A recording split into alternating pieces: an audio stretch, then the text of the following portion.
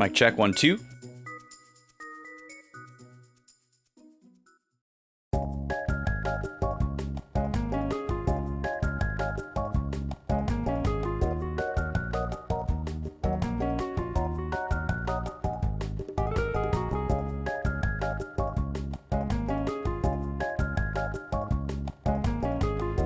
Wait, hold on. Testing something?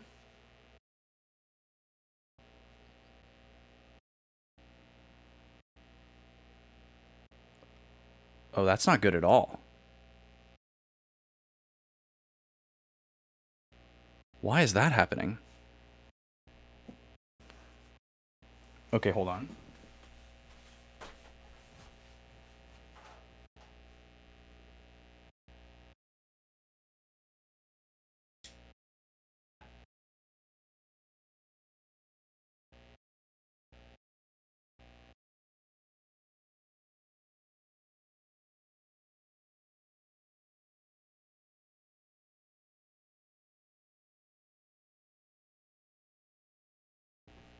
That's just the noise gate.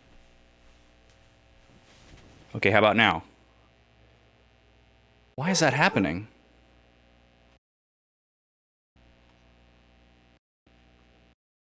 Interesting. How long has this been going on?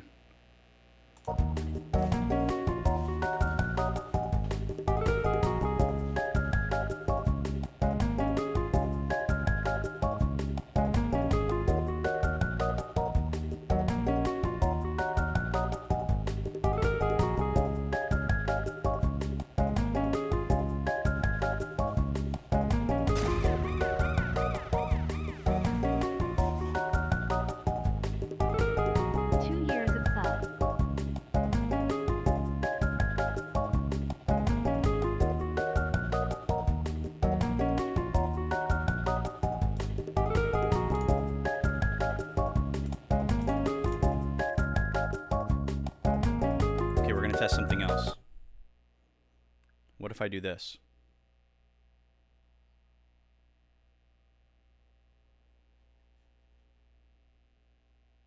Okay, that's better.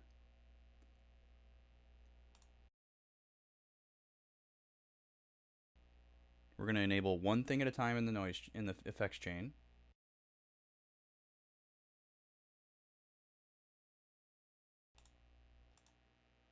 Now we'll try this.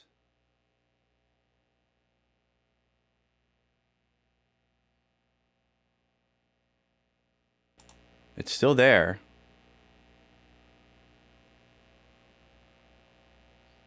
It's just, yeah, it's just a volume difference. Okay.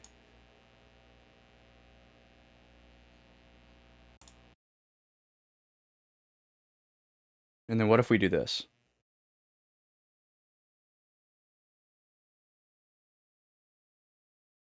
Okay, that kind of grabs some of it.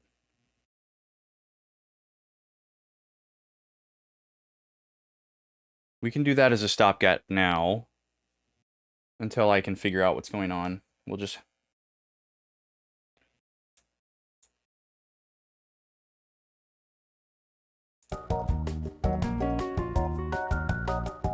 I don't usually have the noise suppression on because it makes the beginning and end of whatever you're saying sound kind of unnatural sometimes, depending on your volume. But I'm going to leave it on today. There's some kind of low hum happening that's coming from my mic. And it's going to take me longer than I want to troubleshoot it. So I'm going to troubleshoot it later. Welcome in, everybody. Brack, Broken Quest, SNES, welcome in. How are y'all doing? Hey, Ringo, I cast Magic Missile. Hey, what the heck is that from, Brack? Broken Quest, thank you for 2 years. What the heck, man? Thank you so much. You took a walk to Target and bought your Switch too. Heck yeah. That's amazing. That's what I should have done. Oh, that's you. Oh, okay. I thought that was a reference, Brack. We're gonna talk about the Switch 2. We're gonna look at the Switch 2. The first 30 minutes of the stream is gonna be dedicated to me.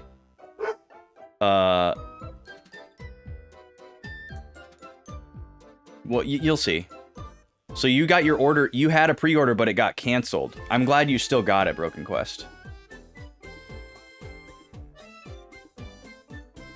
Oh, I see. You had the order and you chose to cancel it so that you could get it sooner. Nice.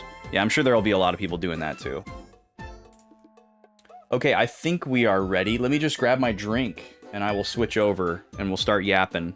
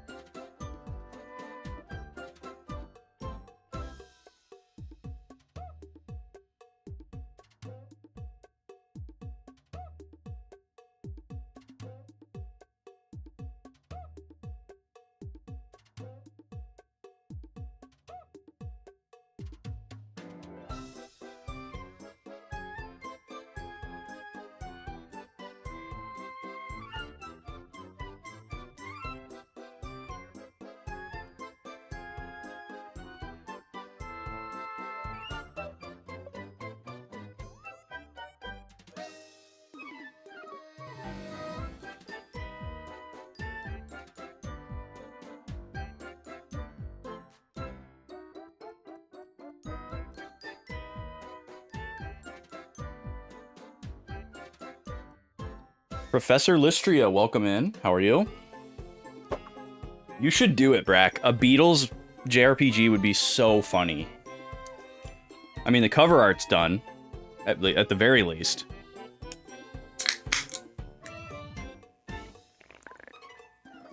Okay, let's get swapped over.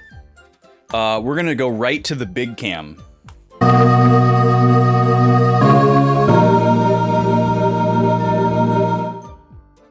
How we doing, folks? Welcome in. And Broken Quest will take a spin. Let's do that. I gotta go in the other room and grab the roaming mic. So that's perfect. We'll start with that.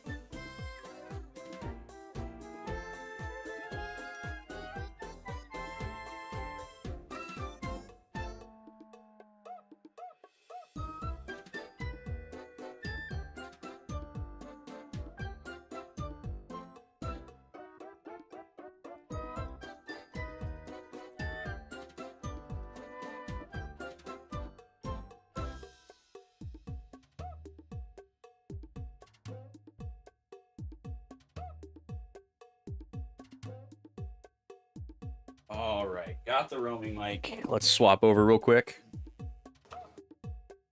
Kiki, no! Oh my god. I'm so sorry about your car, but I am glad that you are okay physically. Keep us posted on everything.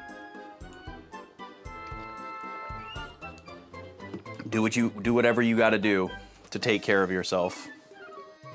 We're gonna spin the wheel for Broken Quest, and then we're gonna look at some of this stuff, and I'm gonna yap to you about my experience last night, because boy, was it an experience. Let's go over here to this camera, and let's let her rip, Beyblade style. For 2 years of Broken Quest. Oh my god, SNES, it was insane. It was absolutely insane.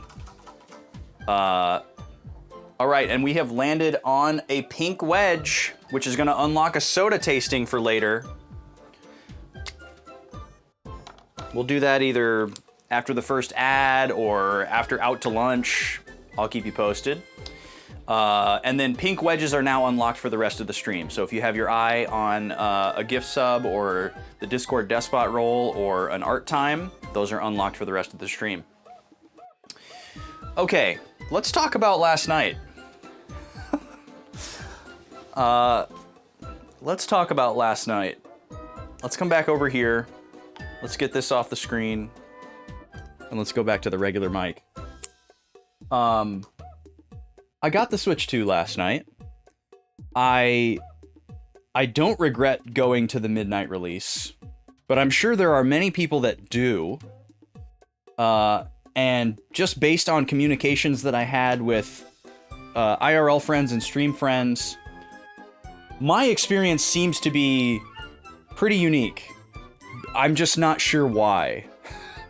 The store was going to open at 11, and I figured I was going to be home by midnight. I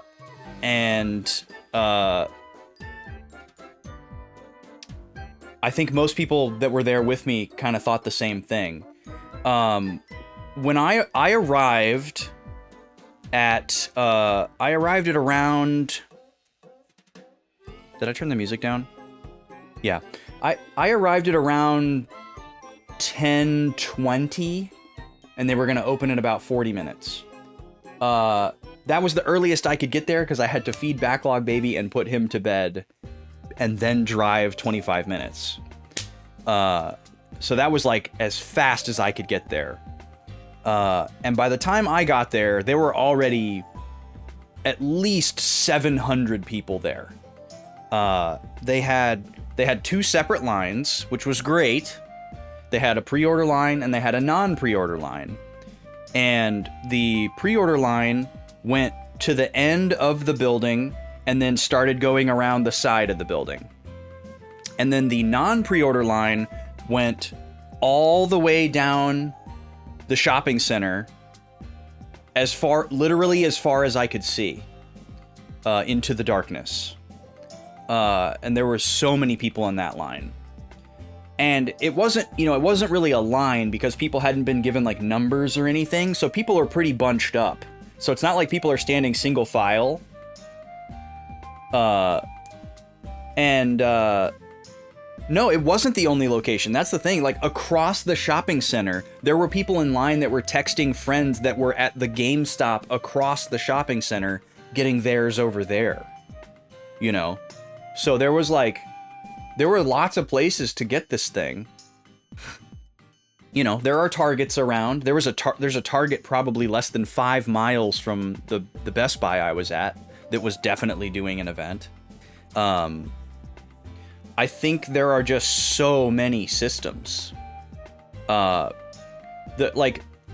thing that was wild about the event wasn't how many people were there. Like, that was great. That was cool. That was hype. I was happy to see how many people there were. What wasn't good was how long it took.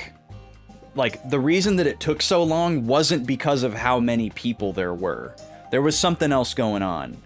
There were a couple of things going on, but I don't know that I entirely got to the bottom of it. But here's how it went down. At 11:01, they opened up right when they were supposed to, and I was far enough in the pre-order line that I was around the corner of the building. So I couldn't see the front door, I couldn't see the pacing of people going in, and I was just talking to the people around me. There were some nice people, we were chatting about stuff or whatever. It took about 75 minutes for me to get from the side of the building to the corner of the building to where we could actually kind of like crane around and look at the front of the line. So we were not moving for a very long time. So something must have happened right away with like their processing. And by the time we got to the corner of the building, after about 60 or 75 minutes, the pre-order line had extended far enough to go behind the building, so around the corner again. And there were probably about 700 people just in the pre-order line. And I was thinking, like, and talking with the people around me, I was like, how does this Best Buy have that many systems to give out? Right? Like, how does this Best Buy have 1,200 consoles? That just blows my mind. Like, I went to the midnight launch for the Switch 1 at a Best Buy, and they got like 40. You know, and I was like number 21 in line. So it's just wild how much things have changed in 8 years. I guess. And how many they were able to produce. I don't know how to explain that. And this wasn't unique to this location either. Like it sounds like most Best Buy stores got around like 500 to 1,200 consoles. Which is just nuts. It's absolutely nuts. I don't know how they fit all that in their store. And yeah, we're gonna get there, Kiki. Best Buy doesn't have the best track record when it comes to pre-orders. The main reason that I wanted the main reason why I wanted to get the pre-order from Best Buy initially was just because I knew that they would do a midnight release, and I wanted to get it at midnight. That was really the only reason that I wanted it at Best Buy. I don't have any brand loyalties to them. I think all big box stores suck, as someone who has worked at multiple big box stores. You went this morning and you got it. 8 out of 25. See, that sounds more like what I would expect, Vicious. Also, welcome in. They had 25 of them and you were number 8. That sounds a little more reasonable to me. Anyways, back to the Best Buy story. By the time it was like 12:30 or so, it was starting to be like, okay, we're gonna get to the front of the line soon, right?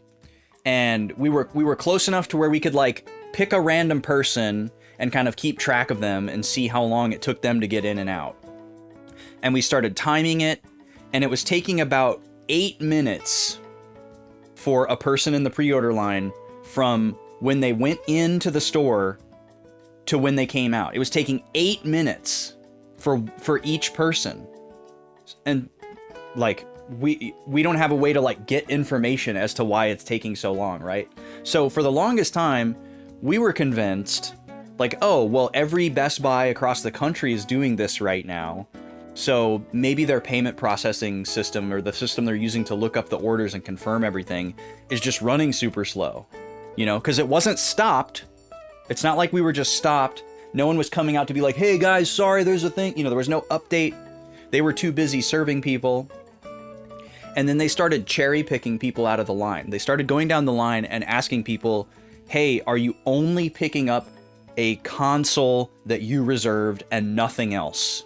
And all of those people got systems brought out to them in the middle of the line and got to walk away. And a lot of the people that I was talking to and nearby, you know, we kind of like, one person did it right away and was like, screw it, I'll get my, you know, controller and games later. I got to get out of here, kind of thing. Because they like had work in the morning or something. What's up, hot dog? Welcome in. And there were a couple times where I thought about it, but like I have the plain system bundle and it's like, okay, well, if I leave now, I'll get home in time to stream, but I won't have a game to stream. So I was like, I'll just stay in the line. So then the pre-order line just became people who had additional things to buy, you know. Who needs a game when you have a Switch 2? It's true. But the thing that was really bizarre about it is that the non-pre-order line was moving significantly faster than the pre-order line.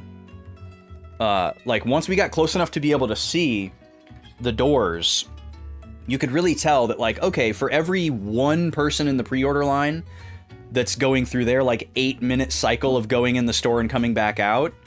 Stop. Hush, Gobi. For every like 8-minute one person in the pre-order line, there would be like 2 or 3, maybe even 4 from the non-pre-order line. So we're like, okay, that increased the evidence that there was something wrong with the system they were using to look up the reserves. But that's not what it was. The problem is that the way Best Buy does pre-orders, and I think this is a system that is kind of smart for something that has a very small quantity, but is really stupid for something like this that has a really large quantity. And it may be because they've never had a launch where there's this many reserved units, and that's why the system fell apart. But what Best Buy does when you pre-order something from them, like back in the day, like for my Switch 1 and my Zelda game that I pre-ordered back in 2017, what they do is they get their shipment in and they organize everything, and they actually print out a sticker for every single person who reserved whatever item. And so they would have a sticker that says like, okay, this is Austin's Switch 2. And they would go up to a Switch 2 and they would stick that sticker on the box, like halfway, right? So like when Austin comes in to get his Switch 2, they don't just grab one from the pile and give it to you. They have to go and find your Switch 2, which is fine if there's 40 of them, but if there's 900 of them, right? So that's why it took so long. So they had, like, even having them all in like alphabetical order, you go in there and you show them your thing and they like, okay, here's your name. And then the tired 16-year-old has to go find you and give it to you. And then, you know, you buy your games and your accessories or whatever. So, you know, I'm sure people whose names were later in the alphabet took longer because they had to walk farther. And, you know, maybe they like, oh, the reservation was under my wife's maiden name. Sorry, it's under S, not Q, you know, whatever. Like, so I'm sure there was all kinds of stuff like that going on. On top of that, you have multiple items that are reserved. So they have to go and find their system that's reserved. They have to go and find their game that's reserved, their controller that's reserved. And every single one of those, it has a little sticker on it, and they have to get the right one. So that slows things down considerably. You know, and it's great for making sure that nobody gets like the wrong thing, you know? But when there's 900 of them, hello. So that was one aspect of it slowing down the pre-order line versus the regular line. Because the regular line, it's like, okay, we have all our pre-orders over there. They're all sorted. Here's everything that's not pre-ordered. You just go in, you're like, I want one of those, one of those, one of those. Boom, you buy it, you walk out. So naturally that line was going faster because of the way they do their reserves. On top of that, because the pre-order process was so botched the night of, with like sites going down, not being able to handle the traffic and all that, there were a lot of people who pre-ordered the standard bundle but wanted to pre-order the Mario Kart bundle because the digital copy of Mario Kart is like $30 cheaper, right? This physical Mario Kart is $80, and the Mario Kart bundle is only $50 more than the system. So a lot of people wanted that bundle, but they were like, just take the regular one, you know? So they were going in there with their reserved regular console. Come on, Mario Kart. Stand up for us. They were trying to go in, they were going in there with their reserve for the regular Mario, or the regular console bundle, and then having to be like, okay, do you have extra Mario Kart bundles? And then they go and check and find out, and then they say yes. And then they say, okay, I want to cancel my regular system bundle and purchase the Mario Kart bundle. And then they would have to do that whole swapperoo. There were so many people doing that, including one of the guys that was next to me in line. And then on top of that, another thing that was happening is that people had reserved their items with a payment method that was like declined, expired, or they like used an emergency credit card that they shouldn't have used. And so they needed to cancel their order and then rebuy it with a different card. So there were like all these different things that were happening that were slowing down the pre-order line that did not affect the non-pre-order line at all. So like the vibes were really high for like 2 hours. But by the time we were like maybe 30 people from the door, it was easier to feel how slow it was going, right? Because you can see the door and you're like, I've been able to see the door for like an hour. And it's like, oh, it's like 12:45. We're like 15 people back. We should be in there by 1 o'clock. 1 o'clock rolls around and we moved like, 2 or 3 people. And people were getting tired. People were getting upset. They had work in the morning, blah, blah, blah. Some of them had kids with them and the kids were getting either like tired or rowdy. Or like, the kids were going crazy, but the parents were tired kind of thing. So there was a lot of different dynamics going on. The vibes really diminished around 1 a.m. And it was really quiet out there. I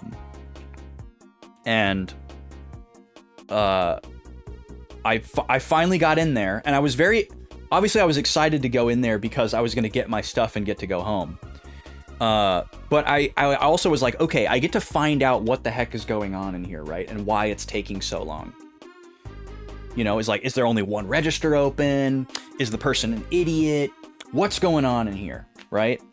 I went in there, I walked right up to the person, I showed them my reserve, they found my console in like 10 seconds, maybe because I'm close to the top of the alphabet, I don't know. And because they had already gone through so many. But there were easily 500 people behind me in the pre-order line still. It was still wrapping around the building when I went in the door. At least one corner. And the non-pre-order line had not gotten any smaller because more people just kept showing up. It's like people were on the internet like, Best Buy's got them, Best Buy's got them. People just kept showing up and getting in that non-pre-order line. It never got any smaller.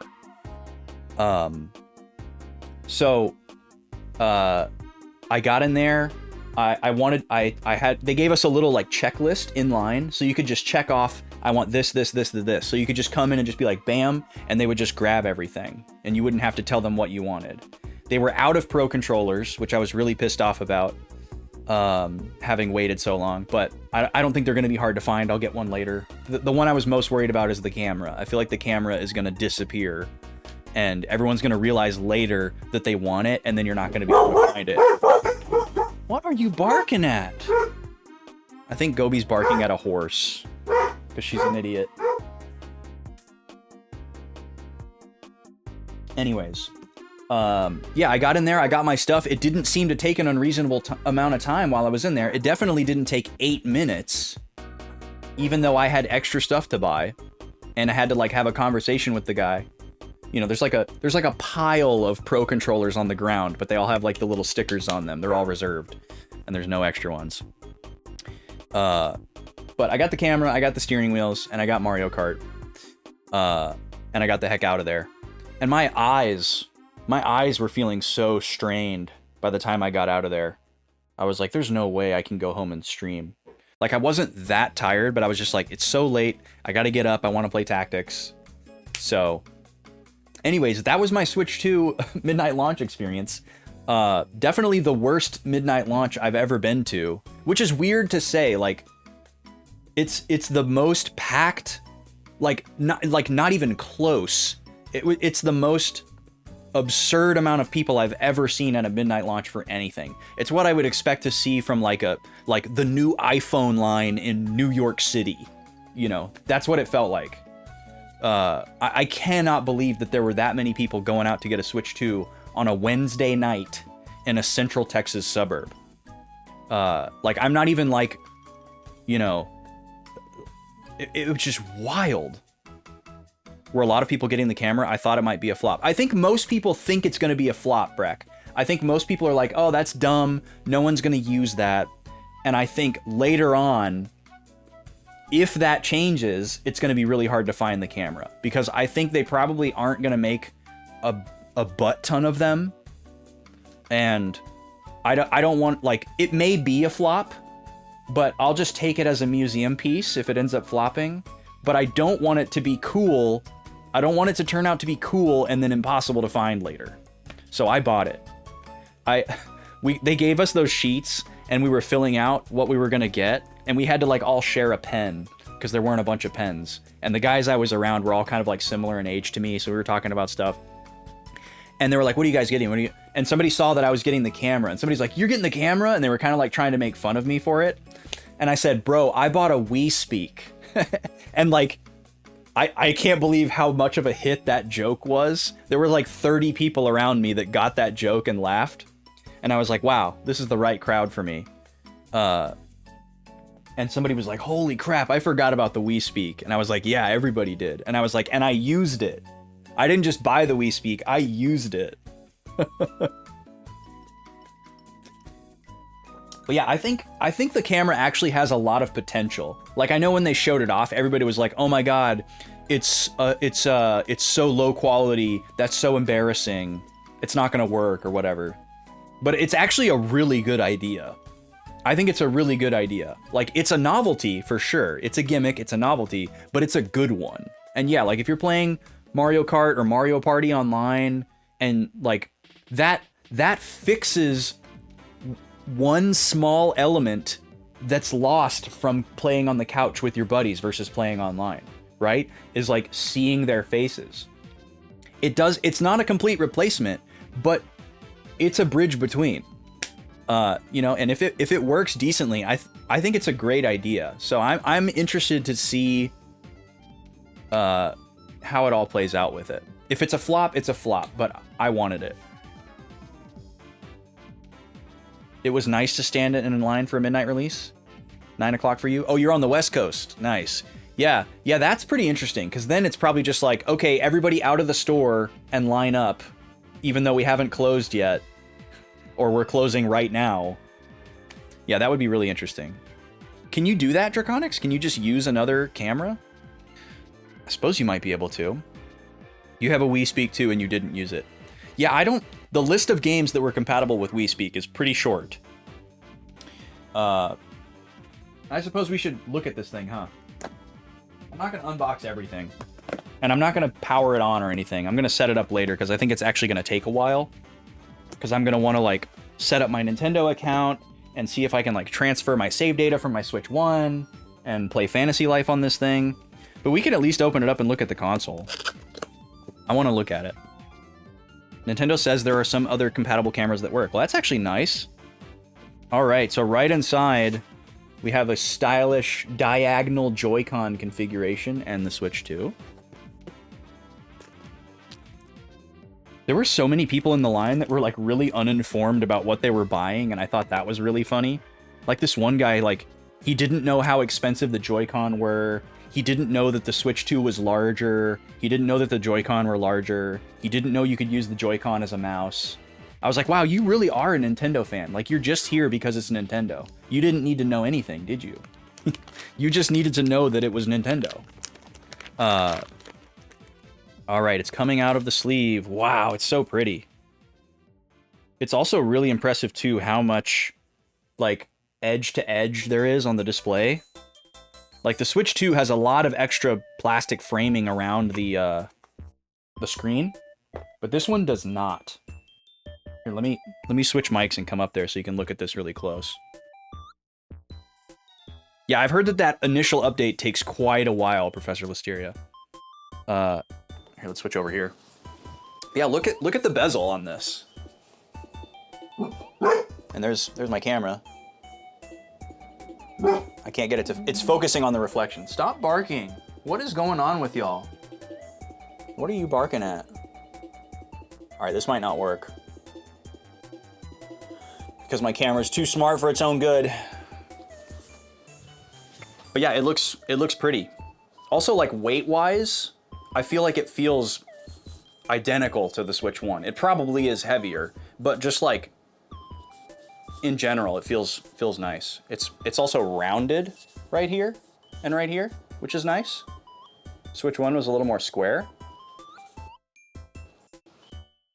Depends on how many games you have digital copies of. Well, it'll be 0 for me initially, except for Fantasy Life. I am gonna get that Fantasy Life upgrade. All right, let me get these Joy-Con out and stick them on. I've been dying to experience what this feels like. These are nice. Wow, I really like these Joy-Con. They're not that much larger, but they are larger. The sticks feel similar, but maybe a little bit better. The shoulder buttons feel better. D-pad and face buttons feel a little bit larger as well. Oh, that's nice. That's really nice. Fo, what's going on? This thing is pretty. It's so pretty. And it's so thin. I think it's crazy how thin this thing is. That always blew me away with the Switch 1, how thin it is. And it feels so wide. It's so wide. Can't believe how wide it feels. The magnets are really nice, yeah. Like sliding them in and out is a neat novelty, but the novelty wore off really quickly. All right, included HDMI cable, and then we have these, whoa. Whoa, okay. So the Joy-Con,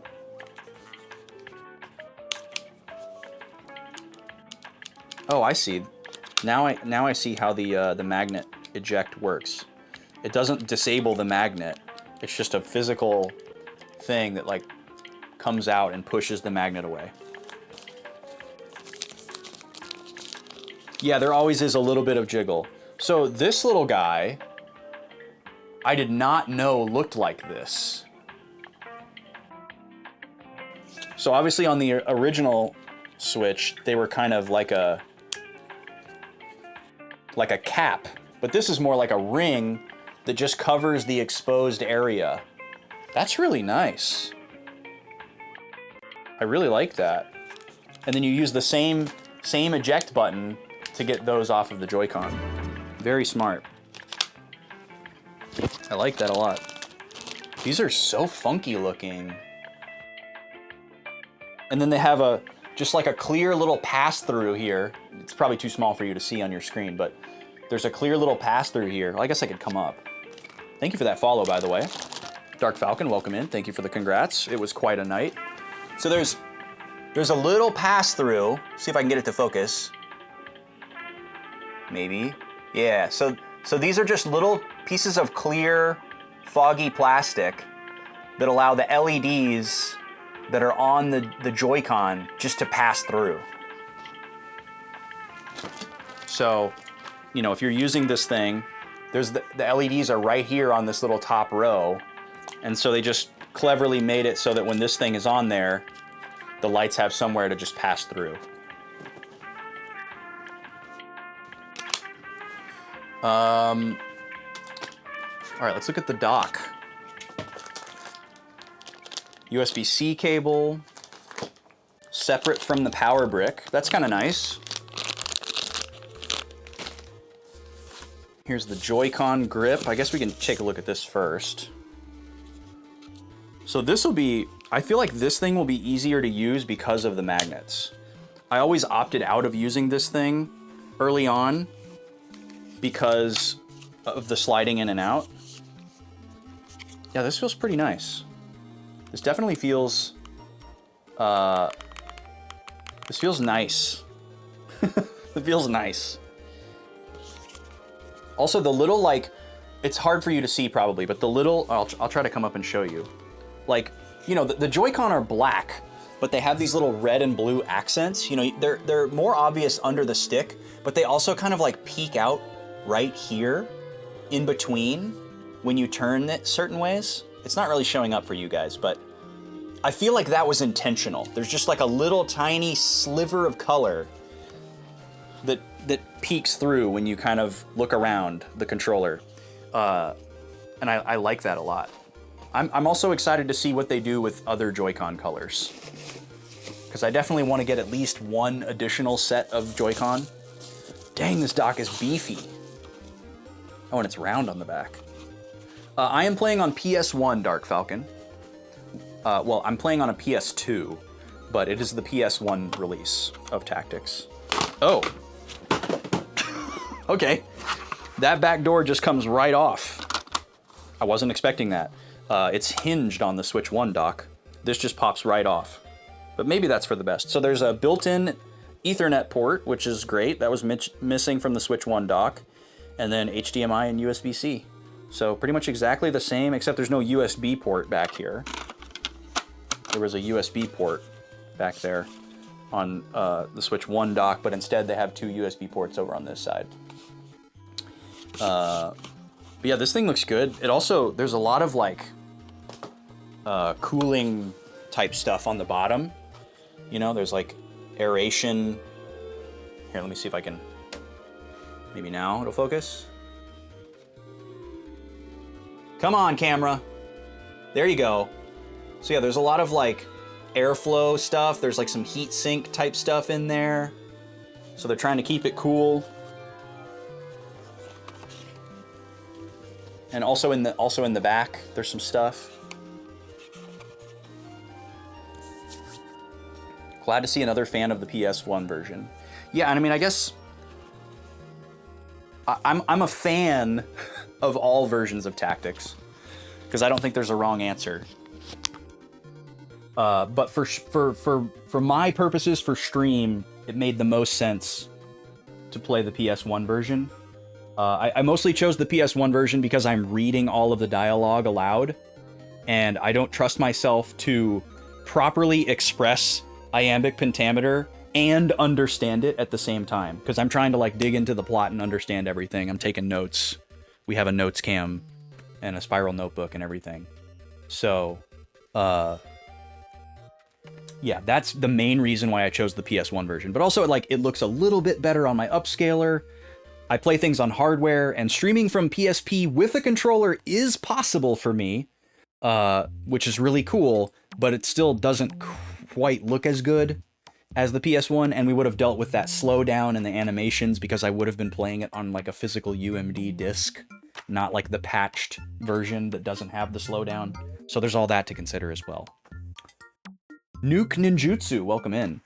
They should make a Tactics Advance remake. Tactics Advance is a really good game, and it suffers from the Chrono Cross judgment, where people are like, this game that isn't labeled as Chrono Trigger 2 and isn't trying to be Chrono Trigger 2 isn't Chrono Trigger 2, and I'm mad about it.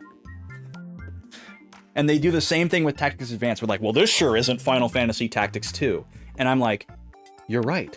It isn't. And it never set out to be. But for some reason, you're judging it as if it's trying to be.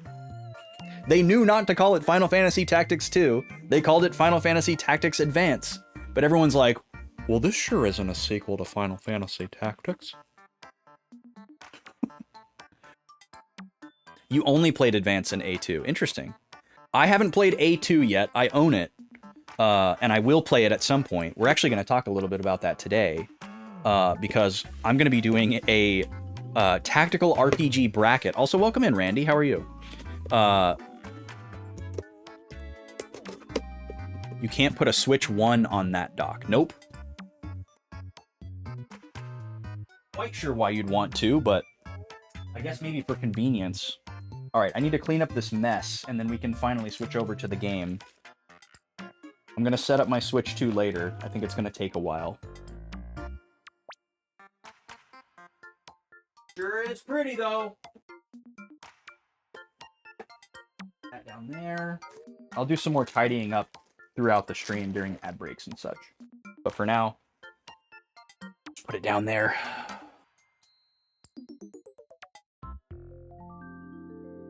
Yeah, I got my cute little steering wheels. I'm excited to see how the Joy-Con pop in there. I got my physical Mario Kart World because I'm a doomer about physical media.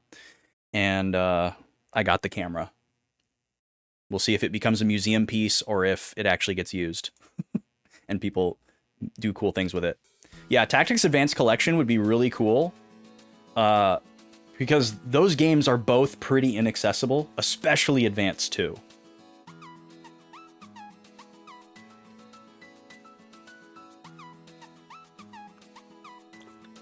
Hey, I think it's totally okay to get a physical or a digital copy of like certain games, Fo. I think it makes a lot of sense for certain games, and obviously it makes sense for a lot of people. Not everybody is like, or I shouldn't even say not everybody. Most people aren't thinking when they buy the game that just came out that they really want to play. They're not thinking, how will I play this game in 15 years? You know, like that's just a me thing. You know, or, how might I pass this video game on to a child or family member someday? You know, they're just like, I want to play this game. Give it to me. This is convenient, right? And that's a totally valid line of thought. But me, I'm thinking about like, if, you know, if the internet crashed or ceased to exist, or the company that runs the service that, you know, hosts this game or hosts my account that gives me access to this game, if one of those things died, either temporarily or permanently, how would I play that game? And the answer is usually you wouldn't. So that's kind of where my conspiratorial physical media mindset comes from. It's like, okay, if it's on my shelf and I can put it in the system and I don't need an internet connection to play the game, then it can't be taken away from me, either circumstantially, accidentally, or intentionally. And on that note, let's play a game where everybody is the bad guy. Final Fantasy Tactics. Exactly, Broken Quest. The government can't take our games.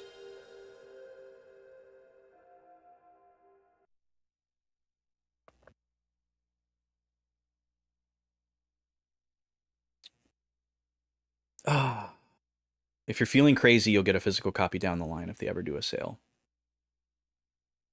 Yeah. Well, and that's a weird one too, is like the price difference. It's really hard to justify it when there's such a price difference, which I'm really surprised about, honestly. I gotta turn my speakers down a little bit.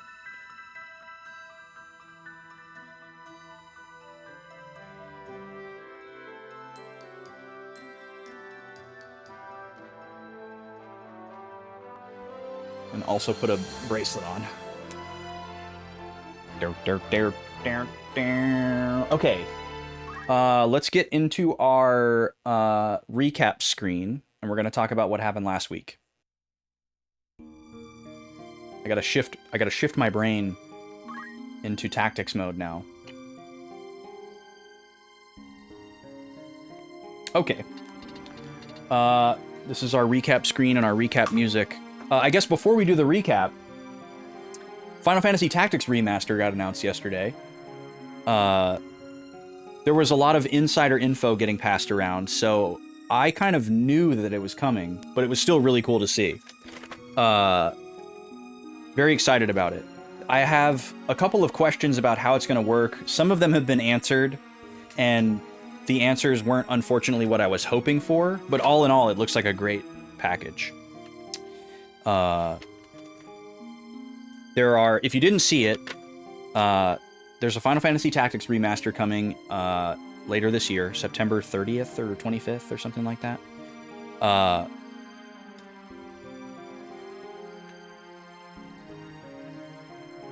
Oh, it was all good, SNES.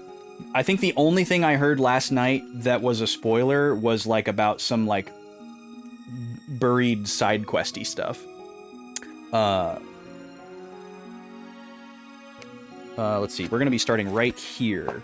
But yeah, and it sounds like the Tactics remaster is essentially going to be two separate games in one package. There's like a faithful recreation of the graphical style of the original game with the War of the Lions script, and it's just updated for a modern console, but everything else is pretty much unchanged. And then there's a totally separate actually remastered version that has like slightly smoother graphics. It has a bunch of extra features. It has voice acting that sounds like it's going to be really good. Yeah, so I'm with you, SNES. I'm kind of lukewarm on the remastered graphics, and I was hoping that it would be more like a toggleable feature set, right?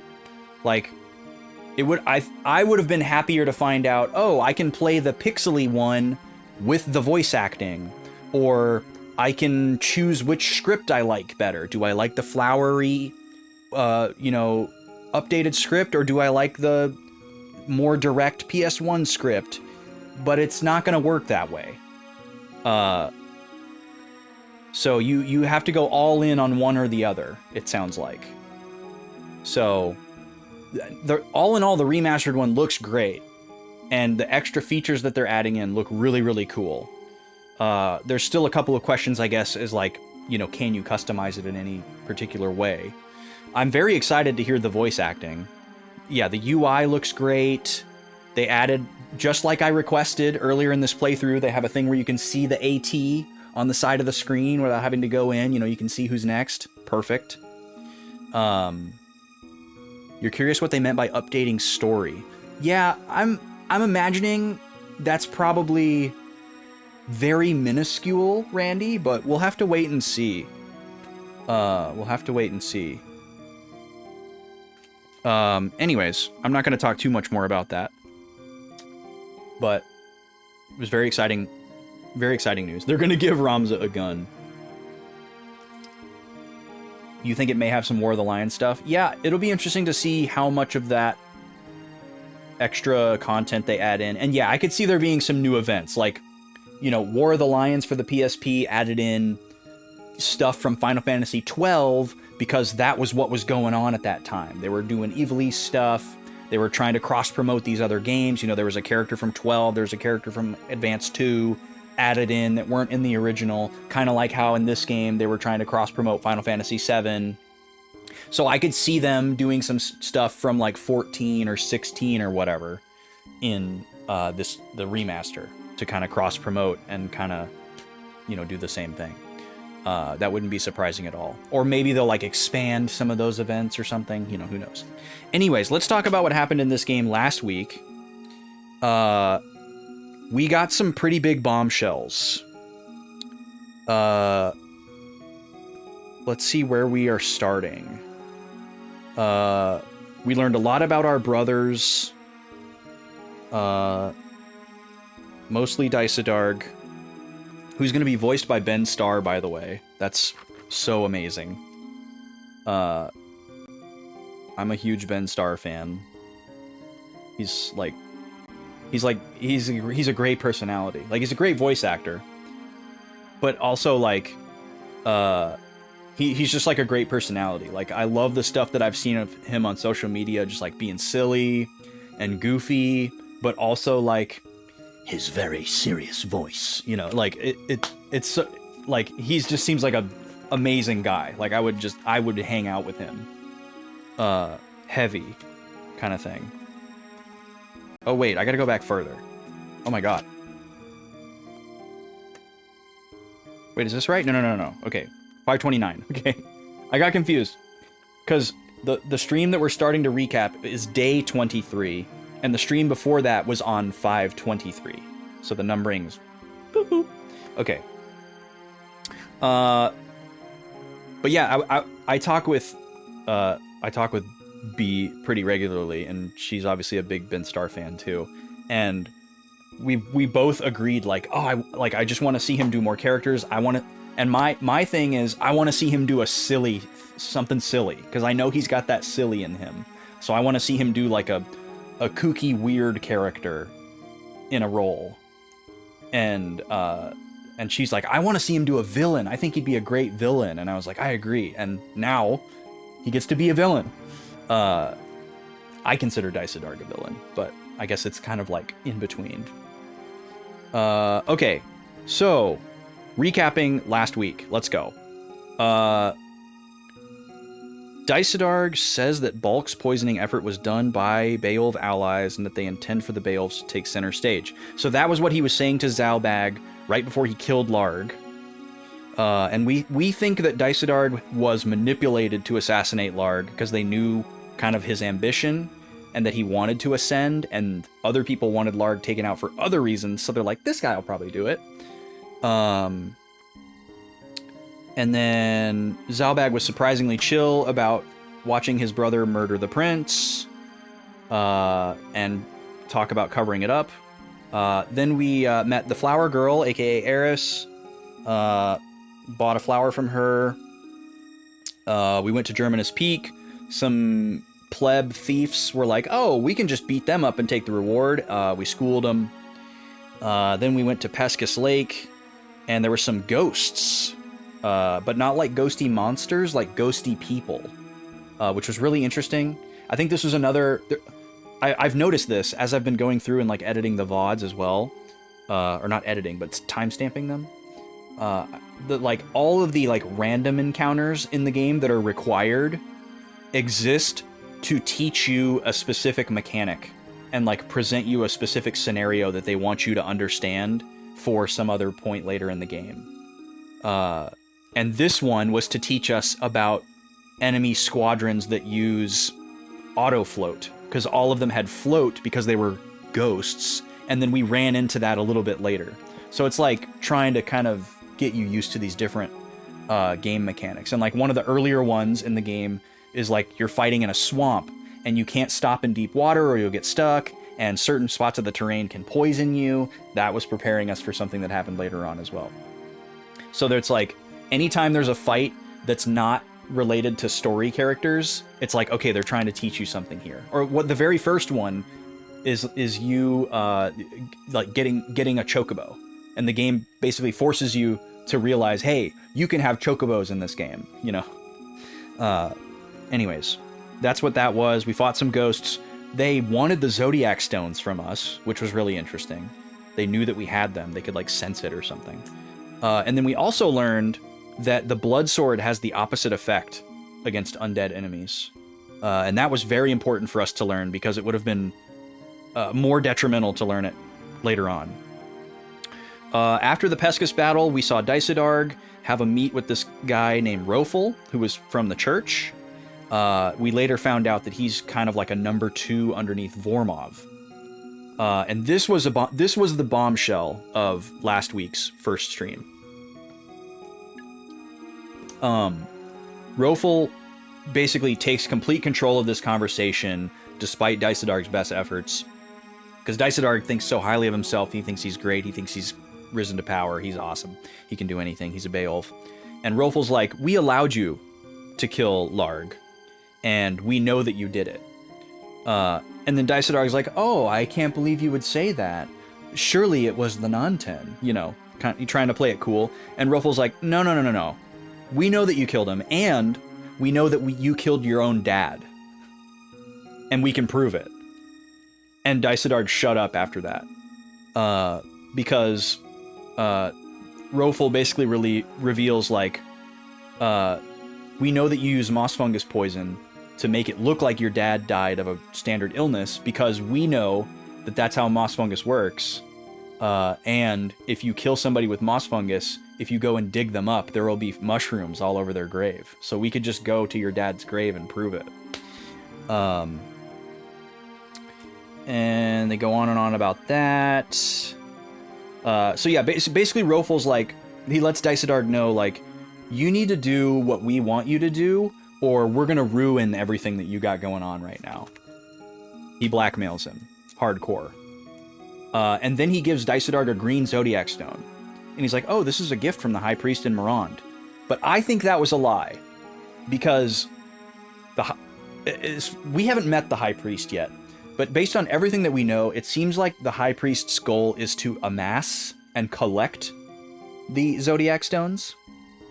So I think that it was actually Vormov's gambit to give Daisadarg the stone, because I think Vormov is more of like the agent of chaos, and he knew that Daisadarg's thirst for power would be such that he couldn't resist using it, and that he wouldn't be able to control it, and that it would basically help. Either one of two things would happen, right? Either Daisadarg would use the stone and get himself killed, which would be advantageous to Vormov, or he becomes a demon and joins Vormov's demon army, which is also advantageous to Vormov. So it's a perfect play for Vormov. He can't lose.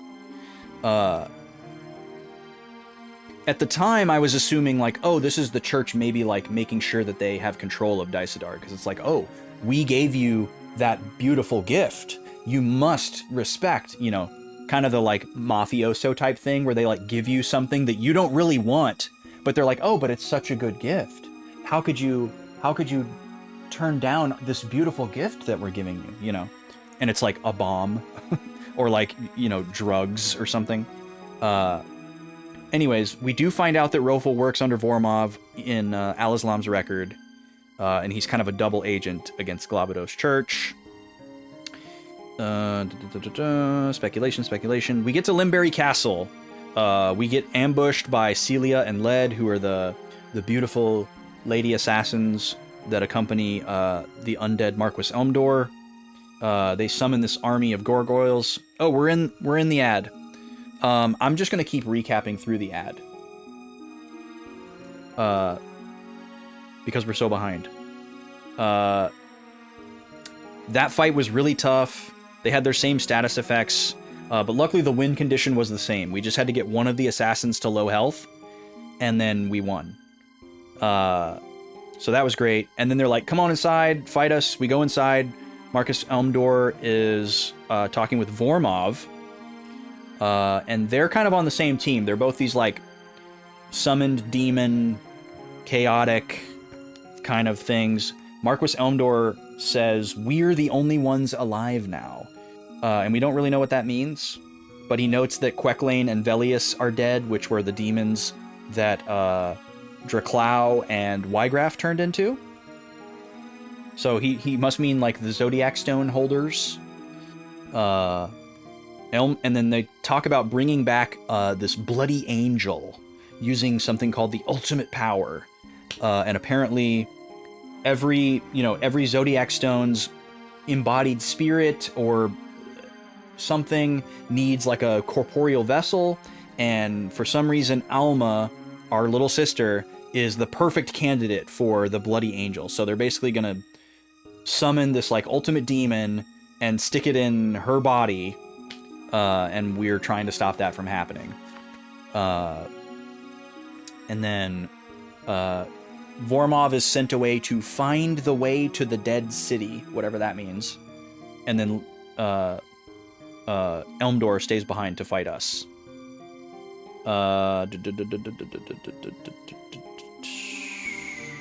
What else? Okay, so then we go inside Limberry Castle. We fight Elmdor, Celia, and Led. It's only the three of them, but it was still a very, very hard fight. Marquis Elmdor is like impossible to hit. He has a bunch of different status effects that he can inflict on you, including Bloodsuck, which is like Berserk plus Zombie. Which really, really sucks. The first attempt, we lost the fight because our last character alive was inflicted with Bloodsuck. So it's kind of like petrifying in that way, even though we weren't technically dead yet. And this one didn't have the same win condition as the previous fight. We actually had to kill everybody. So what happened was we went after the assassins first, because they have instant death and stop, which is horrible. We had a bunch of status resist items, luckily, that gave us a myriad of resistances, but we weren't totally immune to anything. And once we killed one of the assassins, they immediately came back as a demon with like twice as much health and slightly less abilities. So they were a little more manageable. So we basically had to kill Celia and Led twice and then go after Elmdor. And after we got him we did have to deplete his HP, not low HP. And then he was like, come to the basement. I've got your sister down there. So we go down to the basement. So this is our third fight in a row without going back to the map. But we did get to save in between each one. Elmdor's like, give up. I'll give you your sister back. And, Ramza says give up. Ramza challenges Elmdor. He's like, just give up. Give me my sister back. He's like, no. And then he transforms into Zalera, his like demon form, by using the stone. Meliadul shows up, who was Islud's sister, Vormov's daughter. And basically, she's probably chasing after us to get revenge because she thinks we killed her brother and doesn't believe our story about what really happened. And she arrives kind of just in time to witness all of this in such a way that it makes her realize, oh, he was telling the truth. So she's like, okay, you were right, I'm sorry, and I'm going to help you. So she backs us up in this fight. She learns that her father is the devil. And then we beat up Zalera. I wrote it down differently quite a few times. And then as Zarella is dying, he apologizes to Hashmalum and says, I leave the rest to you. We don't know who Hashmalum is. That's a new name that I wrote down in pink. And then Zarella leaves behind the Zodiac Stone, which was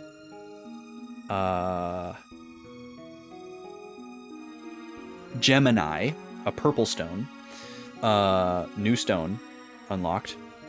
And then we have a conversation with Meliadul after the battle. She's like, oh, I didn't know that the stones had any kind of like power. I thought they were just like symbols.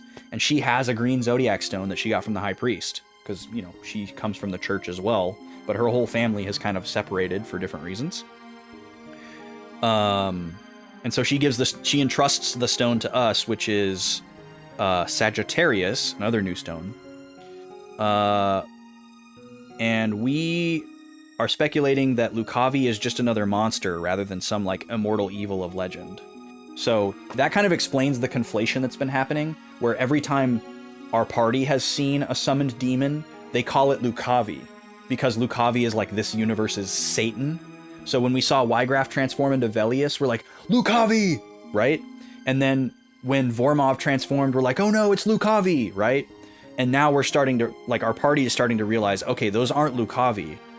Lucavi is maybe not real, or maybe Lucavi is like the leader of all of these other demons. So that explains why there was so much differing information in like the dialogue versus Al-Islam's record versus like on the screen during battle. That was really confusing for a while, but now it's kind of been cleared up. So each one of them is their own demon with their own name, and none of them are Lucavi. So that's cleared up now, which was great. That was incredibly important to my understanding. I thought that's what was going on, but it was great to get the confirmation. And there's also speculation that like either the legends about the stones were exaggerated to make them sound more fantastical and sell the religion, or these bad guys that want the stones for some reason aren't capable of unlocking like their true power. Something like that. Anyways, we get the stone from Meliadul. And then we learned that the stone that Daisidar got from Rofel is Capricorn. That's the other green stone. Oh, and also we found out that Alma was not actually there.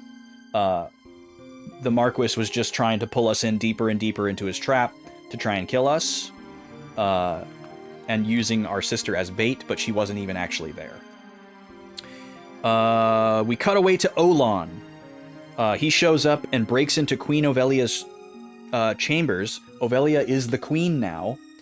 This is presumably at Bethla Garrison, but we don't really know. And he's he's like wounded. He had to fight guys to get in there, and he's coming in there to tell her, hey, Orlandu did not kill Goltana, because we earlier saw that it was kind of staged in such a way by Delita. Delita killed Goltana, and then some dude from the church, presumably, who was willing to sacrifice his own life, that looked like Orlandu. They dressed him up like Orlandu, and then just killed him in Goltana's office or whatever, and then, you know, like stuck the knife in his hand or whatever after the fact to make it look like Orlandu and Goltana killed each other. So the real Orlandu escaped with us, he's with us, and gets to live. But it was made to look like Orlandu and Goltana killed each other. And so Olan, being Orlandu's adopted son, it was very important to him that the queen knew that his father's name was clear and he didn't actually kill Goltana. So he risked his life just to get to the queen and tell her that. And he also lets Ovelia know, my father is alive and he is with Ramza. And Ovelia refers to Orlandu as uncle, so I'm assuming that information was important to her since she considers him family. I'm not exactly sure how they could actually be related, so that could be just kind of like a term of endearment, but we'll see. And then Olan is about to tell her who really killed Goltana, and then Delita barges in the room in like a classic narrative device, because Delita is the one that killed him. And Delita's got this new fancy outfit. He's looking super stately. He tells the guards to leave the room that came in the room with him, so it's just the three of them now. And then, or actually, Balmophila comes in with him, so it's the four of them. So it's Olan, Ovelia, and then Delita and Balmophila. They're having a conversation. And then Delita tells Olan that it was foolish of him to like break into the castle just to deliver this information. And Olan's like, you're a traitor. And then Delita's like, you should thank me for sparing your father's life and going to such lengths to like stage his death so that he can live in relative safety. And then Delita says, I killed Goltana so that Ovelia could become the queen. And Ovelia's like, and he says it in such a way that he expects Ovelia to be thankful to him for that. But she isn't really. She's like, I don't fully trust you. I don't care that you made me the queen, because Ovelia has been very like nihilistic kind of the whole game. Yo, what's up, King Omega Wolf? Welcome in. How you doing? Doing well. Still doing a recap. There's a lot to recap from last week before we get into the stream today, but we're getting there. We're almost there. So let's see. She doesn't fully trust Delita. Delita really wants her to like thank him for making her the queen. But she's like, you just want me to be the queen so that you can manipulate me. And Delita's like, all right, Ovelia, you leave. All right. Why don't you step out? I'm gonna deal with Olan here. And Ovelia's like, I'm kind of worried about this, Delita. Don't hurt him. Don't kill him. Don't punish him. You know.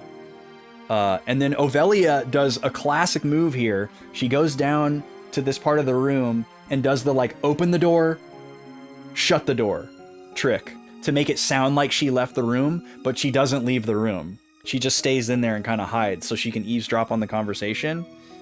And Olan is like, go ahead and kill me. I only cared to make sure that Ovelia knew that, Orlandu didn't kill Goltana.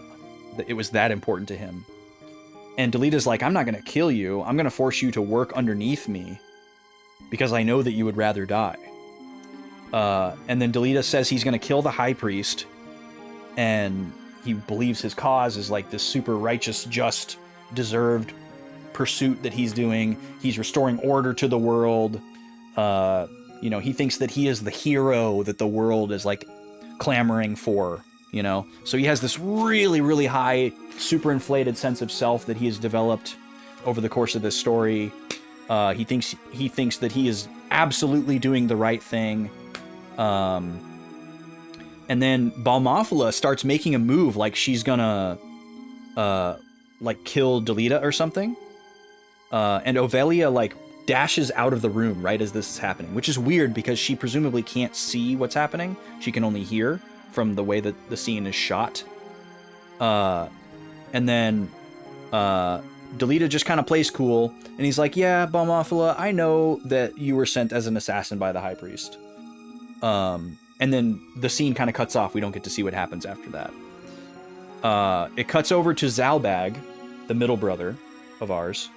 He visits Balbaness's grave, his father, our father, and he brings a chemist with him. And basically the whole scene is like him confirming the presence of moss fungus on his father's grave to confirm what he overheard between Rofel and Daisadarg, that Daisadarg did indeed poison their father to kill him and make it look like he was just old and sick so that he could become the head of the Beowulf house and, you know, grab power. So Zalbag learns what he needs to learn. He gets emboldened. His resolve is tightened and all that sort of thing. Then we go back to Igros Castle. We did a bunch of overworld moves after that. We did a bunch of save scumming to make sure that we didn't get any random encounters because we don't want any extra experience right now. We're feeling very unstoppable and overpowered. So we're avoiding all random encounters. We don't have any job points to grind. We did some shopping, got some new equipment, and then finally made it to Igros Castle. Zalbag gets there before Ramza. He's confronting Daisadarg. Ramza thinks that Zalbag is... Daisadarg thinks that Zalbag is confronting him about killing Larg. But then Zalbag is like, no, I want you to tell me why you killed our father. And all of this happens before Ramza arrives, so Ramza doesn't actually hear... Ramza doesn't actually hear that part of the conversation before he gets there. We need Delita's side of the story from his point of view. I haven't finished the game yet, so it's hard to say how I feel about that. I don't know how this story ends yet. So I'll have to reserve my opinion until then. There are so many points of view in this story that you could tell the story from, so I guess I'm not sure how you would decide which alternative perspective to give, but also it's very much an omniscient narrator story. Like, we're not really playing this story from Ramza's point of view. We're playing as Ramza, but like, we see a lot of things that Ramza doesn't see, and we learn a lot of things that Ramza doesn't learn.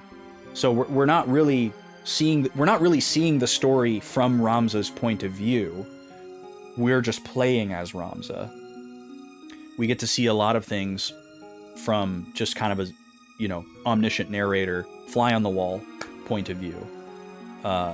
So I guess it would be neat if there was just more, like there are lots of different things throughout this story that happen that we don't get to see, and it might be cool to see them in like kind of a, Star Wars extended universe kind of way. But also, like, I think some of that mystique needs to remain there in order for the game to still have its magic. Like, there's definitely a point at which you are answering too many questions in media, like especially in like fantasy, sci-fi type of media. Like, you have to have some questions left unanswered so that the reader, the viewer, the player, whatever, can like imagine what's beyond, like thinking about all of the scenes that you didn't get to see might be better than actually seeing them. It's hard to say. It depends, because it's one of those things where you can't really please everybody. Like, if they decided, okay, we're going to make a Final Fantasy Tactics intergrade where we go through and show you all these different scenes that you didn't get to see, where like, Larg is conspiring with Dialog, and Delita is like changing his worldview on the fly and becoming more despotic, the thing he swore to destroy, you know? Like, they might do all that and put all this work into it, but then it's like not what you hoped it was and it's not what you wanted. And then you're like, oh, I kind of feel worse about it now. And maybe it was better off just being imagined. Who is my favorite character, though? That's kind of a hard one. I think it'll be easier to answer questions like these once I finish the game. Because, like, all of these characters have pretty topsy-turvy arcs. I mean, I guess Ramza has had kind of like a steady upward arc, but he's also had some interesting diversions where he's kind of like gotten a little overconfident in a few moments and been a little bit dismissive in a few moments. So, you know, he's not perfect either, which is kind of like the overarching message of this game, is that like everybody's corrupt, even the heroes. But I like a lot of the characters in this game, but like the world building is kind of like the main character of the game, and I just like the style of the narrative a lot. Like, it's almost like the story isn't super about the characters. Like, all the characters are important, but I don't feel like 2 or 3 of the characters are significantly more important than like the other 15. But yeah, ask me again when I beat the game.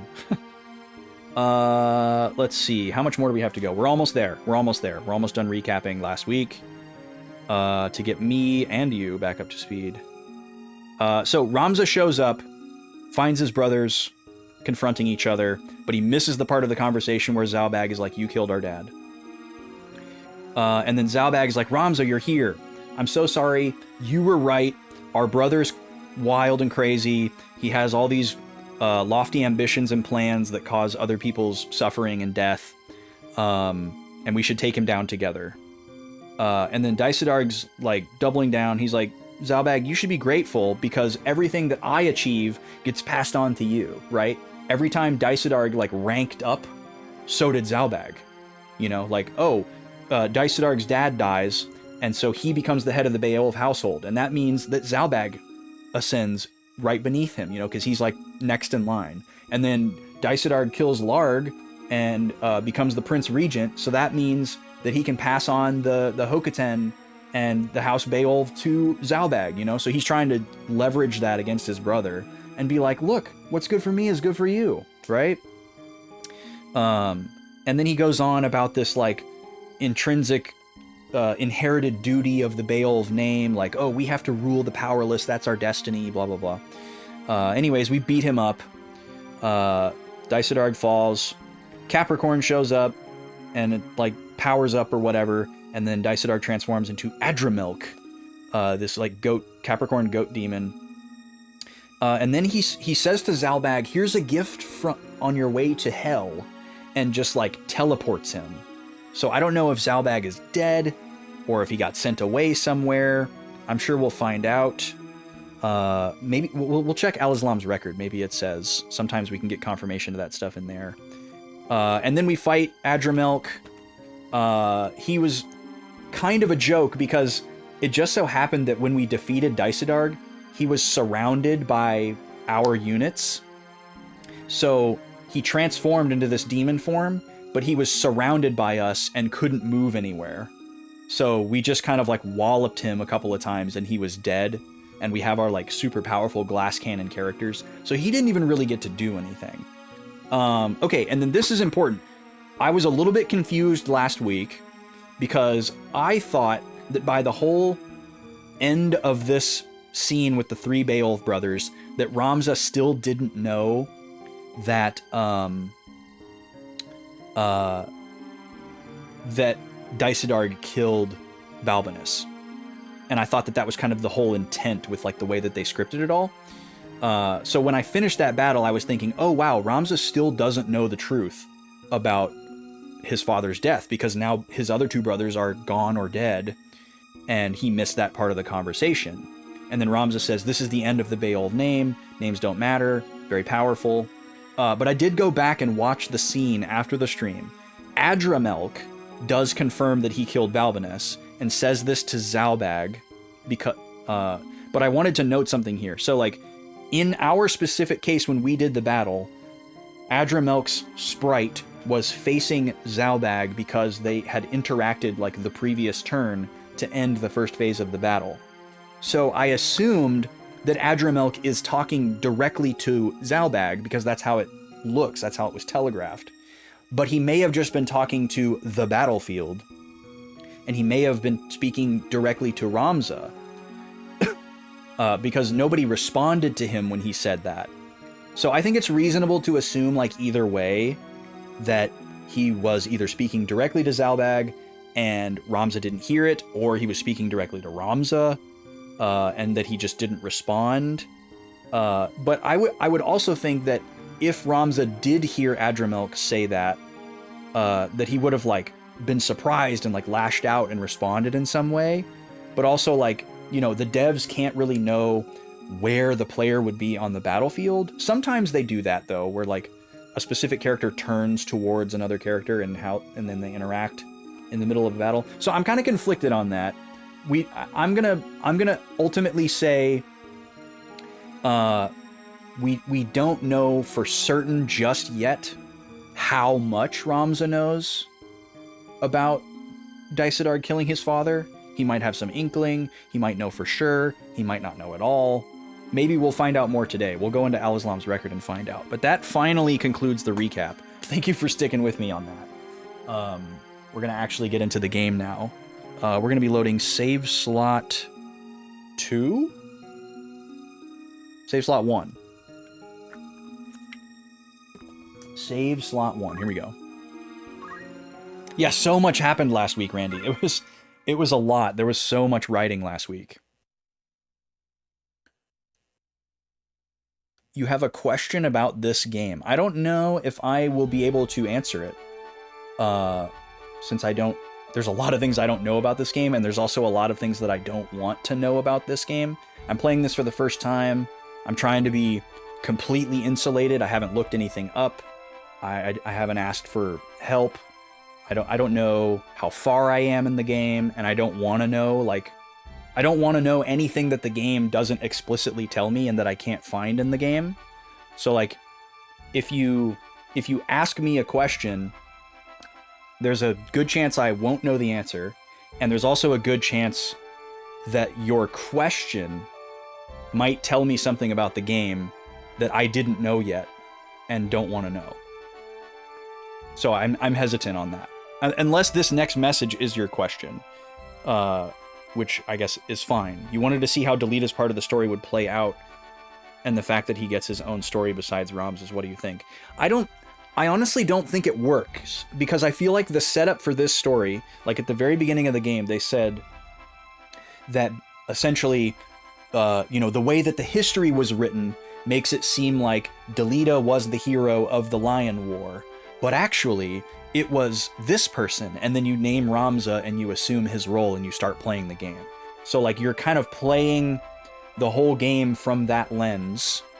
So if they just removed that element of it and then give us like, okay, now you're going to play the game as if you are the person that history says is the hero. I guess it could be cool, but I don't think it's necessary. But other people could feel differently. That's just my personal opinion. Okay, we are at Garaland Magic City. We are set to go to Morond Holy Place. I don't think there's anything we need to do in the formation screen here. Our builds are super set. There's no new equipment that we need to buy. We're not doing propos. There's no new equipment. Everything's all up to date. We're shopped. We're good to go. So I think we're just going to go straight to Morond here. Unless there's a new bar rumor. Nope, hasn't been a new bar rumor in a while. Lots of propos. Holy crap. Stolen ancient writings.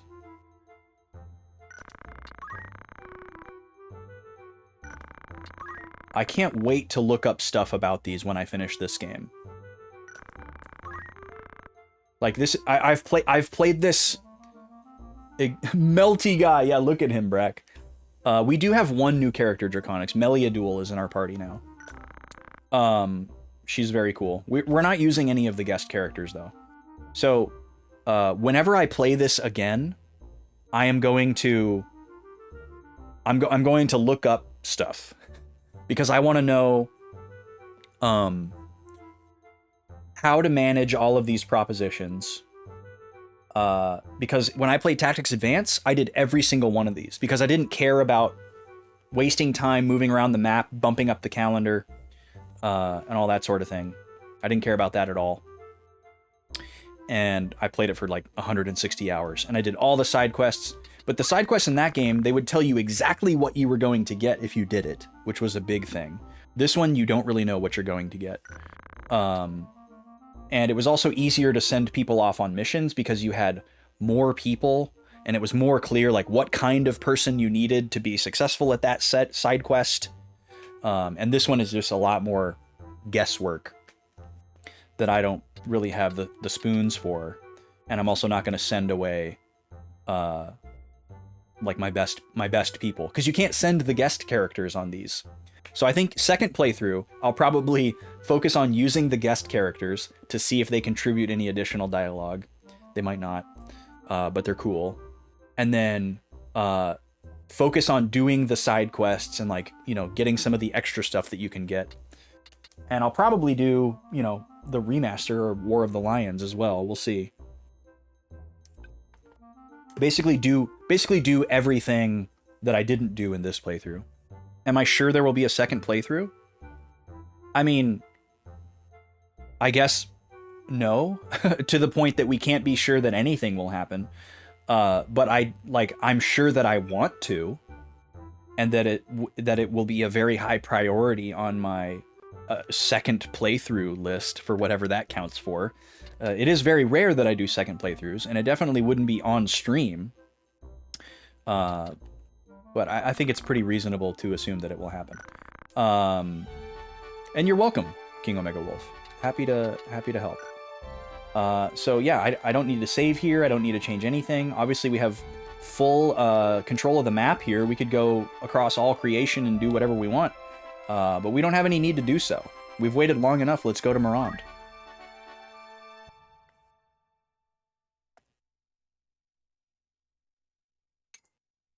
Where's my pen? I know I'm going to need to write. But yeah, I really don't think that this game would take that long on a second playthrough. Because, like, most of... Oh, hold on. You're betraying me. We finally see High Priest Funeral. It's the first time we've seen this guy. Oh. If you'd confessed all, I'd have kept you alive. I didn't mean to take such drastic measures, but I don't have much time left. What do you mean? Who names their child Funeral? Real question. I was going along with you to get the Zodiac Stones. But now that the kid took most of them, it was all for nothing. Okay, thank you, Vormov, for confirming that we have most of them. Spare me. That wound is deep, but not fatal. If you treat it soon, you'll be okay. Now, if you value your life, tell me where the entrance to Morond is. Wait, what? The entrance to Morond? Are we not in Morond? Orban. A sealed magic square at the bottom of the underground library. Okay. Gonna write some stuff down here before we move any further. Arcadia, welcome in. How are you doing? So, at a church somewhere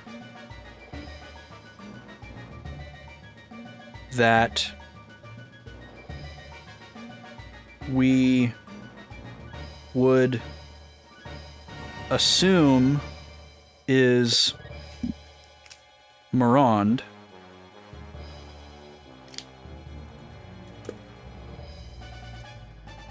Vormov and Rofel have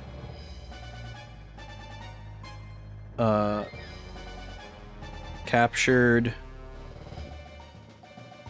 and subjugated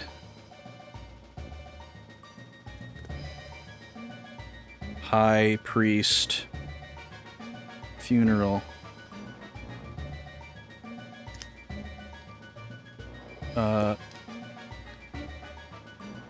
Vormov deeply wounds him and asks for the location of the entrance to Morond, parentheses, question mark, and says the priest will survive his wound if he complies and sees to it quickly. Funeral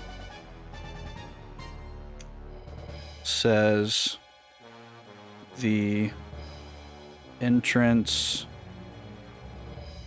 can be found at Orbon. Everything always comes back to Orbon, man. Where it all began, even though that wasn't the beginning of the story. Via a sealed magic square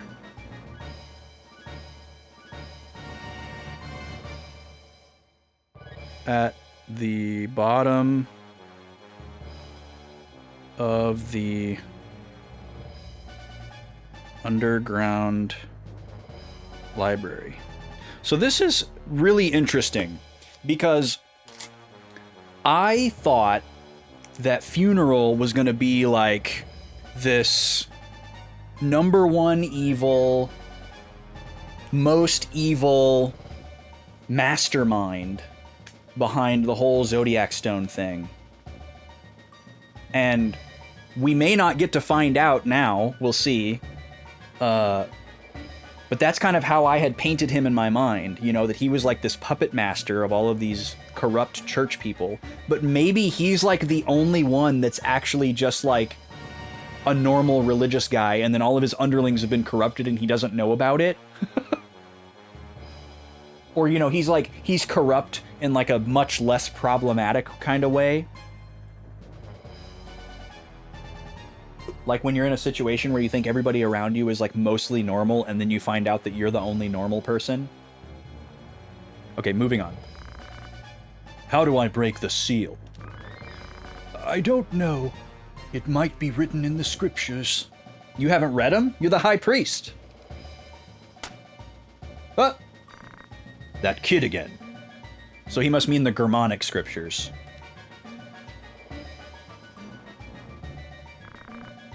I'm through with you.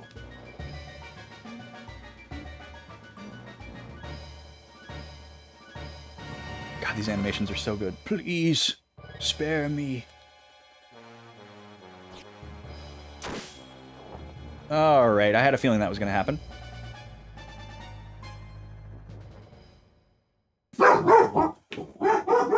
I don't know what is triggering the puppies today, but like every second they're just like on full alert, like ears up, listening. It's like there's somebody outside my house having a conversation or something. Okay, so let me write down a couple more things here.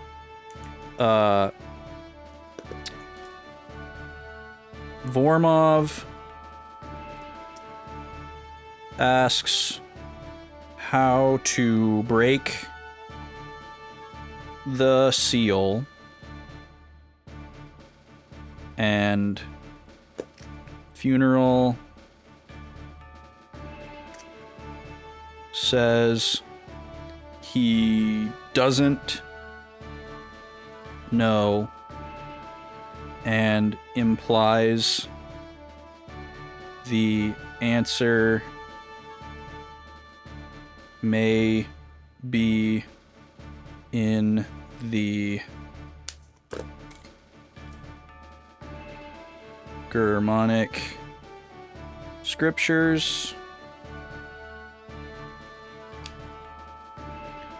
which causes Vormov to curse Ramza. Okay, and now we're being put into the formation screen for what I don't know. Yo, King Smashington, welcome in. Congrats again on Switch 2, Broken Quest. Switch 2 havers, rise up. Okay, looks like we're going to be split into two squads here. And we typically run the boys on one side and the girls on the other.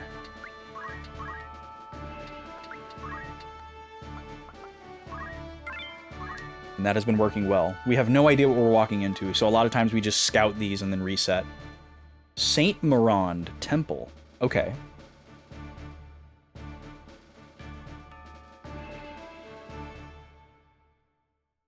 A couple of streams ago, I was trying to think about how long this game might be going on, and at the time, I guess this would have been 2 weeks ago, I was thinking, okay, well, the only two like villains left, or the only like antagonistic characters left are Daisadarg, Vormov, and the High Priest.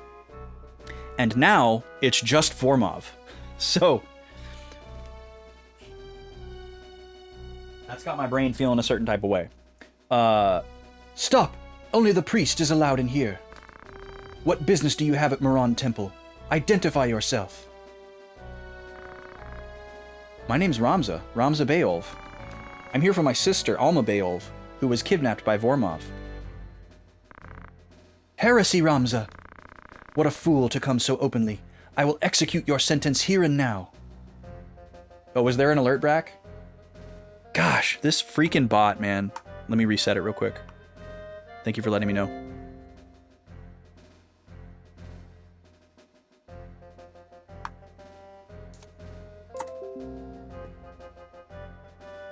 This is perfectly timed anyways. Now we'll have a get out. This is the priest to Ramza and co.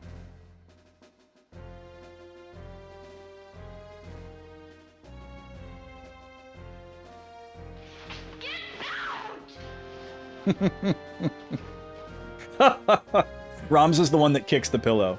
God, that's so good. What an incredible clip. I laughed out loud so hard the first time I saw that. Because it's like...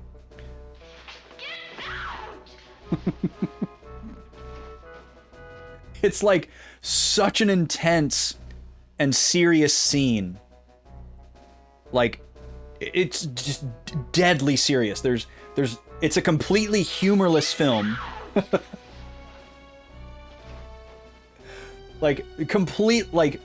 It's such a serious subject. It's supposed to be serious. And it's such a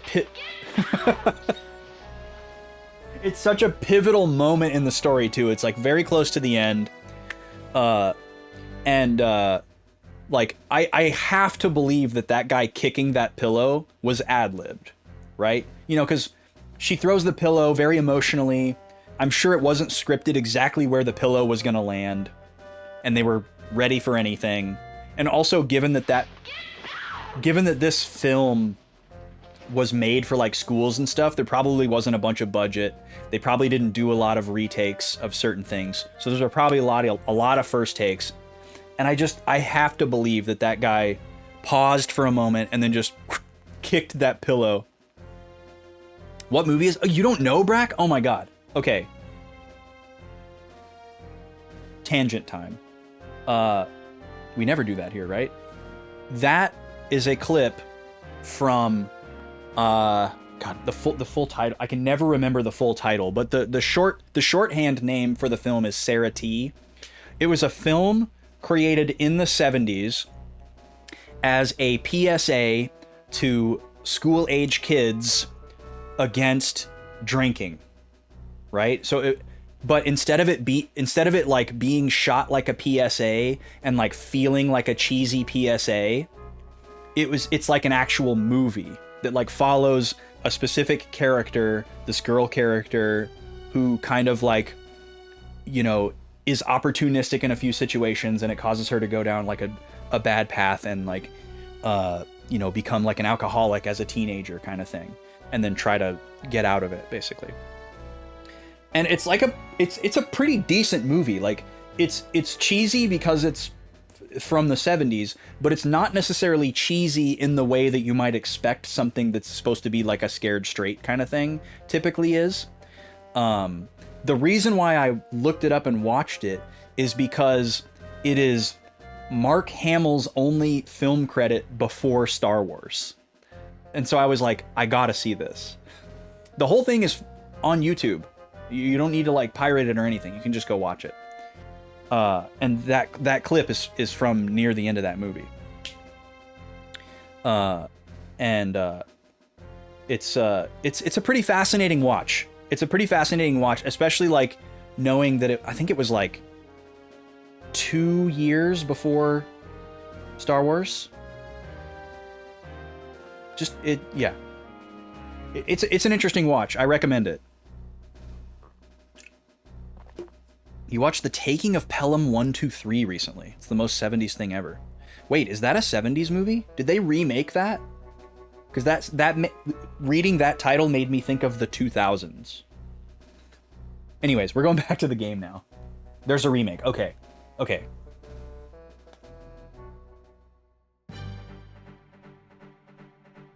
All right. Wouldn't it be funny if we just walked into the door, since they're all up on the rooftop and they wouldn't be able to get down to us quick enough? All right. Let's check the AT first thing. Everybody gets to go except for Salome, because we're so stinking fast. So I'm assuming the girlies are at the back door? Yeah. Okay, so we have 2 mediators, which means guns. And then we have a geomancer, which means status effects. And then we have a summoner, which means very large AoE. Ooh, dragon rod. Haven't seen that yet.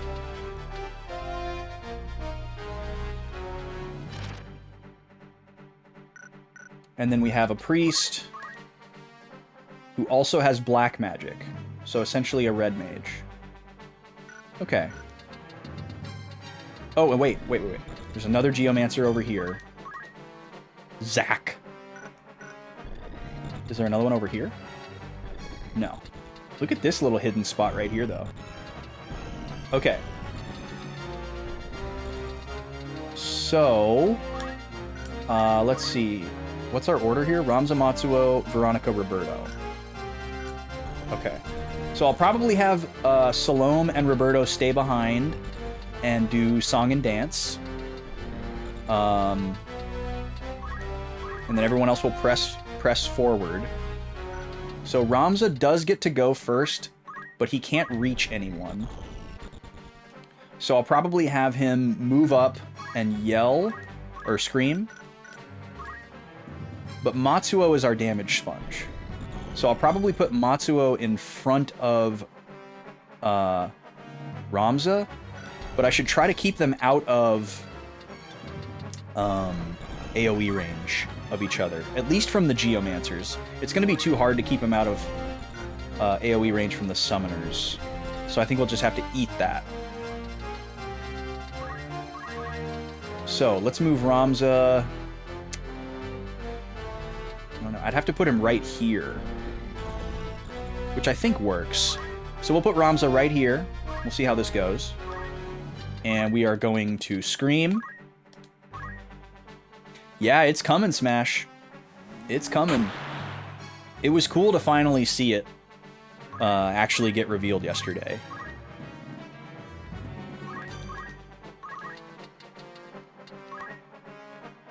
Because it's been pretty,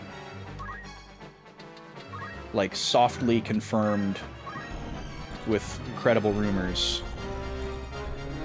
Alright, so we got a chance for stop on both of these guys. I would actually love that, so I'm going to go for it.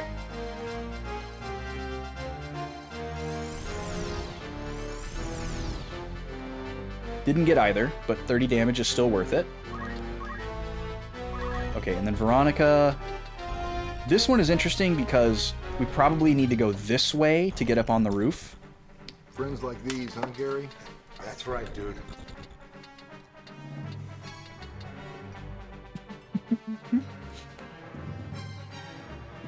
Could you slide your shorts down, Mr. Lebowski, please? No, man, she hit me right here. I understand. Could you slide your shorts down, please? I don't think we've had either of those before. Thank you for the 100 bits, Breck. Could you slide your shorts down, please? So yeah, I think... Okay. Basically, I can send Veronica this way and have everybody together, or I can send her this way and have her be on her own. I think because these guys are gunners, it probably is better for me to just head this way. Yeah, he is rocking out to the Credence. He's a good man and thorough. Alright, we're gonna accumulate with Veronica.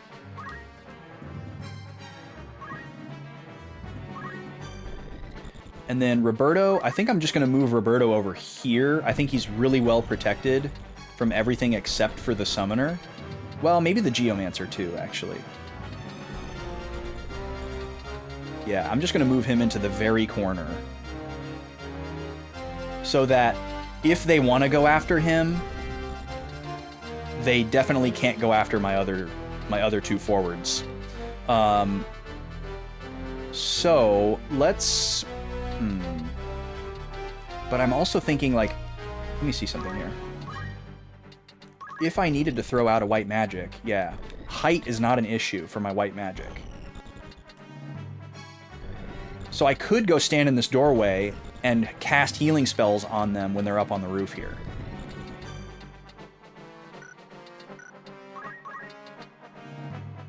So let's do that. Let's just go right here. And then we're going to start singing. I think for this battle, I'm actually going to go with Life Song. At least to start off with. Would I say that now this is kind of the downfall of the church? I feel like the downfall of the church has happened long before this point. I'm going to move Salome over here so that she's not in gunner range and they have to move to get to her. And then let's start doing slow dance. I guess in a more literal sense, maybe, because the High Priest has been killed. Oh, I forgot to write that down. I need to write that down. Gusty Wind? That's such a fun little name. We didn't get a status, which is good. What about you, Zach? What are you going to go for? Get Hamadoed. Yes! Alright. He dodged the second attack. But still great. 150 damage, not on our turn. Okay, the Mediator is going for raising the Brave of a Summoner, which is a really stupid play. Love to see that. What's the other Mediator gonna do? Nothing. Okay, love it. Jean is probably gonna summon something. Yep, he's gonna go after Roberto.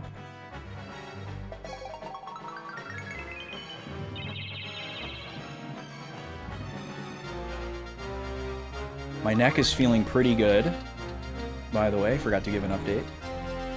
This white mage is charging, so I should absolutely obliterate him.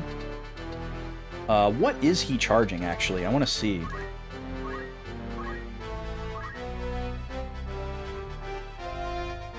Oh, it doesn't tell me.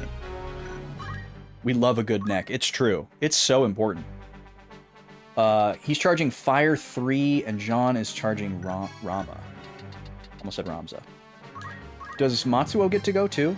He does. Okay, where can we get to? So we can't get to the summoner, unfortunately. So I guess I'll have him go after the other Geomancer.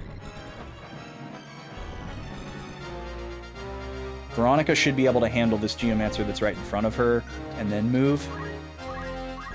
So let's go get this priest, get him out of the way.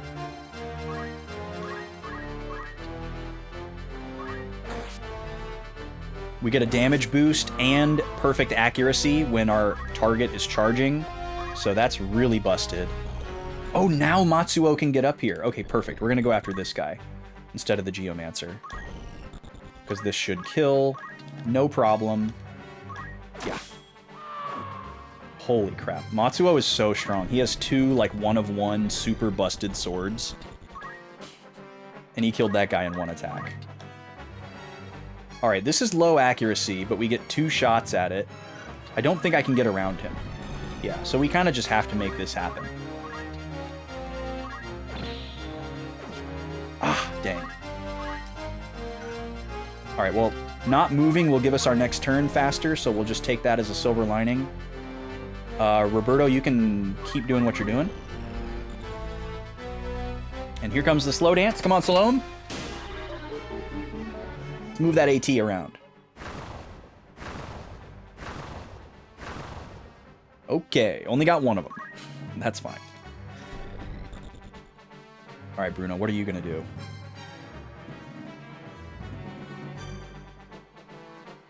Okay, he's going to put me to sleep. All right. Boring story, you're sleepy. That's awesome.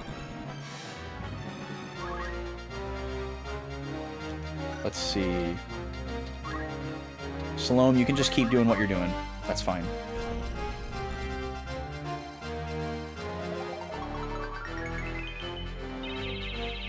Oh yeah, I gotta write down something before I forget.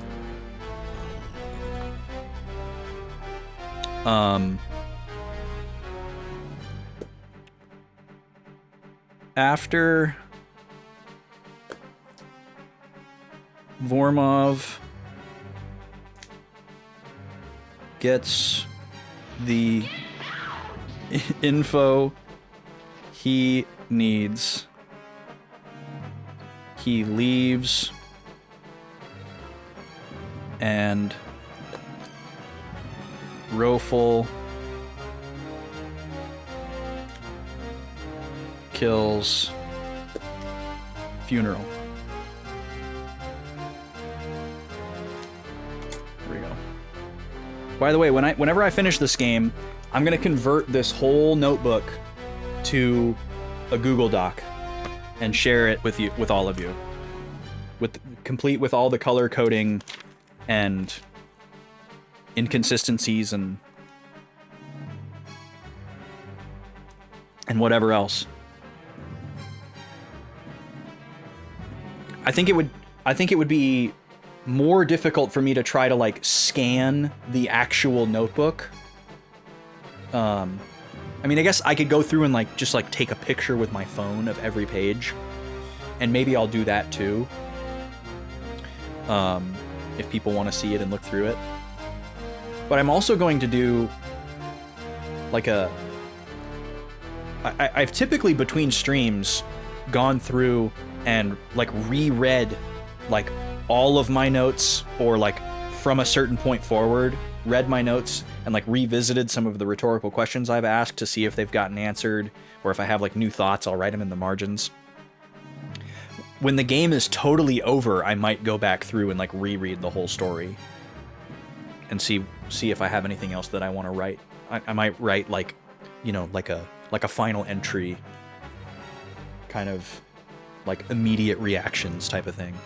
I wrote a 5. Today is June 5th. Switch 2 day. Okay.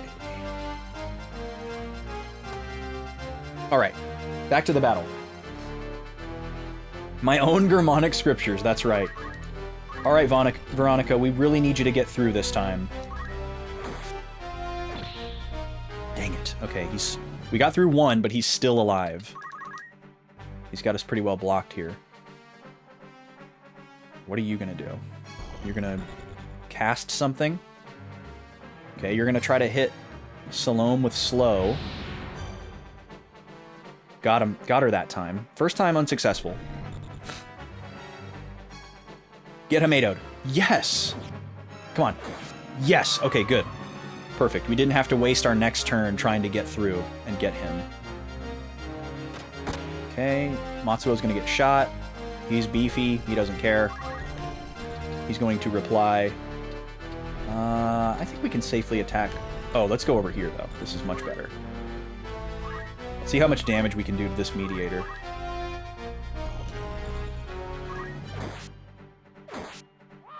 Whew! A lot. Roberto, you're fine. And again, as we have done the last several battles, we're not like sticking around and like stalling to like pick up chests or whatever. We're just sending it because we're so powerful. We are about to get hit with an ad though. I forgot to open a prediction. So it's just gonna happen. But we're gonna have our first smash break of the day. We didn't do the first 2 because I was yapping so much. But you're gonna see Samus facing off against Jigglypuff while I use the restroom and refill my drink. Take this moment to do the same if you'd like, and we'll see you in about 3 minutes. Thanks for being here. Free for all! 3, 2, 1, go!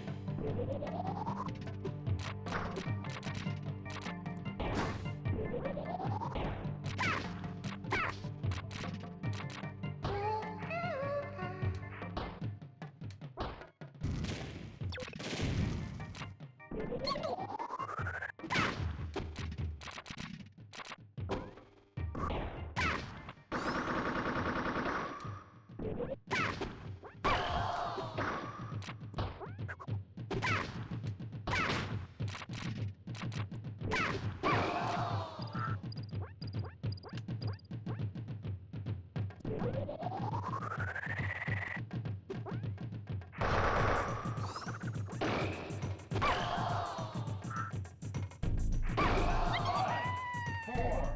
three, two, one. Time up. This game's winner is Simon. All right, welcome back from the ads. Go Sammy. Will Jigglypuff win any of these? We don't know. So far, it's 4-0 in favor of Samus. No, Brack says. I mean, that's not a bad prediction. Jigglypuff currently is in 10th place out of 12. However,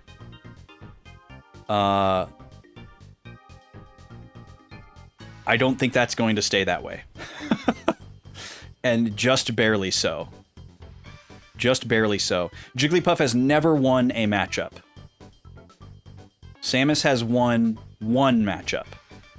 The characters in 11th and 12th place,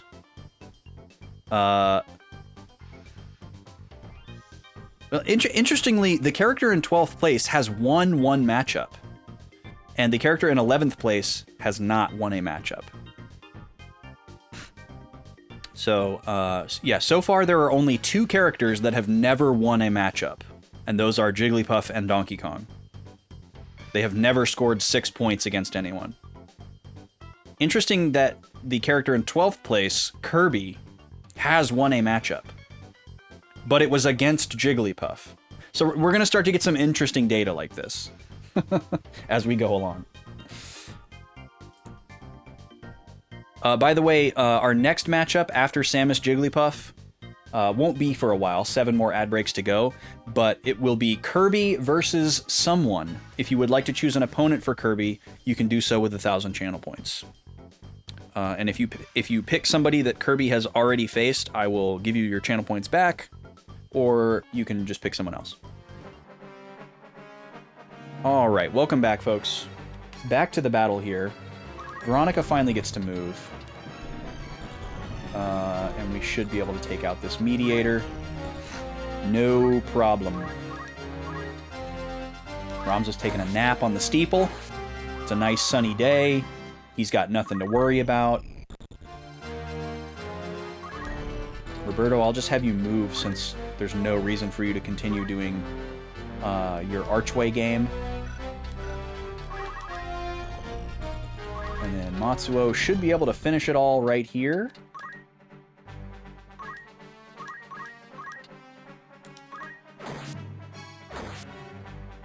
Not quite.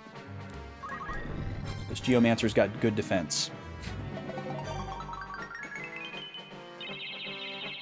But yeah, as you can see, we're kind of just... anything that's not like a boss fight, we're kind of just devastating everything. We're kind of just, like, embarrassing everybody that isn't a boss. And that's why we're not taking any extra encounters or doing any grinding. Because I feel like we're already overpowered. We've stopped to do some grinding 2 different times.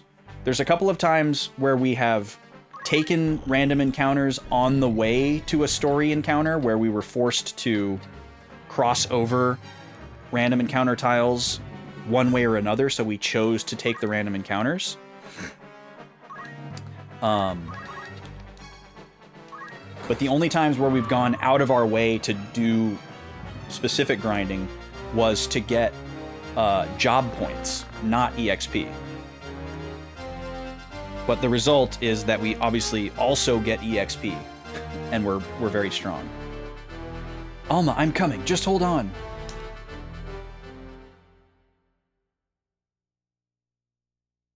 But yeah, we haven't had a challenging battle in a while other than the Elm Door fights. The first 2. The third one was a joke. We destroyed Zalera in like 1 turn. By just overwhelming him with damage. All our characters are super fast. The guys have move +3. And we're pretty, like, the three main attackers are dual wielding. So there's a lot going on. Okay, so we're gonna save in slot 2 here. I'm assuming we're gonna get jumped right into another fight here, but we'll see. So we'll call this SS2, and this is post Marond scene and fight at temple. Okay. What's next?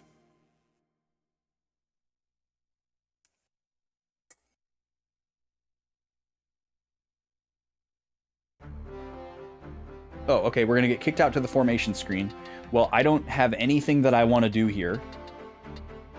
So I guess we could look at Roberto's priest list, because he hasn't finished yet.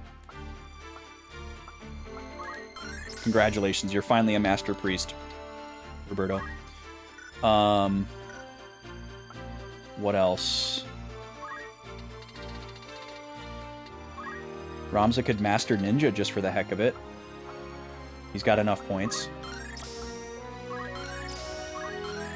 More than enough. Now we can throw dictionaries.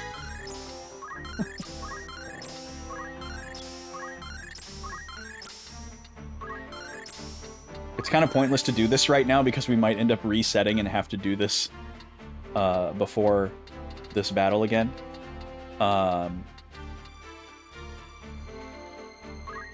I still don't understand why it says that we haven't mastered Squire. That seems to be some kind of bug. Because we've learned all the skills in here.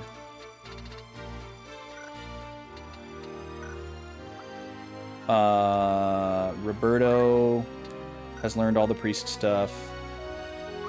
But have I mastered Fender? Wow. Now that is a dad joke. We could have Veronica master ninja as well. But again, there's not really any point.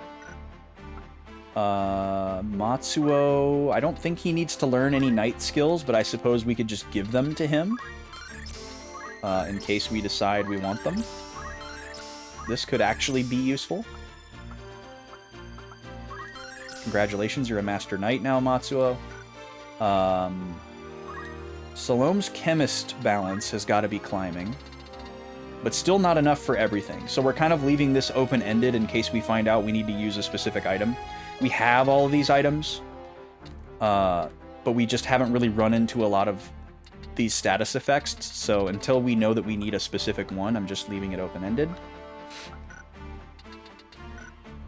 And we're not getting a lot of JP per battle because we're not doing any extra farming. All right, and that's everybody. All right, let's see what's in store for us here.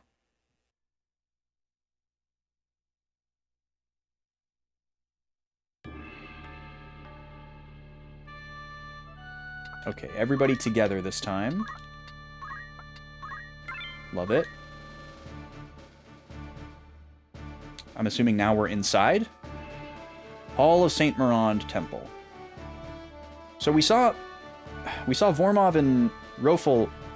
Well, I guess we saw Vormov leave, but not Rofel. So maybe we're going to fight Rofel? Oh, no, he's here. And who is the gold guy? So, you're Ramza. Nice meeting you. Oh, before I forget. So I've been timestamping the VODs for these, getting them ready for YouTube. I'm trying to get caught up. I'm way behind. Because I've been busy and also like playing Fantasy Life during my free time instead of timestamping VODs. But I'm gonna start uploading these as soon as I finish the playthrough. So I'm trying to get as many of them done ahead of time as possible. And then I'll upload them all and schedule them all out. And I noticed, I just got to the VOD where we go back to Dorter, Trade City Dorter, for the second time, and it's the battle after you get to chapter 2 and you've done the like flashback chapter 1, and you're with Gafgarian and Agrius chasing after the captured Ovelia, and you get beset by some random mercenaries in the streets of Dorder and you fight them.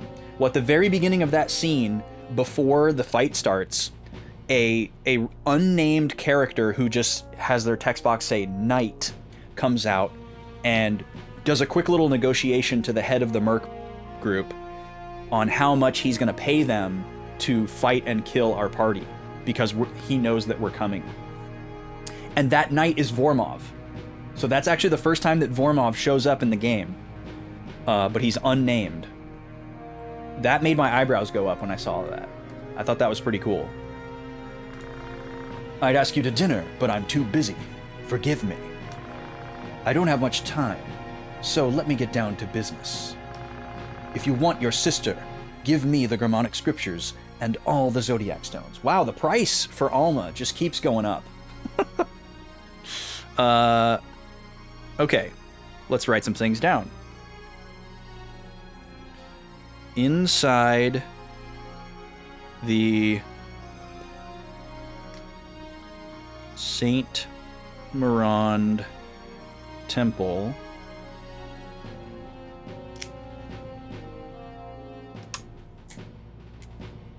Vormov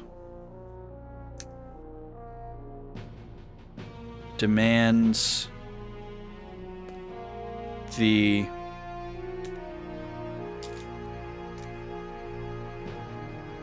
Germanic scriptures and all of our Zodiac stones in exchange for Alma. Now, once again, we don't even know if Alma's here, so hopefully Ramza's smart enough to ask for proof.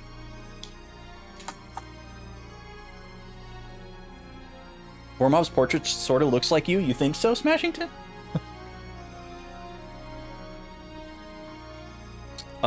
Switches are 450 or 500 with Mario Kart.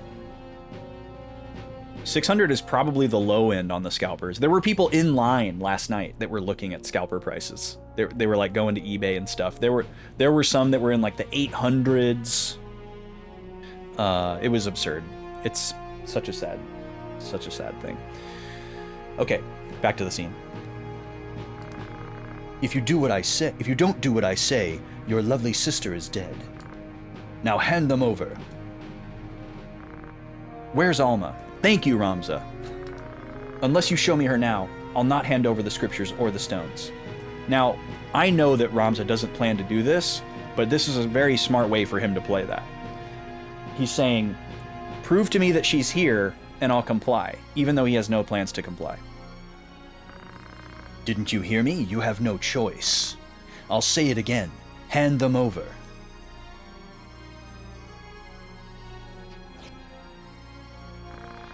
Only the scriptures. I'll give you the stones only after I see Alma.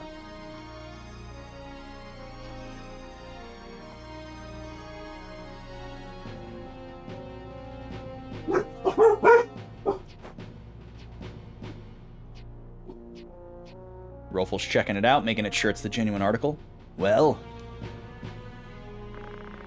it's here. It's a simple curse. Good. Now that we know, they're finished. I could let him go, but I'll get revenge for Velius and the others. Okay, let's write down some more things here. Ramza asks for proof of Alma before complying, but Vormov does not agree. Ramza hands over the scriptures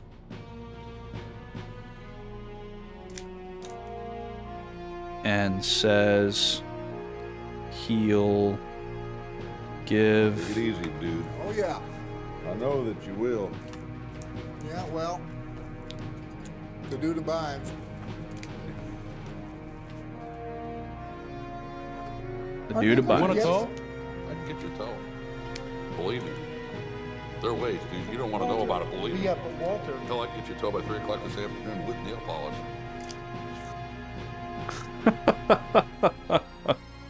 Thank you for another 100, Breck. So Ramza gives him the scriptures and he says he'll give up the stones when he gets Alma. Rofel. The Bones will always lose. You hear me, Lebowski? How was your meeting, Mr. Lebowski? Okay. God, they shot him, man. Shot, no, dude. They shot Donnie? There weren't any shots fired. There weren't any shots fired. That's such a missed, funny line. Thank you for 100, Smash. With nail polish. So Rofel checks the scriptures and says, it's a simple curse. Presumably referring to the seal at Orban, which Ramza is not privy to. So yeah, this is the unfortunate part, is that Ramza doesn't think that he's really giving them anything by giving them the scriptures, or I guess he doesn't know why they want them. So he's actually given them like the one thing that they needed. And he thinks the stones are like more important, so he's gonna hold those back. And then Vormov says he can kill Ramza now. So yeah, he obviously has no intention of handing over Alma. He might not even have Alma.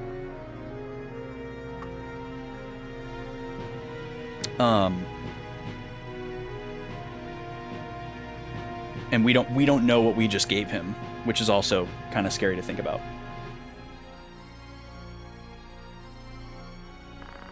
You deceived me. Come on, Ramza, you knew that was going to happen. So who is this other guy? Is he one of the Goltana aides? He looks important. Like, he doesn't look like a random person. But he hasn't said anything. Why do you let Alma live? Good question. What? You even killed your own son. Why do you keep Alma alive? So he's figured out that there's obviously a reason, right? That's none of your affair. If you want to know, kill me. All right, I'll take that deal. All right, let's take a look here. So first off, Rofel can counter with Geomancy. Something to watch out for. Who is this?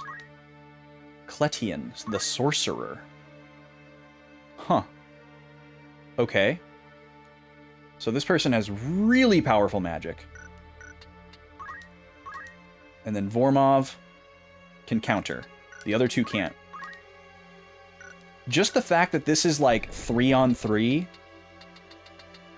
seems like it could be a pretty reasonable fight. Because, you know, Roberto and Salome aren't going to fight. So I can't really call it a 5-on-3. It's sort of 5-on-3. Okay, let's look at the AT here. everybody gets to go. They're super slow. So let's take a look here. Ramza can get...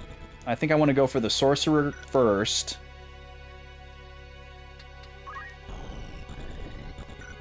But that's going to be difficult. So maybe we go for Rofel first, because all three of us can attack Rofel, and he'll probably just die. So I think what I'll do... Let's look at the order here. Ramza, Matsuo, Veronica. So I'll have Veronica move here, because it's possible that just Ramza and Matsuo will be enough to kill Rofel, and then Veronica could attack this guy head on, apply directly to the forehead. So I think that's going to be the play.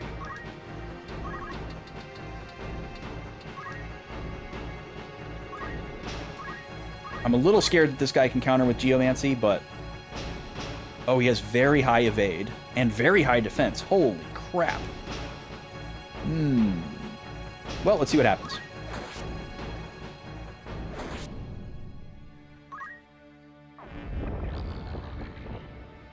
All right, what Lebowski status effect do you get by standing on a rug with Geomancy? All right, Matsuo's going right up the gut here.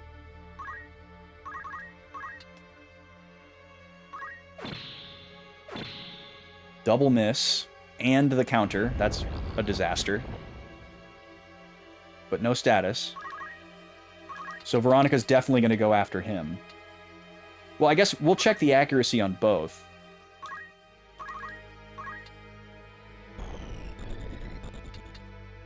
Okay, so this guy's evade is not as high.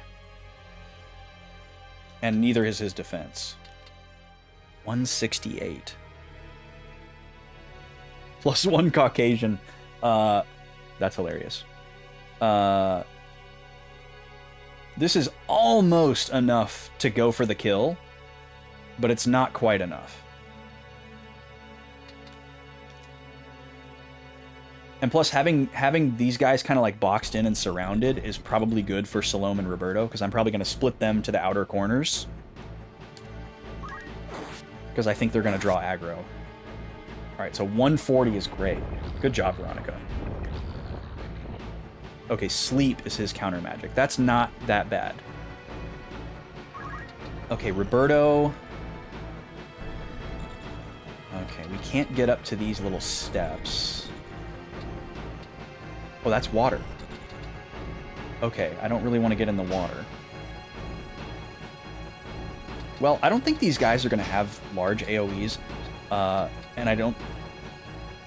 Like, this guy has ranged magic, but I don't know if any of these other guys have anything. So let's just corner up here. And then we're going to go speed here.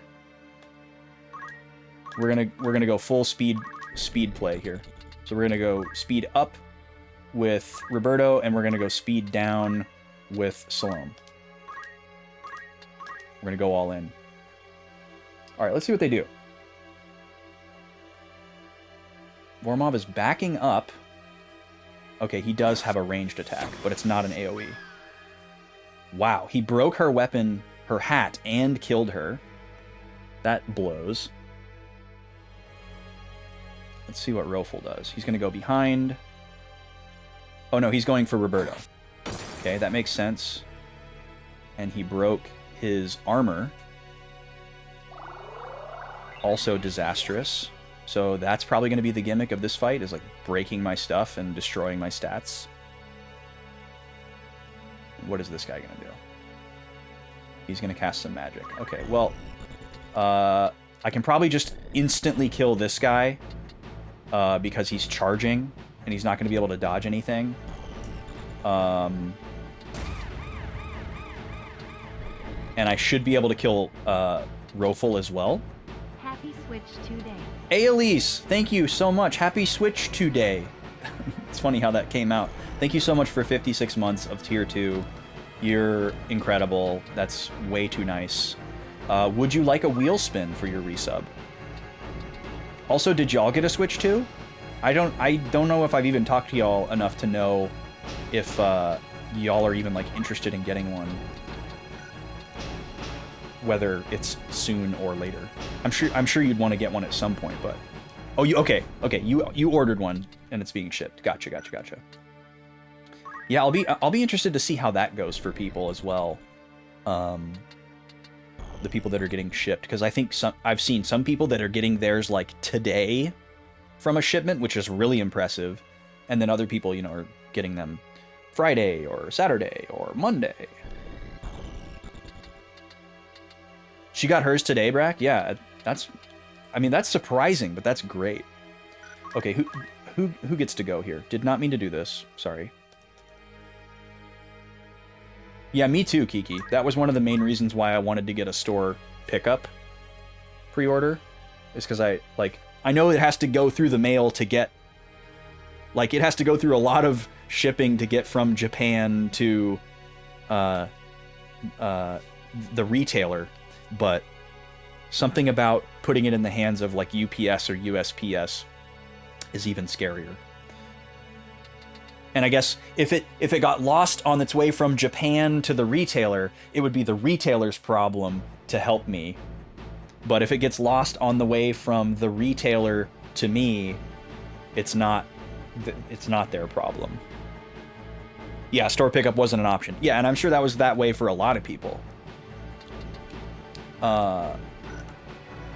Okay, sorry, I got sidetracked there. Ramza, then Matsuo. Okay.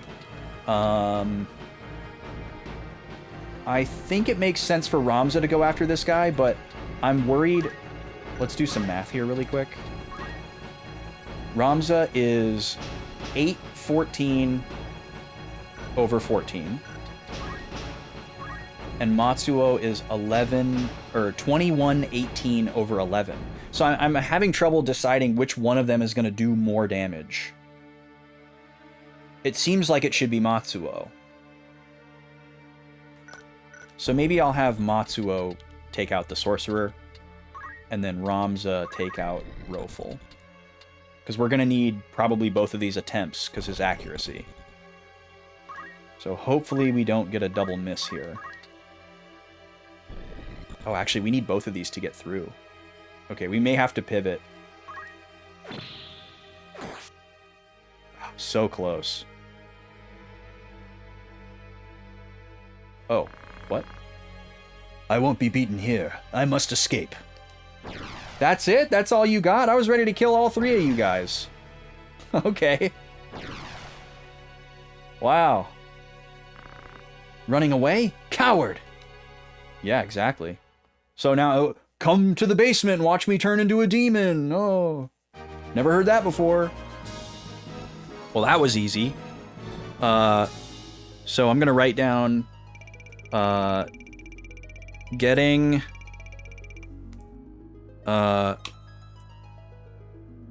Rofel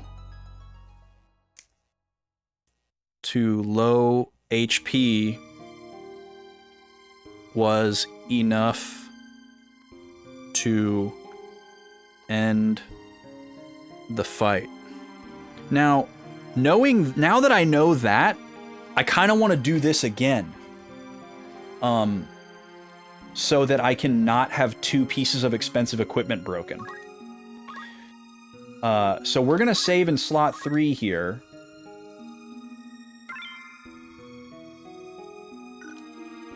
We'll go ahead and see what's next. Well, actually, no, we need to stop right here because it's time for the lunch break. Let's do a wheel spin first. Let's go over here. Let's put the music on for a second.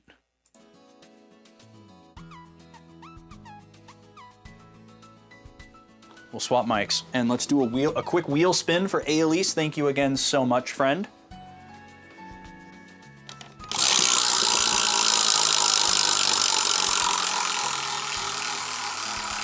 Let's see what we've got for you. We're going to be doing a soda tasting after the lunch break from our previous wheel spin. Thank you again, Broken Quest.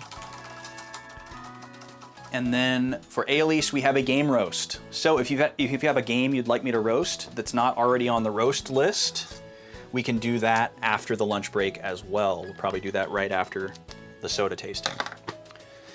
All right, so I'm gonna run an ad to get us back on the hour. And then when we come back, we're gonna watch an automated game of Fortune Street.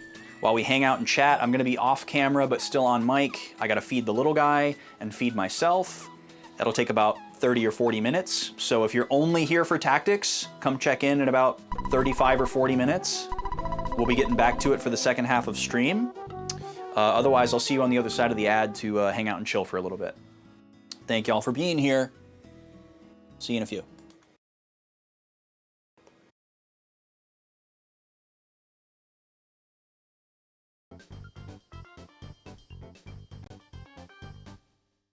Free for all!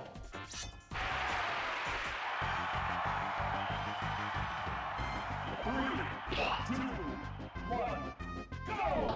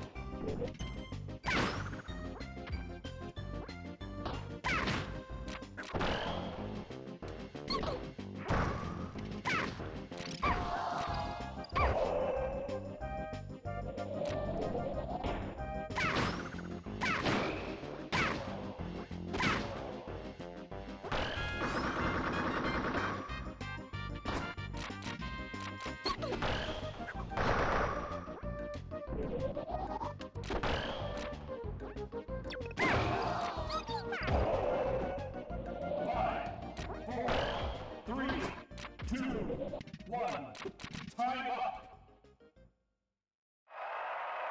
This game's winner is... Johnny!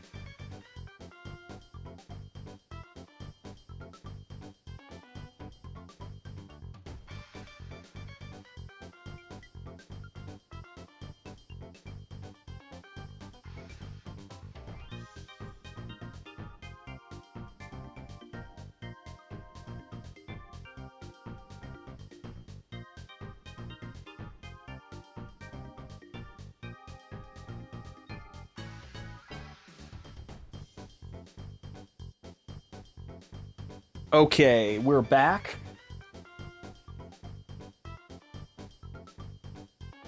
Solid showing for Puff getting swept. Oh, it was kind of close. Interesting. Interesting. I'm going to switch to the roaming mic here while I set up Fortune Street and get us ready to swap over.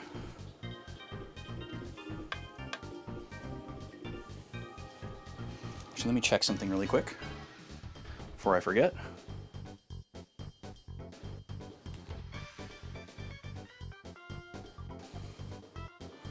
Okay.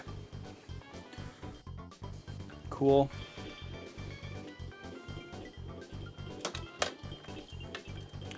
Beep. All right. So we are going to boot up Fortune Street. Get an automated game going here so we have something to look at while we chill out.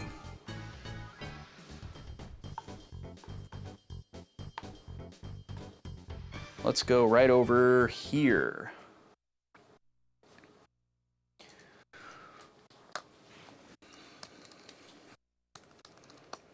I was reflecting yesterday on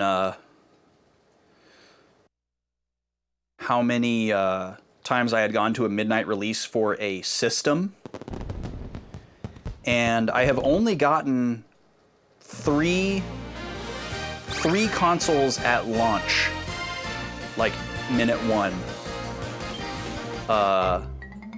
And the only other midnight release I went to for a piece of hardware was for a specific model of the 3DS that coincided with a game release, which was the Link Between Worlds Gold Triforce 3DS XL. So that was a midnight release for a console, but it was not the first time the 3DS came out. So, oh, whoops, I did the wrong thing. So Nintendo Wii was the first time I ever went to a midnight release for a console. And that was for Zelda Twilight Princess. And it was perfect because it was like the day that the Wii came out was like the night of the midnight release was the last day of school before Thanksgiving break.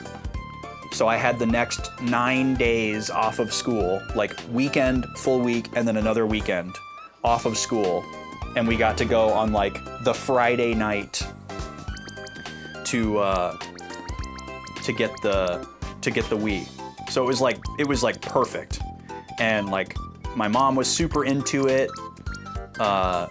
We drove to a Best Buy, and there were like people outside with chairs and stuff. And when we got there, they were like, "Oh, they already told us how many systems they're getting, and there's more people in this line than the number of systems," they said. Backlog Baby wants to join the conversation. There were like 15 people in line at Best Buy, and they were like, "Yeah, somebody from the store came out and already told us they're only getting 6 systems, and these other like 9 people are just here hoping that they get extra." So we were like, "Okay, we're not gonna stay here for like 6 hours." And then we went to like a specific part of town that somebody like gave us a tip about, because this was all like word of mouth. We couldn't like look stuff up on the internet or check social media because this was 2006, and we didn't have smartphones, and we didn't even have broadband internet at home. So we drove to this specific part of town that was kind of far away, and went to the Walmart and found out that people were lining up in the garden center of the Walmart to stand in line for the Wii. And we got there, and we were 8th in line. I remember vividly. We were 8th in line, so we were like, okay, 8th seems pretty good, right? And we had to wait in line, I think, for at least an hour, maybe more. Curlitros, I love you. Hi Austin, sorry I disappeared. Jackie Austin. Curlitros, it's okay, man. You have a life. You're busy. We see you when we see you, and we're happy when we see you. I have missed you, man. Not just in my chat, but just in general. I can tell that you've been, like, offline more, because I'm sure you've got stuff going on. I miss you in Discord. I miss you in all of the chats that I see you in. Nice to see you, man. Thank you so much for the resub. Do you want a wheel spin for your resub when we get back from the lunch hour? We're gonna be doing a soda tasting and a game roast. If Aelise picks a game, so I can do a wheel spin for you at that same time as well. Mario Maker, ooh, that's a spicy choice. Great choice, Aelise. All right, we'll spin the wheel for Curlitros when we come back as well. But yeah, we got to the Walmart Garden Center, and we found out we were 8th in line, but we had to wait around to find out how many consoles they were gonna get. So we were kind of in this limbo state of like, should we try to go somewhere else and see if we can get a better spot in line there? You know, do we stay? Do we think 8th is good enough? And we were kind of in this like tense state. And after a while, we figured, well, if we go somewhere else now, it's unlikely we're gonna be in a better spot in line because it's getting closer and closer to the time, right? And further away from us being early. So we're like, we're just gonna stay put.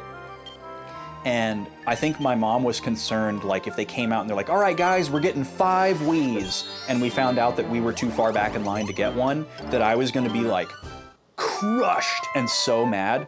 But like I told my mom, I was like, Mom, if we don't get it, like it's totally cool. It's really cool that like you wanna do this with me and like you're even like allowing me to do this. Like you've already driven so much today. So I had this like, perfect son moment where I told her like it was okay preliminarily.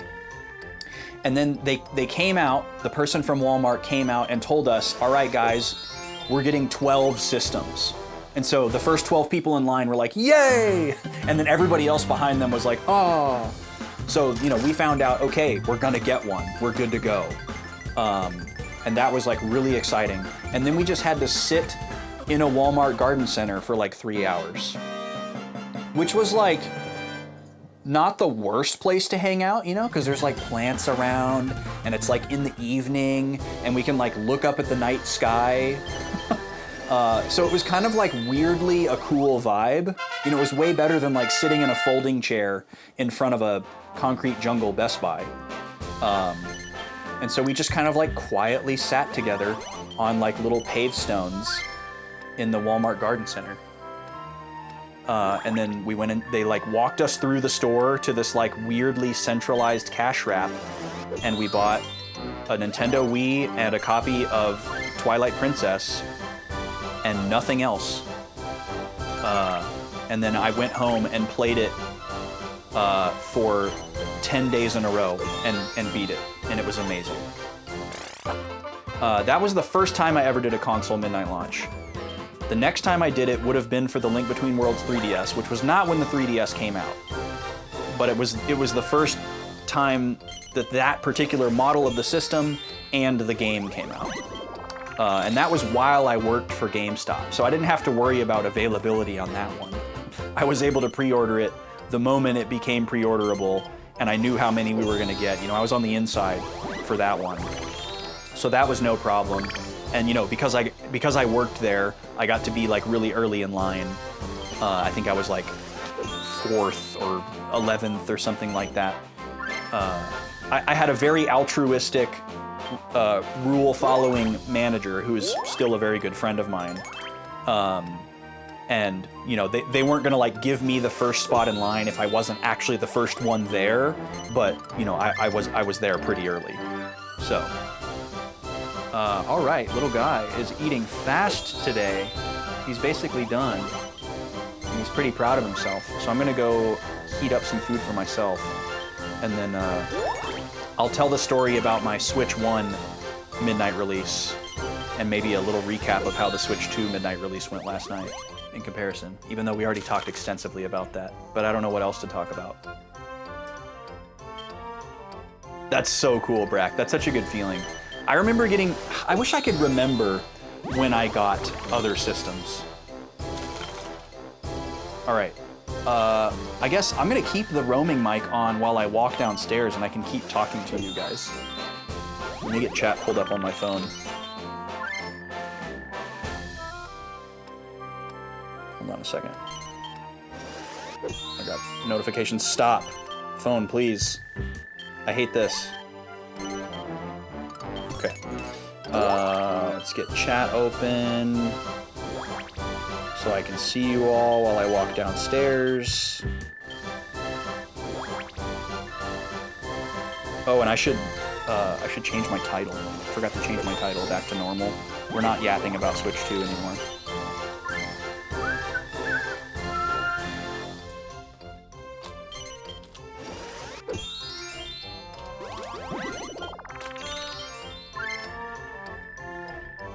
Okay, title's updated. Roam time, baby. Okay, so first we're gonna grab the little guy and go put him back in the toy box. That's what we call his playpen. Don't think that I'm putting my child in a box. His playpen is filled with toys, so we call it the toy box, because it's a square. There you go, little guy. Great job. He has a pizza onesie on. I wish I could show y'all. He got this new onesie. It's just black, and it has a slice of pizza on the front of it in like this kind of like monochrome artsy style. And it's just a white outline of a slice of pizza, but it's drawn in such a way that it's pointed upwards, like it's going towards the mouth, which is awesome. All right. Now we're gonna go put something in the microwave. I gotta decide what I want. Roam. That's amazing. What a reference, Brack. Bosphoramus. Did you get that right? Did you just know that off the top of your head, or did you have to look it up? I would be so impressed if you just, like, I could see you getting Roam, like, off the top of your head, but you knew what to Google. Okay. Yeah, that's the King of Hyrule's full name in Wind Waker, for those on the outside of that reference. All right, I'm refilling the little guy's bottle. Also, is there any like interference? Are you guys hearing me pretty clearly through the walls that this mic is traveling through? There's probably a bit of an echo in here. I can hear the echo. I don't know if you can, because I'm in a kitchen.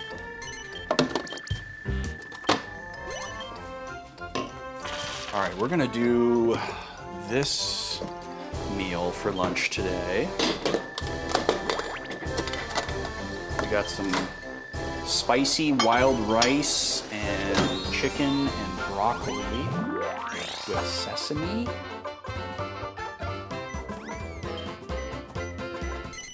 It's quite yummy. I've had it a couple of times. Pretty clear? Okay, well now we're gonna test it even further. I'm gonna walk out to the garage and pick out the soda that we're gonna taste. Come on, puppies. Let them go potty.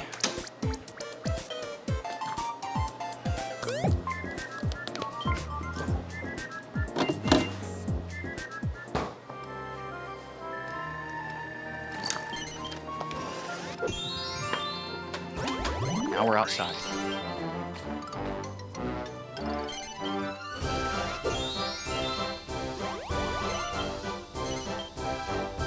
It's gonna die immediately.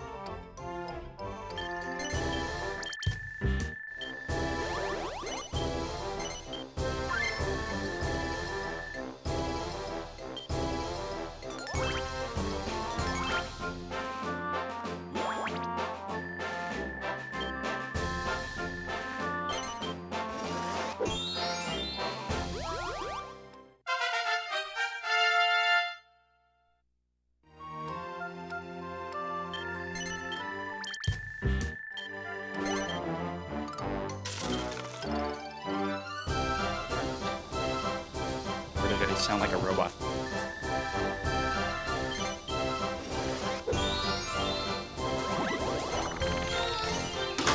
Or maybe you couldn't even hear me when I was outside. I'm back inside now.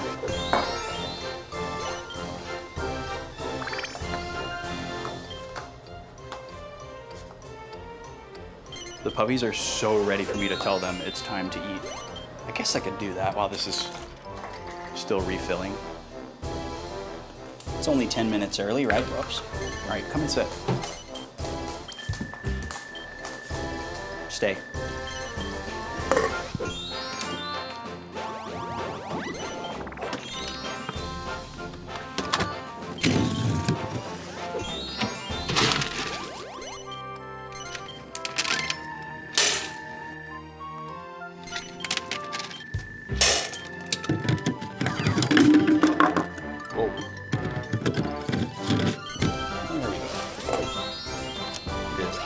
Sticky out today. Okay.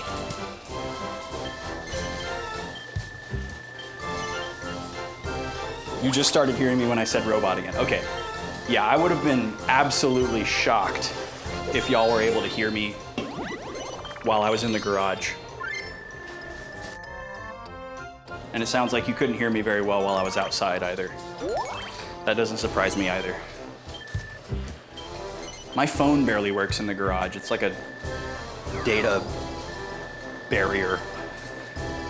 Like, my Wi-Fi doesn't even work in the garage. So I would have been shocked if this mic did.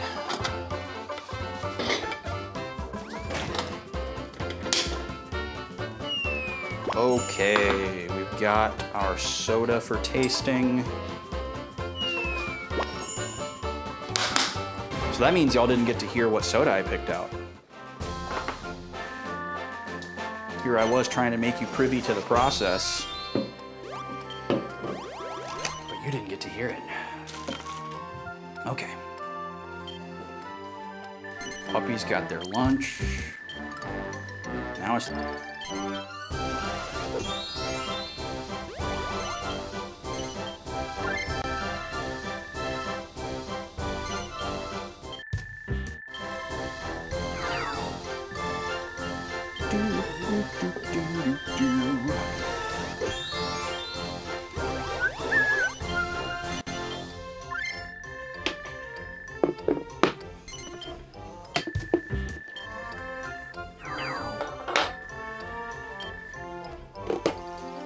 Okie dokie. I'm gonna switch back to the other mic. There we go. And probably mute while I take some bites so I don't give misophonia noises to people or dishes sounds.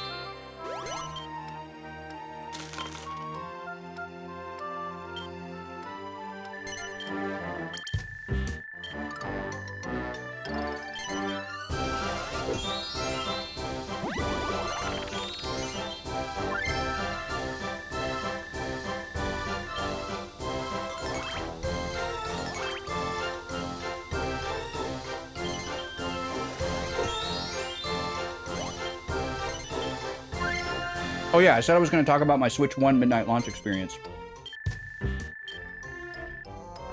We talked a little bit about this before, when we talked about the Switch 2 thing last night, but I didn't tell the full story. I don't remember exactly what time I got there, but it was definitely dark when I got there. I was at Best Buy in Roseville, Minnesota, right by where I was living at the time. Or wait, no, it wasn't. It was right by where I lived at one point, but I had since moved away from there. Forgot my ears for a second. And I remember when I got there, I was super casual. I didn't really know what to expect. I had the pre-order and the pre-purchase, so I wasn't worried about getting there like super early. But when I got there, there was one line. They didn't have like a separate line for, okay, you have a pre-order, and then a separate line for, okay, you don't have a pre-order and you're hoping to get one. And you know, people are always like nervous to talk to each other because they're like strangers and it's nighttime. Oh yeah, let me turn the game down. That's right, the Wii is super loud. We were actually still turned up from the Super Nintendo. Is that better? I turned it down one notch. I can go down another notch real quick. Much better. Okay, cool. 4 dB makes a world of difference. That probably means Tactics was a little too loud earlier today, too. Whoops. So I got there, and I'm trying to, like, figure out, like, okay, do you guys have pre-orders? Should I be at the, like, front of the line? Is there, like, a break in the line somewhere? And people were just all mixed in. So eventually, a guy came out and got us kind of, like, in line and told us how it was going to work. So he's like, okay, everybody with a pre-order, come up to the front of the line. And then also, like, kept us in the order that we arrived. And then they gave us tickets. They gave us numbers so that we all, like, in case we got, like, mixed up in the line, it's like, okay, I'm number 11, you're number 21 or whatever. And they gave us all our numbers. They verified that we had a pre-order while we were in the line, which was really nice. They made us show, like, our printout or something that was on the phone. And it wasn't just like, oh, I have a pre-order, you know. So I was pretty impressed with that, I remember. And then everybody else that didn't have a pre-order got in line behind us. And then they're like, okay, we're going to go count how many systems we have above and beyond the pre-orders, and then we're going to come back out and tell you so that you guys aren't standing here unnecessarily. Right? Which was also really cool. And they came back out and they said how many they had. I think they had like 40 systems total or something like that. Which, after last night, is a laughably low quantity. But I feel like at the time, it felt like a pretty decent number. You know, having like recently come from working at GameStop, it was very normal. Like when the PS4 came out at GameStop, I think we got like 12. You know, like GameStops are small stores. They don't get big shipments. So to me, it seemed reasonable that a much larger store, like Best Buy, would get 40. If they had said, oh, we got 150, I would have been blown away. So that just makes last night even that much more ridiculous. Anyways, they came out, they're like, yeah, we got like 40 systems or whatever. And then it was like these men who have come to die. So they went down the line and they were like 1, 2, 3, and like just quietly counted. And you know, you can tell these guys are trying to figure out like how far they are in line and like do the quick napkin math in the head to try to find out, you know, if they're going to be okay. And then like the last person, you know, they say like 22 or whatever, and then everybody behind that person is just screwed because there's not enough systems for them and they have to leave. And they're like, ah, you know, and you know, a couple of them were like, are you absolutely sure, like 100%, you know? And then they're like, yes, you know, we like, nobody's canceling or anything, you know, all that kind of thing. And then, you know, they left. And then the person at the very back of the line had the horrible job because people kept periodically showing up. So the person at the very back of the line had to be like, hey, I'm the last one. They counted their systems. There's no more. So anyone behind me in line doesn't get one. I'm getting the last one. So there were a bunch of people who like showed up, went to go stand in line, and then immediately had to go get back in their cars and leave.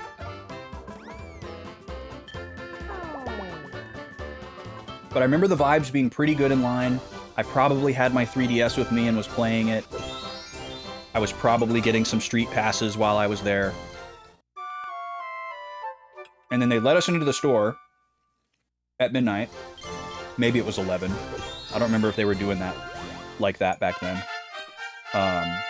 And then we had to like queue up again in the store. And the wild thing about this midnight launch is that there was also a brand new Zelda game coming out, and there were 3 different editions of it. And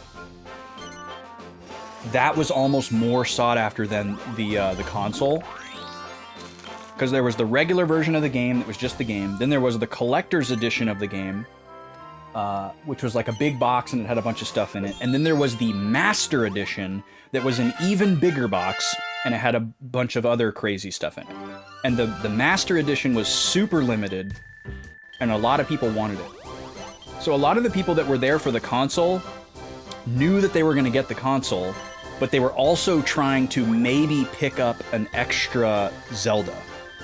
And I was in that boat because I only had the regular version of the game pre-ordered. I missed the other editions.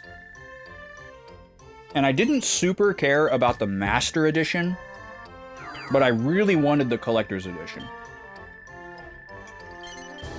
So when I got in there, my plan was to say, hey, look, I got the regular version of the Breath of the Wild Reserved, but I need to ask them if they have any extra collector's editions that they can sell me that aren't reserved, right?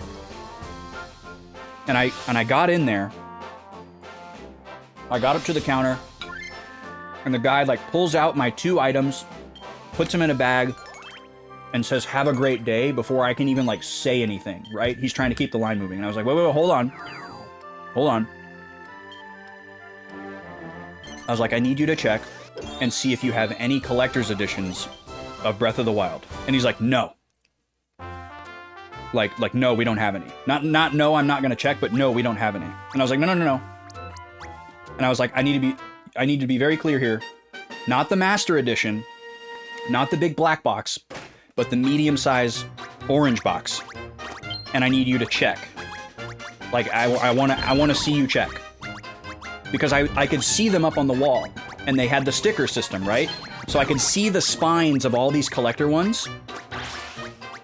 And a lot of them had stickers on them, but not all of them.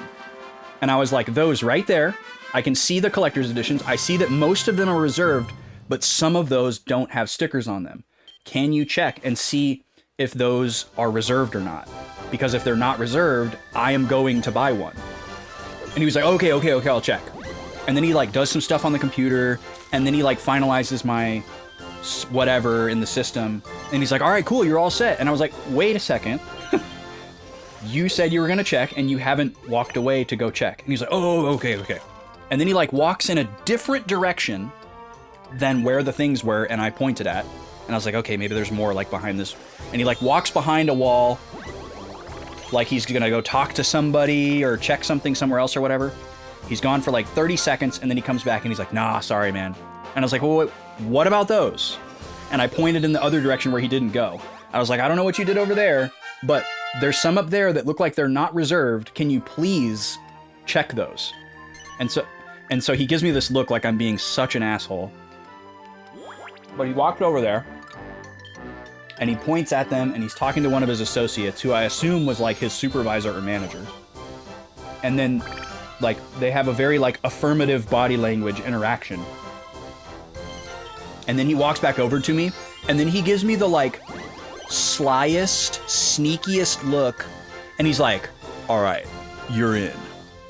Like he just did me the biggest favor of my life. And I was like, dude, like I had to ask you like 4 times to like check before you even did anything, and now you're acting like you're the guy. And I was not as congratulatory or grateful as I'm sure he was hoping I would be. I was just like, okay, great, thanks. And like, I still wasn't even like taking it for real because he hadn't like brought it over and given it to me yet. And I was like, okay. He's like, you're in, and gives me this like sly thumbs up, like because he like didn't want other people in line to know or something that I was getting that. And like me having just come from GameStop, I know the retail culture. It's like, you need to sell those. Like, your job is literally to try and upsell every single customer that has the regular edition of the game to try and sell the collector's edition of the game instead, because your store makes more money off of it, and they want you to like meet these numbers or whatever. So that guy was like really not doing his job from like a corporate overlord standpoint. And I knew that very well because I had just come from that culture. and it had been drilled into me. You'd have to try to sell, you know, sell some stupid like $220 Call of Duty Collector's Edition to some random mom that's foolishly buying it for her 12-year-old future fail son. You know, and of course she doesn't want it. And here's this guy who has a guy asking him diligently, who's like the biggest Zelda fan ever, can you please look at that thing that I'm pointing at right now and tell me if it's for sale? Please sell something to me. And I don't know, he was just out of it or stoned or I don't know. But I got it. And that's how I got the collector's edition of Breath of the Wild. I did not have it pre-ordered. I got very lucky. And then I told a couple people behind me in line, I was like, hey, those collector's editions up there look like they're for sale. And you could see very clearly how many there were and how many had stickers, and then the ones that didn't have stickers were next to them. So, and I was like, look, those like 3 or 4 up there, those are for sale, get those. And they were like, oh, sick, you know, and then I was like the hero of the line. Because they weren't telling anybody. They should have been telling every single person that was buying Zelda, hey, do you need a Zelda Collector's Edition instead of the regular? Hello? They would have sold every single one. I'm sure they did, but dang. But yeah, that experience, getting the Switch 1 versus what I experienced last night getting the Switch 2, wildly different.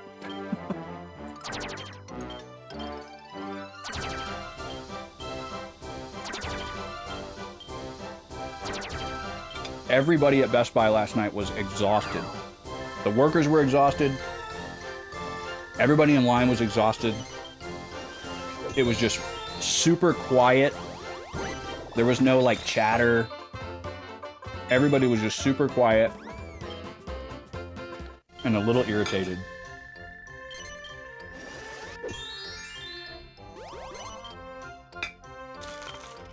He really did think he was so cool, Brax.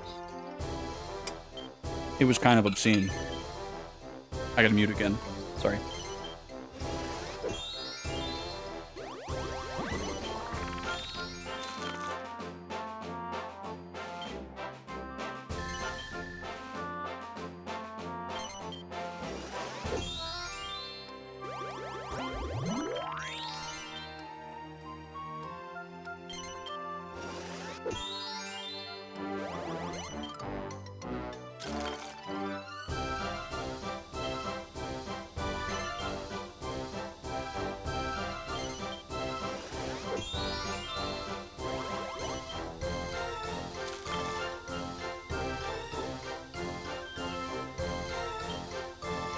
Yeah, what's up, Brock? It was The Legend of Zelda Breath of the Wild for Switch. I had the regular edition of the game pre-ordered because I missed the collector's edition, and I was trying to get them to sell me the collector's edition because it looked like they had extras, and they weren't going out of their way to try and upsell me.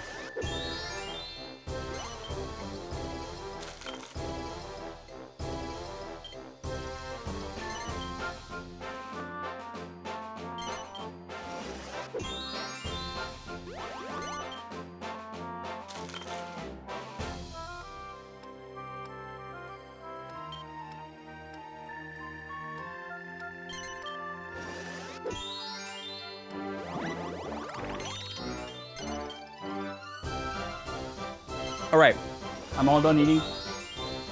I'm gonna clean up and reset the room, and then we're gonna switch over to do some shenanigans before we get back to the game. I'll be right back. I'm not gonna take the roaming mic with me this time.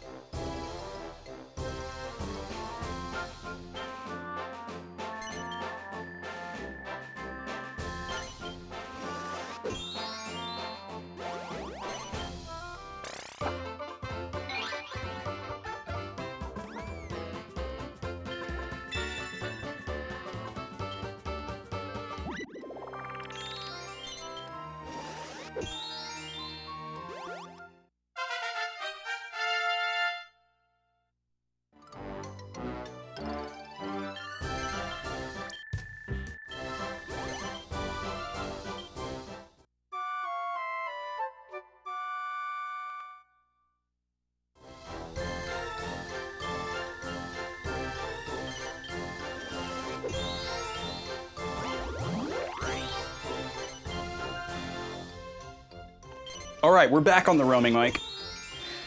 Because, oh, excuse me. Before we go back to the game, we've got some shenanigans to do. We've spun the wheel twice today towards the top of the stream, and we have one more spin to do. So the first thing we're gonna do is that third wheel spin from Corlitos and see what we got. And then we're gonna do a soda tasting of something I've never tasted before, which I'm very excited to taste and review for you. And then we're going to do a game roast, which I'm also excited for. And then we'll see what this wheel spin lands on. So let's engage the music as we go over here. Welcome back, everybody. I'm gonna kill Fortune Street.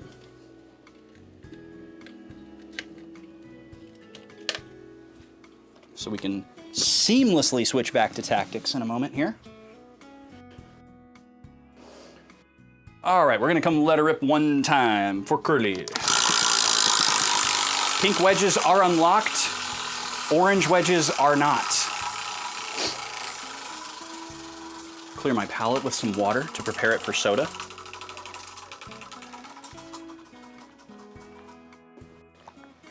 A game roast. That's what we landed on the last spin, so that's gonna be a respin. Kinda hoping for an orange wedge. Snack goes really well with soda. So maybe we can pull that off. Ah, 5 pull-ups. Okay, my neck is still under the weather, for lack of a better expression, and I do not want to risk it after what happened a week ago. I thought my sore neck from sleeping wrong was pretty much back to 100%, and I thought it'd be safe to do some arm exercises. And on my second rep, my right shoulder blade area up into my neck just like immediately seized up, and it was incredibly painful. And I had a couple of really bad days, and now I'm recovering from that, and I'm still not back at 100% yet. Feeling a lot better, and I'm not taking any more pain relievers, which is nice, because I was probably taking way too many of those. So these 5 pull-ups are gonna get banked. I'm not gonna respin. Don't hate me, but we're gonna bank these, and I'm gonna owe you these 5 pull-ups for when I am feeling 100%. Okay? Now, we're gonna taste a soda, and we're gonna do a game roast. Bank them, babies. This soda's been a long time coming. I'm very excited about it, actually, because this is a very well-known, to me at least, brand, and something that you all could and should seek out. This is Ting. Ting, T-I-N-G. Ting is it usually comes in a green label with a clear liquid. The original Ting is a grapefruit soda, and it's very good. Just a very solid grapefruit soda. Grapefruit soda is one of my favorite categories. You know, if you like things like Fresca and what's the other one? Why can't I think of it? There's also like a grapefruit variant. Oh, Squirt. Squirt. If you like Squirt or Fresca, those are kind of like the pleb soda for grapefruit. It's a really, really good category for craft soda because real grapefruit flavor is pretty pervasive and easy to find and like relatively inexpensive. So versus something like, you know, like cherry, like it's really, really hard to find like a real cherry soda or strawberry soda, you know, because the the artificial versions of those flavors are so commonly accepted and pervasive. But like orange juice and grapefruit juice are such a big part of like American diet that you can pretty easily get those things to put into a soda without like massively driving up the cost of your soda because of having to like extract from like a berry, you know, that you had to get from somewhere. So there's a lot of good grapefruit sodas out there. There's also a lot of orange sodas that don't use real oranges because, like cherry and strawberry, that's another artificial flavor that's very widely accepted and pervasive. But with grapefruit, almost every grapefruit soda has some real grapefruit in it, which is nice. You've never seen Ting in Minnesota, D. Holmes. Interesting. I would think the best place to find a Ting in Minnesota, besides Grandpa Joe's, would probably be a hardware store. Like not like a Fleet Farm, like a big box hardware store, but like a small, like mom and pop hardware store. They always have a small amount of craft sodas on the like impulse rack. It's kind of a weird tradition, but it's kind of like a sleeper place to go look for them. I have gone into mom and pop hardware stores just to buy soda and gotten some really weird looks. I'm trying to think of the one that I used to go to. It was in Mounds View, not far from where the soda shop formerly known as Blue Sun is located. You might find a Ting at what's the grocery store I'm thinking of? Not Target, not Cub. And not like the fancy grocery stores. Although you might find it there. If you went into like you could probably find some pretty good sodas at like a Lunds and Byerly's. Or a Kowalski's or something. They probably got some decent craft sodas there. Maybe you could find a Joya, actually. I don't even know if Joya is still in business. I miss that Joya soda so much. That was my first craft soda. That was my moment. Anyways, so many tangents in one here. Original Ting is a like lemon lime grapefruit soda. It comes in a green bottle, green label. This is the pink Ting that is the sparkling grapefruit. So it's more of a pink grapefruit flavor, and it's just grapefruit and no other citrus flavors, no lemon lime. I'm gonna wipe this thing down. It's condensating like mad. And these are kind of smallish bottles. Ting is Jamaican, by the way. Prepared in Canada, bottled for PC Jamaica, Kingston, Jamaica. TingJamaica.com. But yeah, I had never seen this variety before. I had never seen a Ting other than just the regular one. And they usually come in these kind of like short, squatty, like 8 to 9-ish ounce bottles. This one is a 10-ounce bottle. Simply the best. I don't want to read it in a Jamaican accent, but you can imagine. Simply the best Ting when it comes to stimulating your taste buds. Exciting and invigorating, also known as a real Jamaican gem. You can see what they're going for there. Again, that's written by Jamaican people, for anyone that's concerned. Packed with real grapefruit juice in every sip. Get ready to enjoy this refreshing beverage straight or mix it into your favorite cocktails. Either way, it's a Jamaican Ting. So they're really leaning into the accent there. But yeah, there's a lot of pulp floating around in here. I'm gonna gently invert. Nothing resting on the bottom of the bottle, which is great. It's already kind of fully incorporated. I'll give you a close-up here. So here's a close-up of the label, so you can get a good look at the logo. Again, normally comes in a green bottle with a green label for the original Ting.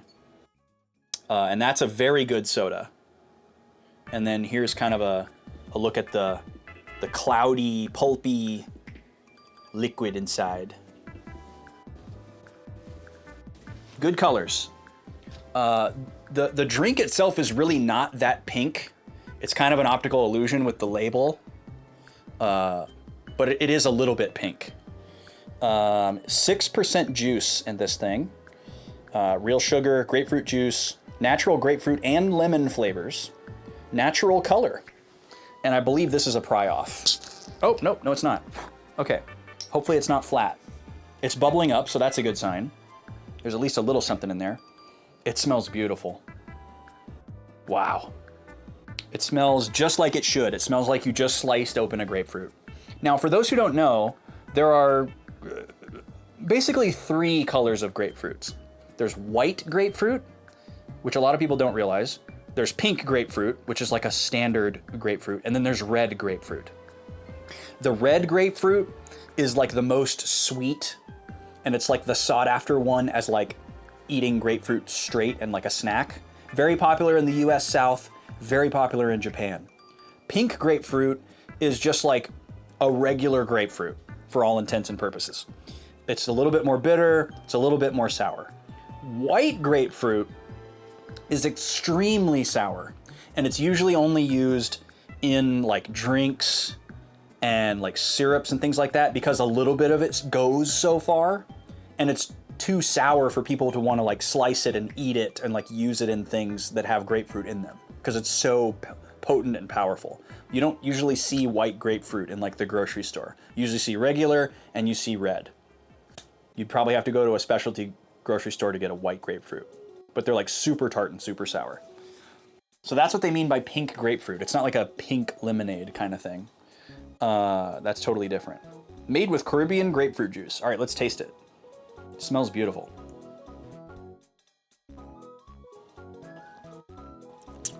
Oh, okay, yeah. I can definitely taste the lemon in addition to the grapefruit.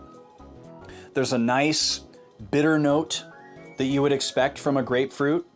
You know, the grapefruit flesh, the actual flesh, has a pretty sweet flavor, especially in a red grapefruit, but even in a pink grapefruit, the flesh is pretty sweet, but the skin around the flesh, like not the peel and the pith, but like the little skin layer that holds the like fleshy wedge together, that little clear filmy stuff is pretty bitter. You can taste that in here.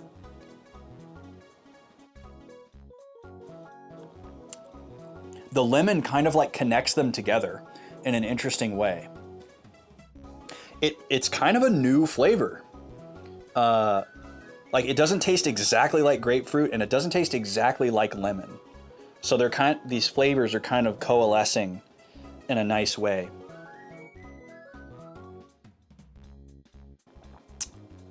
It is a little bit flat, most likely. This has been in the fridge for a while. So that's understandable. And it wasn't a pry-off. I thought it was a pry-off. It's very good. Very, very good. No notes. And another nice thing is if this was like too strong for you, whether like on the sugar scale or like just like the potency of the flavor, like the sourness or the bitterness, you could just mix it in with like a seltzer and it would go so well with that. Or, you know, in some alcohol, if that's your thing. Very good. I will absolutely finish that. It might give me a little bit of gut rot. I don't care. It's super good. Yeah. Now we're gonna do a special segment where we reach back into the backlog, pull a game down off the shelf, share thoughts and feelings about it. Sometimes we talk about why it's great, and sometimes we talk about why it sucks. And that's what we're gonna do today. You'll have to imagine a different word at the bottom of your screen for this animation. This one is going to be a game roast. So let's go back into the backlog. And where are you? There you are. We're going to be talking about a game that it's very easy to be nice to, but also very spicy and easy to be mean to. And that is Super Mario Maker for the Wii U. Oh, okay. OBS drop. Hopefully we reconnect on the first try. Come on, OBS. Okay.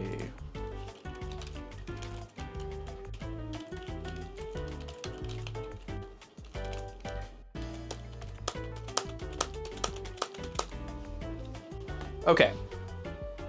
Give everyone a second to come back here.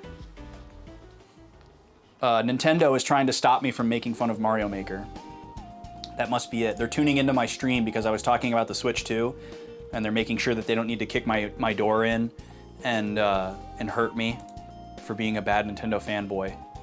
And they heard I was gonna say bad things about the original Mario Maker for the Wii U, and they were like, pull the plug! Shut him down!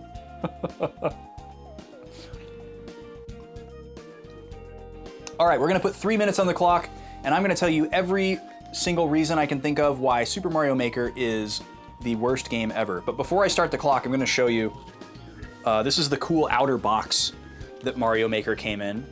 And I actually have it in an acrylic sleeve, which I bought a while back. I bought the acrylic sleeve for all of my games that come in a paper thing, just to try to preserve the paper. The problem is the company that makes them doesn't make one for Wii U, so it's a little bit bigger than it's supposed to be. I think it's intended for like a Sega Saturn game or something like that. And I also have some other Mario Maker swag that I want to show off.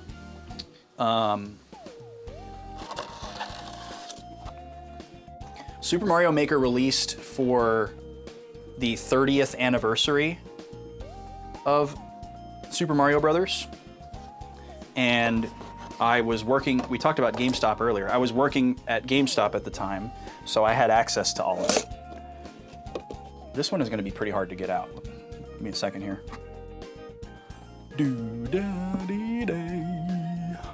There we go. Got it.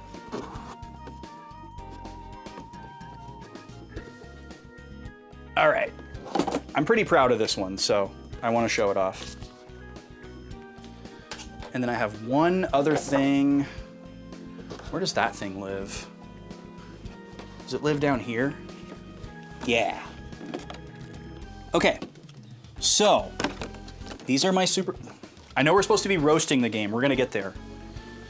But I have to flex and brag a little bit. So for pre-ordering the game, they gave us Mario Maker helmets, construction hats. I have this. And then they gave us these little 30th anniversary Mario pins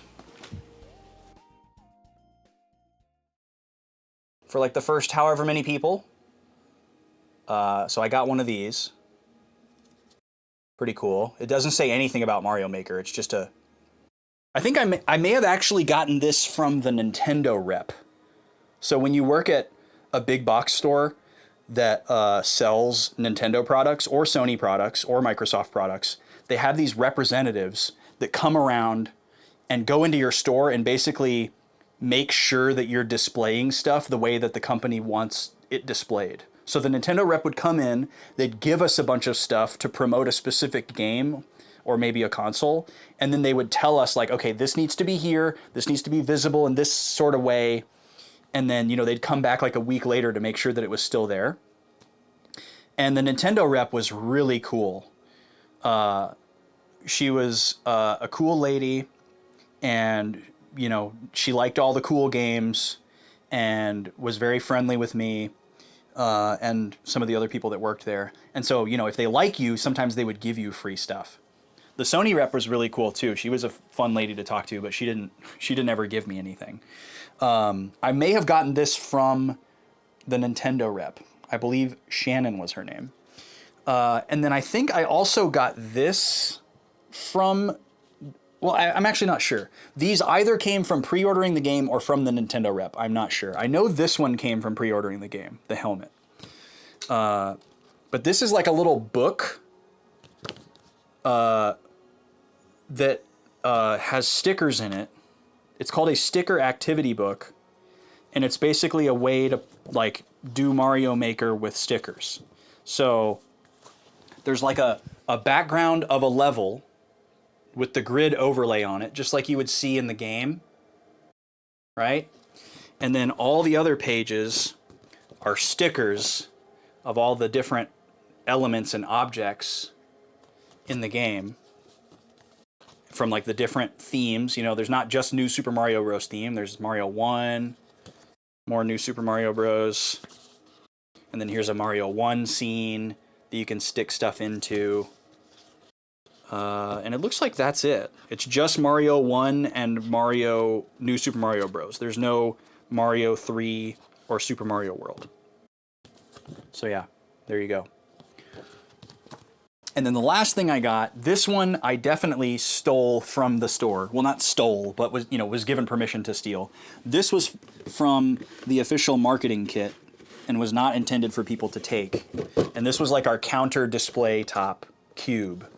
And I thought this was super cool because it's just a cube that has different art on all 6 sides to advertise the game. Just a simple little box. It's not meant to have anything inside of it. It's just meant to sit there and like look cool. And I like it a lot. Got this from my old store. And then the idea book. This is included inside the game. This was a little book that's inside the outer box that I'm not going to open right now. And it would basically give you a bunch of different scenarios that you could create. Okay, now that I have clearly demonstrated how much I love Mario Maker, I'm going to tell you why it sucks. 3 minutes on the clock, here we go. All right, the reason why this game blows is because they held back so many features. No slopes.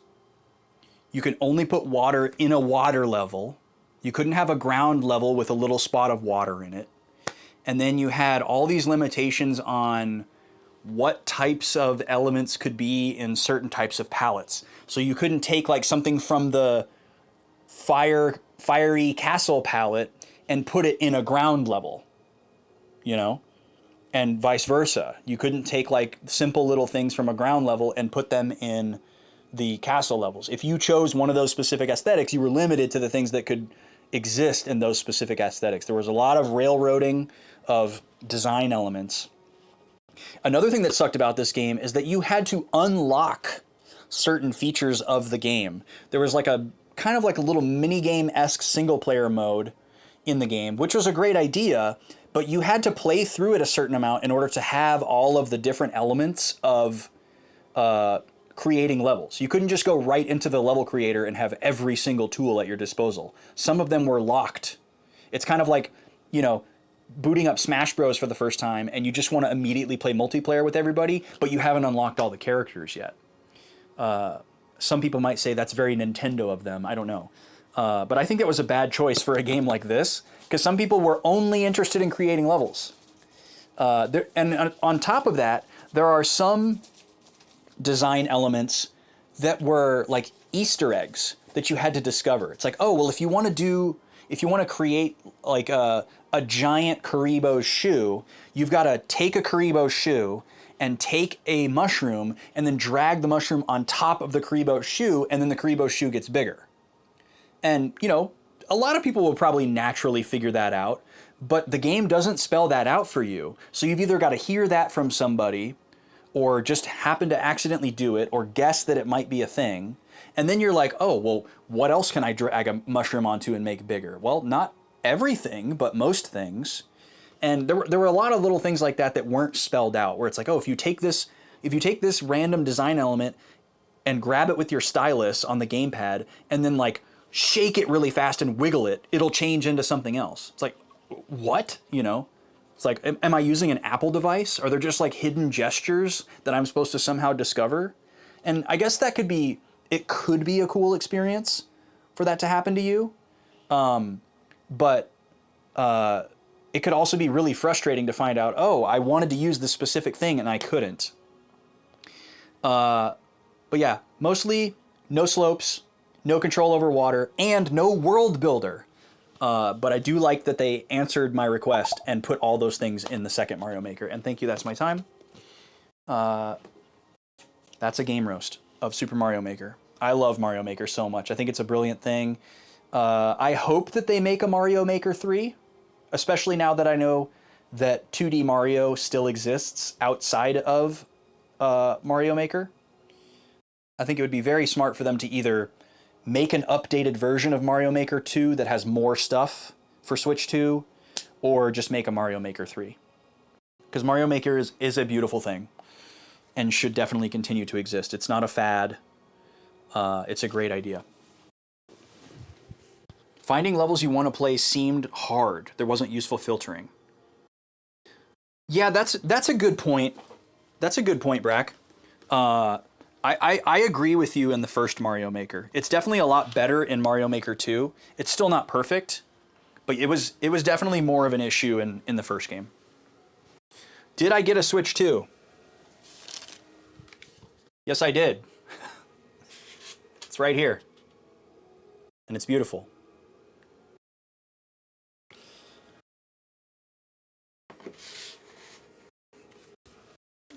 I haven't set it up yet. I was gonna do a stream last night. I was gonna do dog glitter. I was gonna do a midnight launch stream last night, but it took so long that I didn't get home until almost 2 in the morning. And I was like, I'm not streaming. I gotta go to bed. I wanna wake up and play Tactics. Which we're gonna do right now. And I just realized there's no music. I'm so sorry. Yeah, I went to the midnight release last night, but I didn't actually have the Switch 2 in my hand until like 1:45.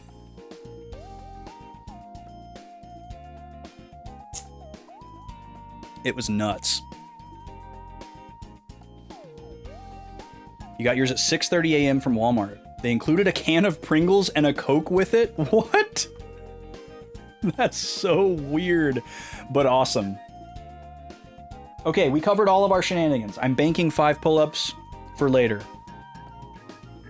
Let's go back over here.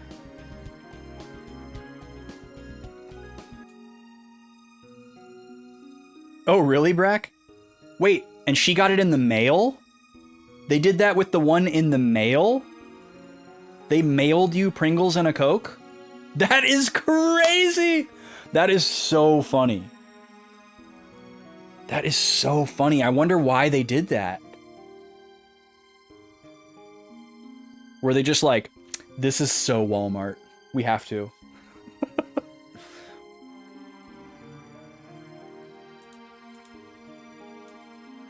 a Coke and a can of Pringles. That is a vibe. Pre-ordered online, but personally dropped off at your door. Nice. Walmart canceled a ton of pre-orders. Some people speculating they're trying to save face. I mean, if that is their olive branch, that is terrible. Also, that doesn't make sense either, because they're giving the olive branch to the people who didn't get their pre-orders canceled. But yeah, people were talking about that last night when I was at Best Buy. Because everybody was talking about, like, the night the pre-orders went live, how crazy it was. And, like, people were thinking they were going to get their pre-order from a specific place. And, like, we were all at Best Buy, so everybody who was going for Best Buy didn't go live with pre-orders when they were supposed to. So everyone immediately jumped ship and was like, okay, we're going to try Target. We're going to try Walmart. And then with how bad those were going, it's like, oh my God, we just have to get it wherever we can get it. And GameStop didn't participate. They were like, our pre-orders are going live in the morning. And nobody wanted to wait for that. Although now I wish I would have. But I was just too scared at the time. But, you know, there's no way you can know that stuff. Hindsight and all that. But I'm still glad that I got it from where I got it from, and I'm still glad that I went last night. It was just not the experience that I wanted. It was memorable, but not in a good way. Okay.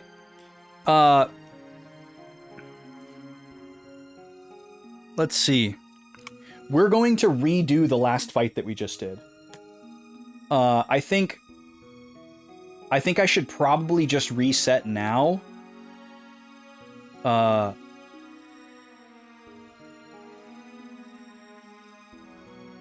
Yeah, because if I see the scene that's inevitably coming up, I'm gonna have to watch it again anyways.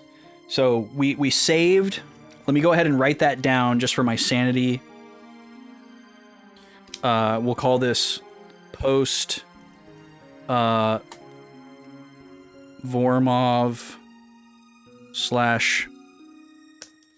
/ Roful fight. And then I'm going to write probably redo. Now, the reason for this is because we're about to get kicked into another fight here. It'll probably take me back to the formation screen, but 2 of my very important pieces of equipment got broken in the last fight. And I most likely will not be able to... I don't think I have enough extras to replenish them before the next fight and wait for us to get another chance to rebuy them. And I think, given that the win condition is to just incapacitate 1 character, that 3 of my characters can attack on turn 1, I think it's worth just quickly redoing this fight and trying to win it without getting some of my equipment broken. Yo, what's up, Sam? How you doing? Welcome in. So I'm going to reset here, and we're going to load back into slot 2 and do this again. Where are we at? We're just about to reset, and you're going to see where we're at. We just did the... We did the fight outside the Moran Temple that was super stupid easy. And then we did the fight inside Moran Temple with Vormov and Roful and the random sorcerer guy who looks important but apparently isn't. And 2 really valuable pieces of equipment got broken during the fight. So I'm going to redo the fight and try to end the fight without getting those 2 pieces of equipment broken. We saved afterwards, so if we get like a worse outcome on this fight, we can just go back to the other one. But I think we can pretty easily get a better outcome. So that's what we're going to go for.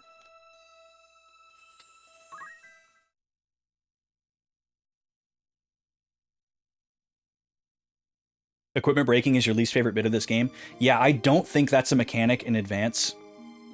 I'm sure you can steal stuff from people, and maybe the opponent can steal stuff from you, but I don't remember if they can break your equipment. Or maybe maybe they can break it, but it like goes back into your inventory and you don't lose it. You just don't have it for the rest of the battle. Okay, so we're gonna load file 2 here. I feel like I would remember if that was a thing in Tactics Advance, but it's been a long time, so maybe I just don't remember. Okay, we don't need to do anything here. Our build is Pog. We're just gonna mash through this scene again. I don't think I need to make any changes.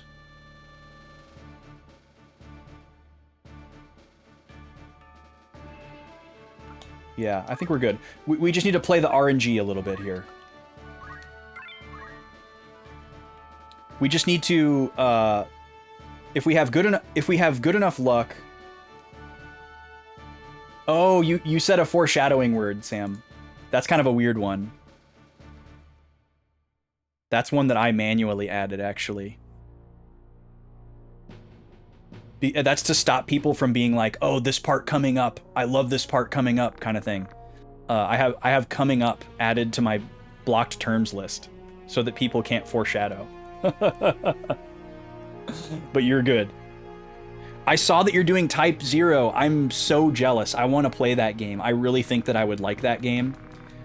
I own it. I just haven't played it yet. But I'd like to get to it at some point. So now you're playing another game that I can't watch.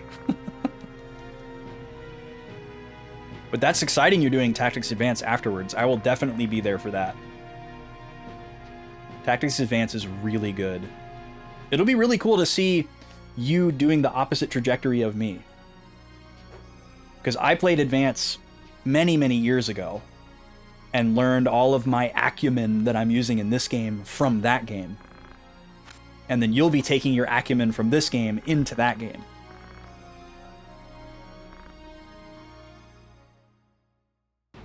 But I think what you can do in that game mechanically is brilliant.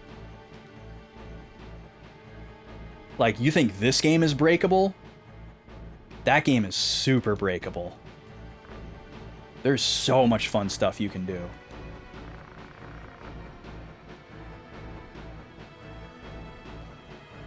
Wow, Doc Cobrin. What an amazing first time chat. Welcome in. Thank you for that. All right, we just need some good luck here.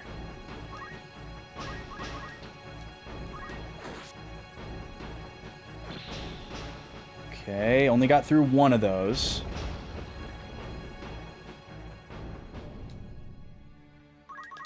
I haven't really done the napkin math to see if we need to get through on all 6 of these attacks in order for this to work.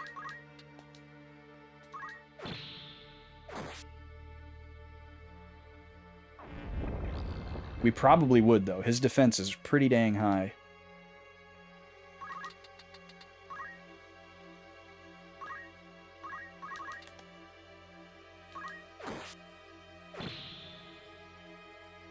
Well, we definitely didn't get it there. But there's also a chance that, like, he doesn't, you know, break our same equipment in the same way. So, I'm not going to reset immediately.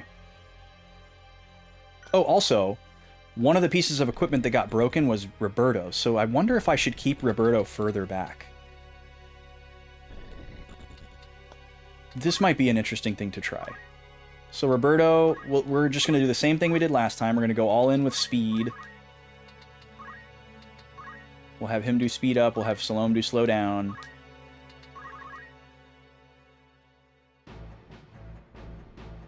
Let's see what happens here. Matsuo got put to sleep.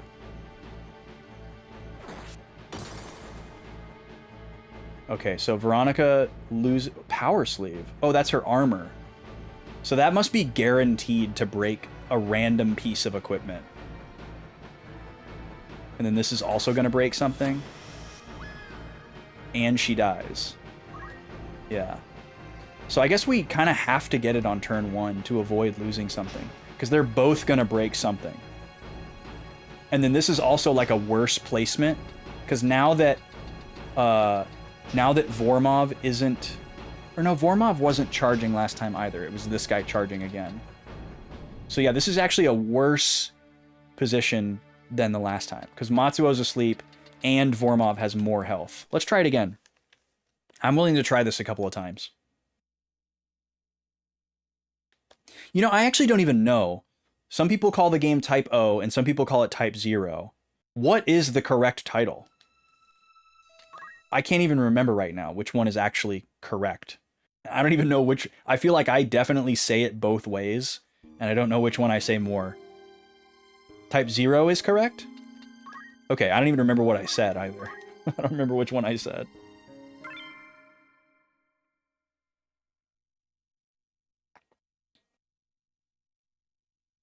But I hear a lot of people call it Type O, and nobody corrects them.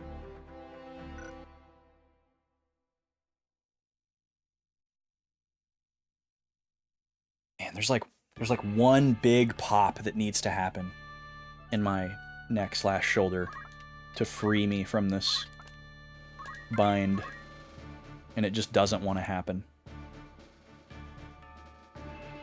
I've gotten some really nice cracks with the help of the lady, very graciously. Which, by the way, the lady will be joining us on Sunday. We're doing a bonus stream. The sub goal got met this week, so we're going to be playing some Grim Fandango on Sunday afternoon. The first day I play it, I will see why it is 0 and not O. Okay. Got it. Thanks for the follow. Welcome in. Welcome to the reset zone. Ramza, you fool! I mean, I get that we don't really need the Germanic scriptures anymore. We learned what we needed from them. But it sucks that we don't know how helpful it is to them. Now they know how to get to hell. So I'm assuming the magic square at Orban is the... what did they call it?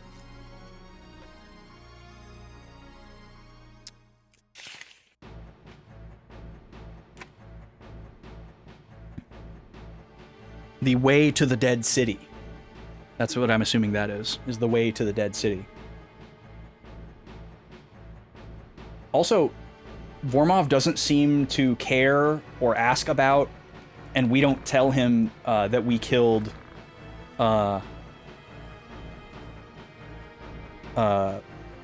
Adramelk or Zolera. You know, we don't... I guess he probably assumes that we killed the Marquis since we came here, and he knew that we were at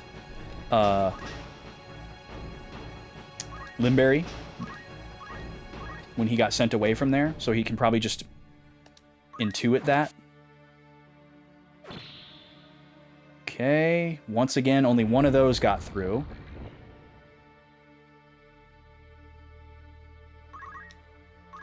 Come on, Matsuo. Yes, I'm redoing this fight, SNES, because I want to see if I can beat it turn 1 without having 2 of my equipment pieces broken. Seeing if I can get good luck. Because I think if all 6 of these attacks got through, I could kill him. Now that we know that the win condition is just weaken this guy. But I think it's already out of reach now. Yeah. And Veronica double misses, wow. But it's willing to check beyond the first turn just to see what he does. But I have a save after the first win. So if we want to go back to that outcome, we can. Alright, I'm going to move Roberto up again here because I liked that better than what happened last time.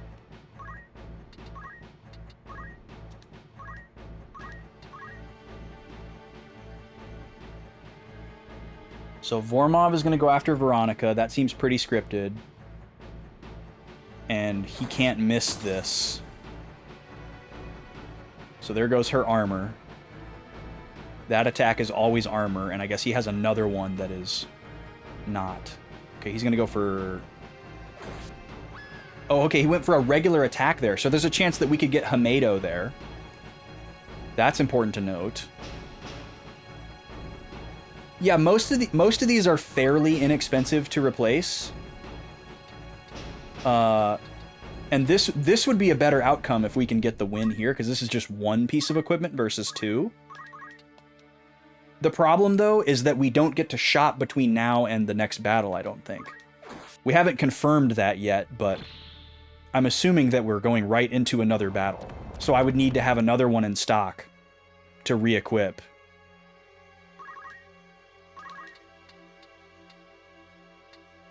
Is it worth going behind him here? Probably.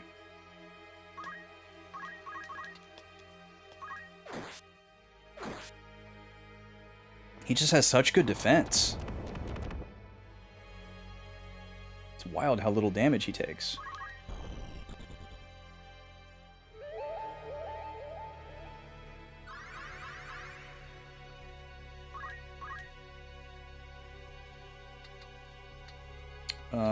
You stay there. We'll see what happens here, though. We've still only lost 1 piece of equipment so far.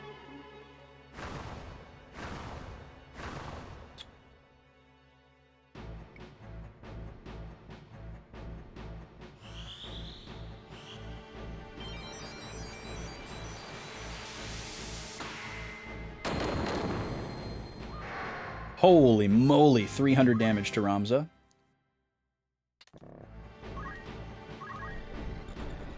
Can you dodge my gun? No, you can't dodge my gun. Who else gets to go?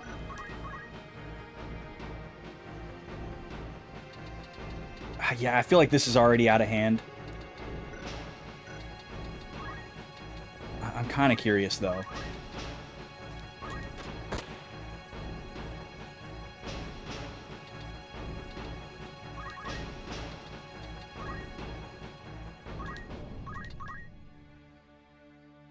Kind of want to just see what they can do, what they're going to do. Okay, so you're going to break his armor.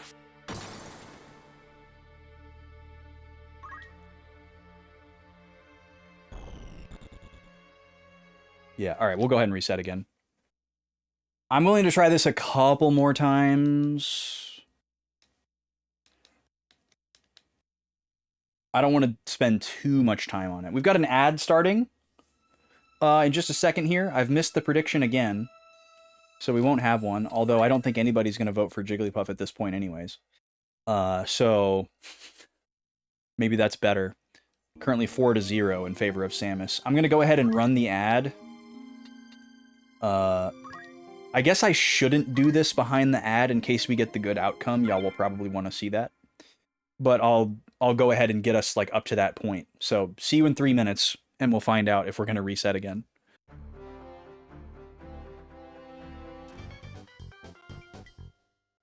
Free for all! Three,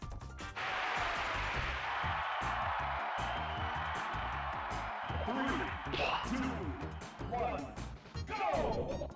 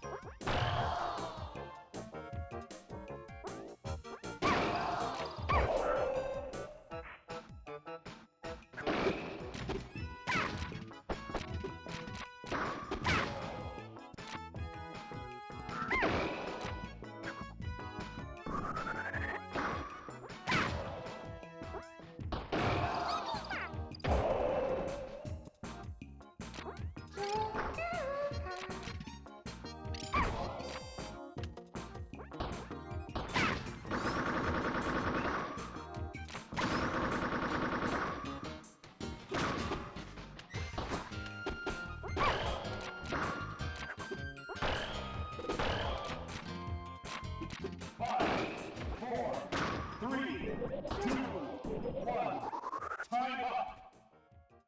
Time up! Go! Game set! Well, she made a run at it, I guess. Another close one.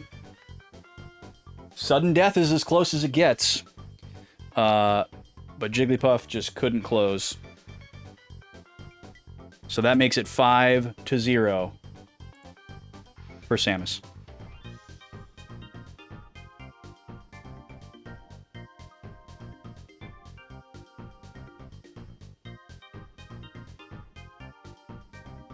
Samus ranking up to 8th place for the time being. Pushing Luigi down.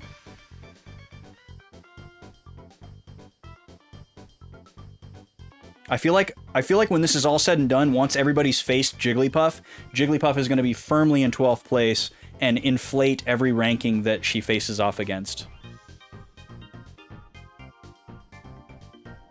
All right, let's get back to it. Welcome back. Thank you, Sam. Whoa. So I just moved Ramza. We're about to find out if we get through these two checks right here. Double miss. Fantastic.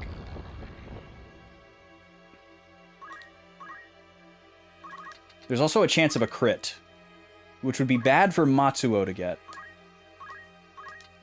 but would be great for Veronica to get. Okay, Matsuo got through on both, but Ramza missed both. What does that put him at? 339? Yeah, there's pretty much no way, unless she crits. Because he had to get down really low. Yeah.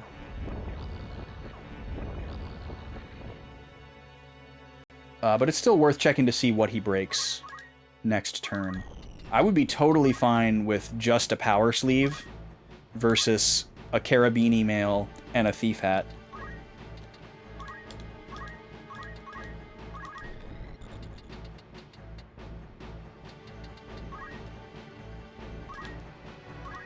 Can't shoot him from here, can I? I can. Okay, so there is also a world where we finish him off with Salome's gun. I guess it's worth seeing if this is enough, but I don't think it is. Because he was at like 118 or something like that, and then we attacked him and sent him down to like 10, and that was when it triggered the end of the fight. But maybe she'll crit him. I don't know. It's worth it.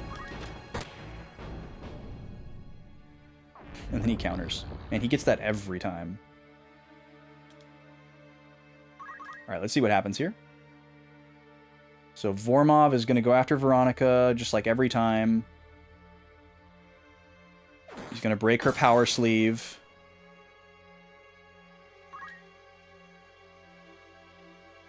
And what is Roful going to do? He's going to break something else. He's going to break her hat. Which we really don't like. And then you're going to go try to cast Holy.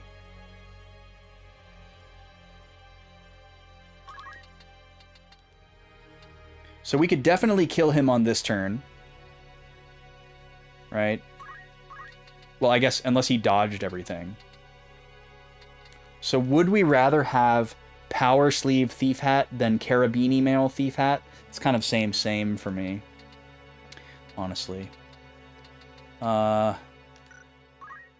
But I'm assuming Ramza and Matsuo get to go, right? Yeah. And then Roberto could maybe shift the AT for Salome to close it out. I'm willing to try it again. Well, actually, let me do some quick napkin math here. Because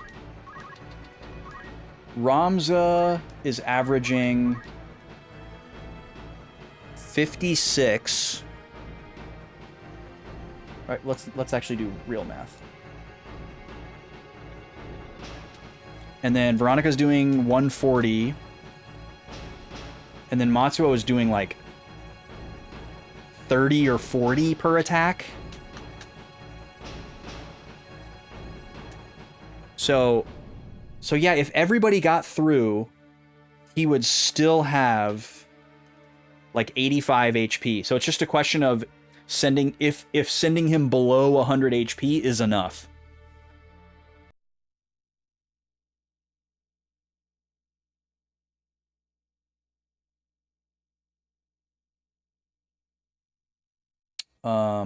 I'm also trying to think, like, maybe I should give, like, I could give Roberto a bow, you know?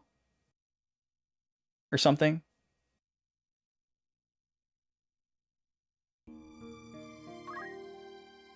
Or a crossbow, because we do have the most powerful crossbow.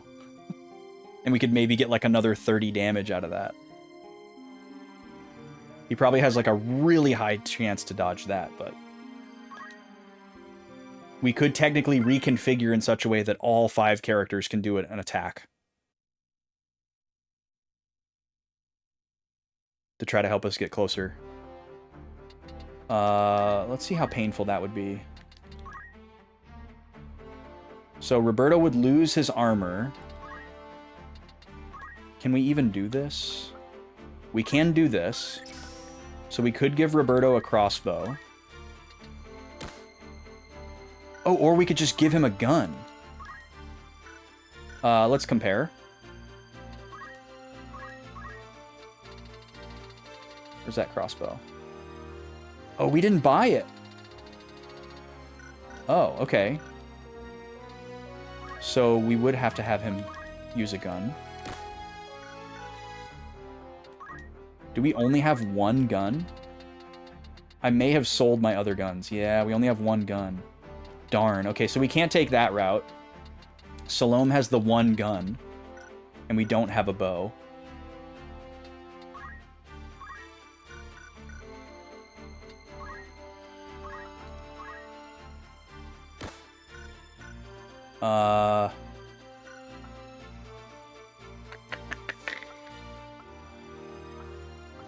Obviously you could, like, remove everybody's armor so that they can't break anything, but then you'd probably just die. We could give Ramza another rune blade. That would make a little bit of a difference. Because we have an extra one for this type of scenario where we need extra damage out of him versus healing. So we can do that. At the very least.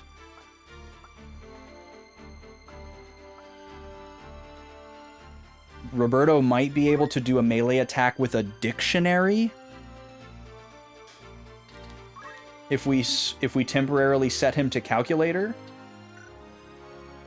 It would make him even slower, though. Calculators are super slow, if I recall correctly. Let's just try this with the rune blade, see what happens.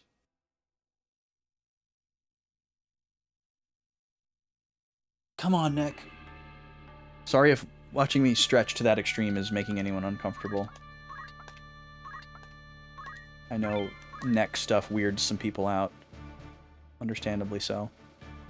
I gotta figure out where I'm gonna put my my Switch 2. I was also realizing. That's another, like, silver lining of not having streamed last night. I haven't really used them either, Sam. I made Roberto a calculator for a short period of time because I thought I was going to experiment with it, and I got him enough JP for him to learn some skills, but I haven't switched him back to calculator to have him, like, mess around with them at all. So I haven't really used it. Like, he's technically been a calculator and learned some skills, but I haven't really used it at all. I know that you can, like, break the game with it, but I don't really know how exactly that works. And I figured that it would probably become clear once I messed around with it, but I haven't messed around with it. I don't know if I will at this point. That could be something to save for the second playthrough as well.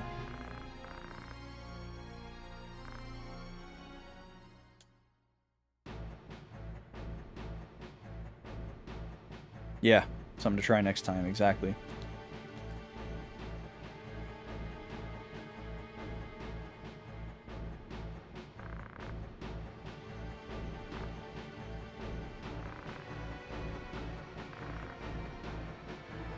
I like how he accuses him of killing his own son, and he just says, that's none of your business.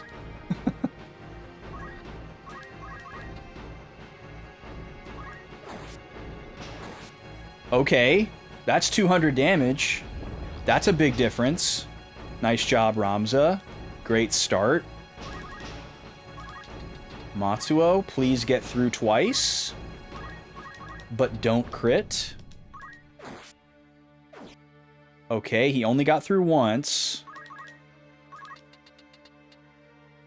But Salome, if Salome gets through on both of these, we might have it. Or, I mean, Veronica. Come on, Veronica. Ah, dang it. Okay, Salome, with the gun. Come on, Salome, with the gun. She won't miss, it's just a matter of if it's enough damage.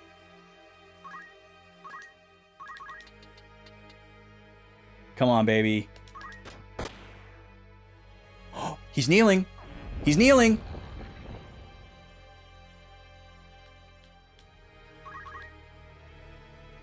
Oh, dang it, it's not enough. Okay, I need to take note of what his HP is so I know where the threshold is. Salami. How dare you? Okay, so 79 HP is enough for him to still be alive. So he's got to at least be below 79 in order for the battle to end. We know that the battle ended when he was at like 10, but we don't really know where the threshold is. I'm trying it again. Yeah, in the one where we saved SNES, we lost a Carabini mail for Roberto and a thief hat for Veronica. Which the Carabini mail is fine because we actually have an extra crystal mail now that we can replace that with. So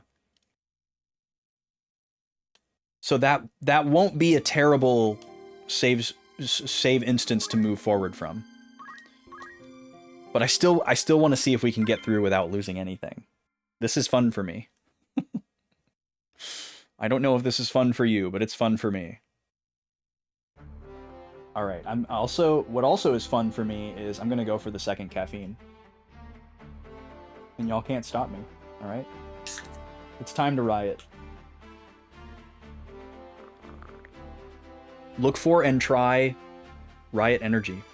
It's very good. There's real fruit juice in it. There's no added sugar, and there are no alternative sweeteners. And it's very good. This one is mango flavored. It has mango juice and puree. It has orange juice. It has lime juice. It has green tea extract, which is the caffeine source, chili pepper, and vitamin B12. All organic. It's carbonated. Lightly carbonated. It's really good. I'm a big fan. And it doesn't taste like a no sugar added drink. Okay, so we got to give Ramza the second rune blade. And then I don't think we're changing anything else. Everything else is staying the same. There's nothing I can give Roberto to attack with other than a dictionary. I think we have to just get through on all...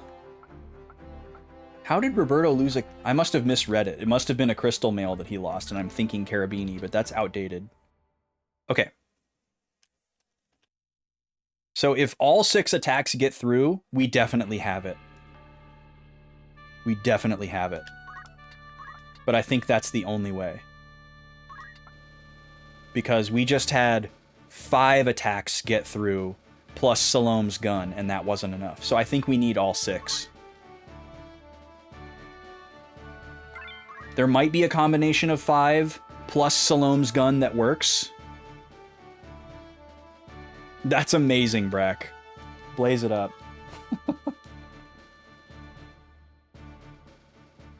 Did you think about the number 69 as you did it?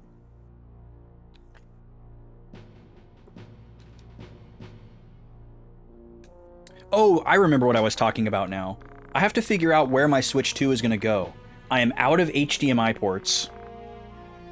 And there's also a fairly limited real estate in between my 2 TVs, where my Wii U gamepad and my Switch live right now. And then, like, you know, my component switcher, the audio switcher, the USB hub, the little desktop speakers I use to hear my PC audio. There's a lot of stuff up here besides just the TVs. And I could technically put the Switch and the Switch 2 like kind of like in front of each other, but I don't super want to do that. So I'm gonna have to come up with something. But the bigger issue is HDMI ports. I have a tentative plan. I have an 8-port HDMI switcher that goes into 1 port on my TV. The Switch 1 cannot use the Switch 2 dock. It cannot. Yeah, I'm sure there's a decent amount of people who were hoping for that. And I suppose that would be cool, because then that would be one more room in my house that could have a Switch dock. I could have one live in the living room.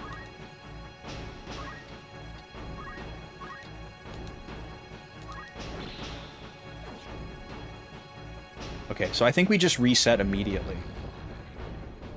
But I guess on the off chance that Veronica gets a crit, it's worth continuing.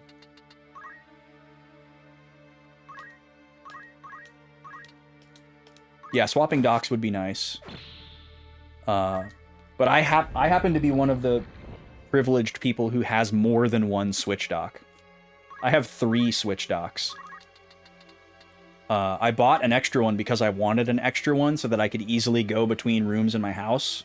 And then I had to buy another Switch because the fan on my launch one went out and I didn't want to get it replaced. So then I had 3. All right, we're going to reset. So yeah, I have a Switch dock in here for the game room, and then I have another Switch dock in our like exercise workout room. And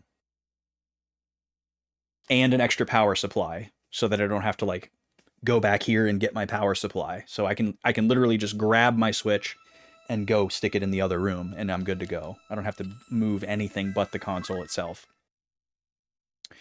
But I don't have a third power supply.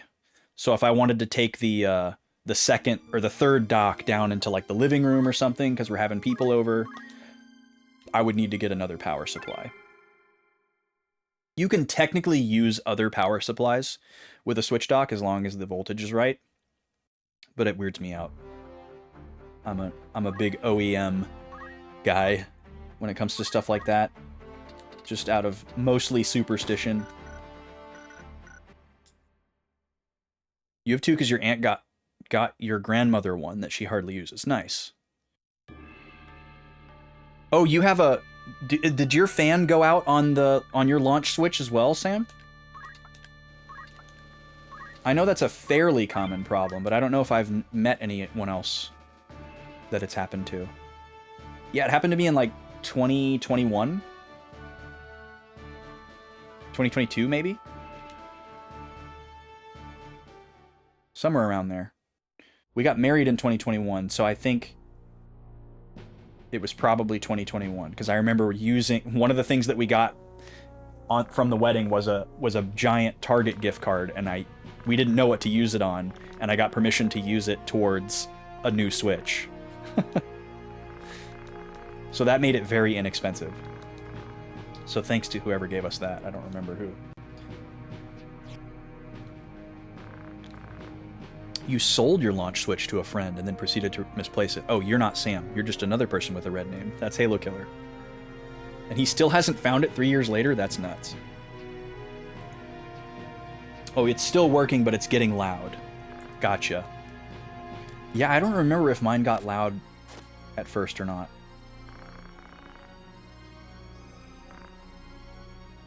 I remember for a while, I was streaming Octopath Traveler when it happened. And so like every hour or so, the Switch would overheat and like shut itself off for safety. And it was like sleep mode. I wouldn't lose progress or anything. But obviously when you're streaming, you know, that kind of blows. You need to keep playing. And I figured out that if I put an actual like regular fan, like I had this little tower fan in that room, and if I pointed it at the Switch and had it blowing air onto the Switch, it would keep it from overheating. So I had to do that. So that I could keep streaming. It was kind of funny.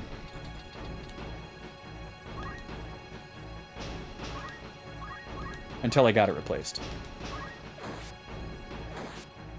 Okay, Ramza got through. I still have my launch Switch as well. I still have it.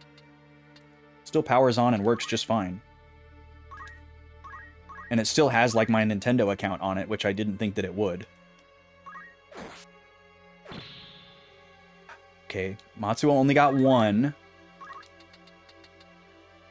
But I think we might, if Veronica still gets through on both of these, we've got it. Because Salome can close it. Come on, Veronica. Dang it. All right.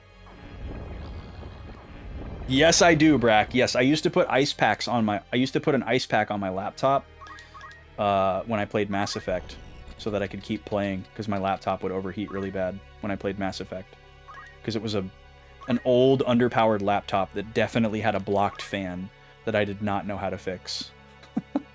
But it was great because the ice pack wouldn't condensate. It was one of those like softy ones, and I bought a second one so I could put the ice pack on there, and by the time the ice pack like melted and wasn't cooling the laptop anymore, I could go stick it in the freezer and grab the other one. And so I just had continuous play. It was awesome. It worked perfectly. It was way cheaper than getting the fan cleaned or putting some kind of cooling system into the laptop. I legitimately, non-ironically recommend that method.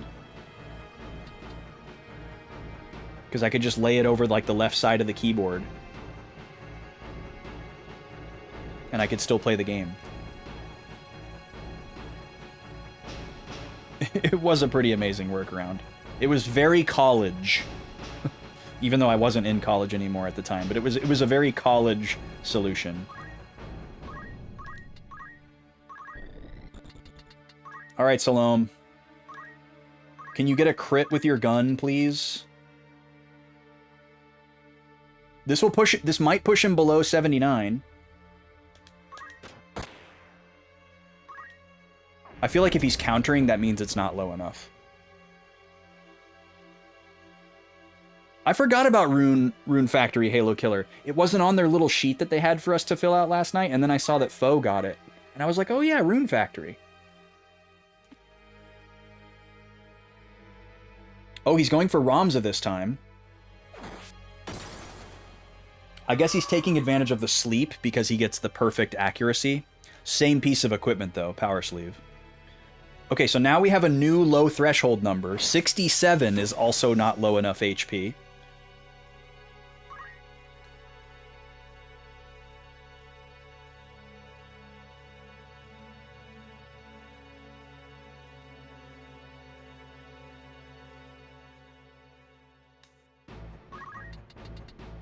So we can definitely... Okay, so once again, this is Power Sleeve and Thief Hat versus Crystal Mail and Thief Hat.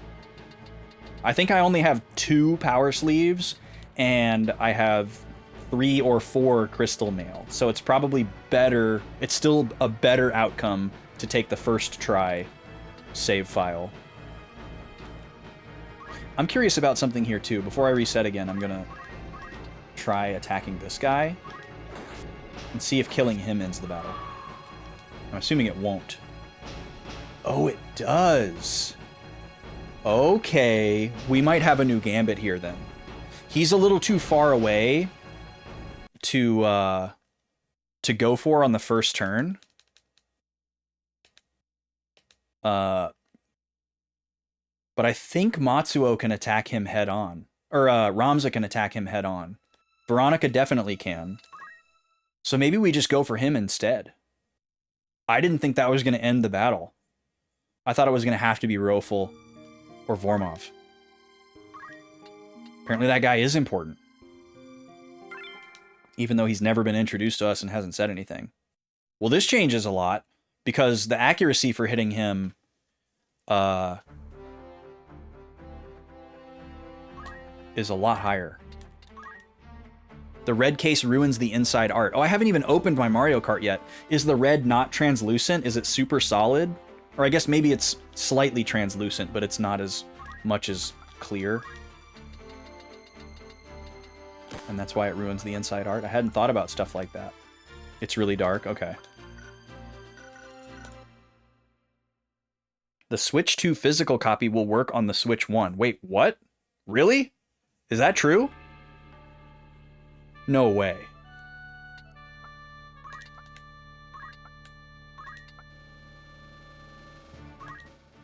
For Rune Factory? That's wild. That seems so wrong. That seems so very un-Nintendo.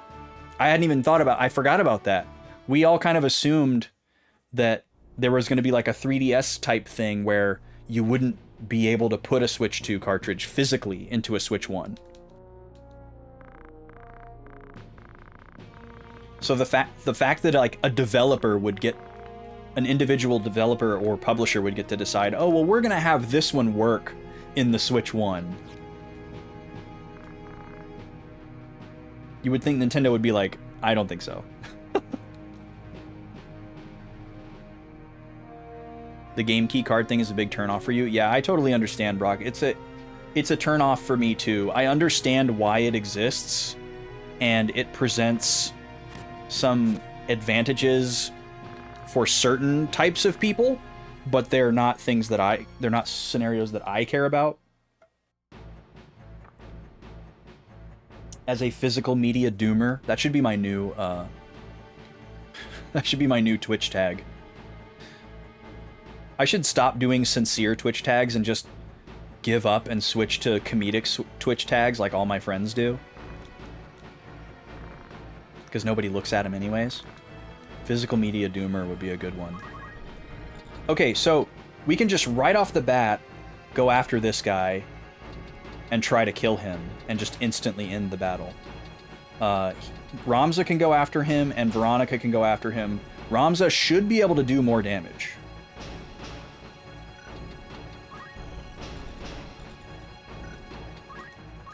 Let's just try it. Legends ZA is also the same from the wording. That's so crazy. That's so crazy to me. Okay, yeah, all we have to do is get through. Bye. That's so much easier. So much easier. All right, we take those. Keep my armor. Wow, I'm glad I experimented. Because I was just feeling very safe, assuming that you couldn't end the battle unless you killed Vormov or Rofel. But you can kill the random sorcerer guy. Okay. I'm going to write that down. We're going to save in the same slot, slot 3.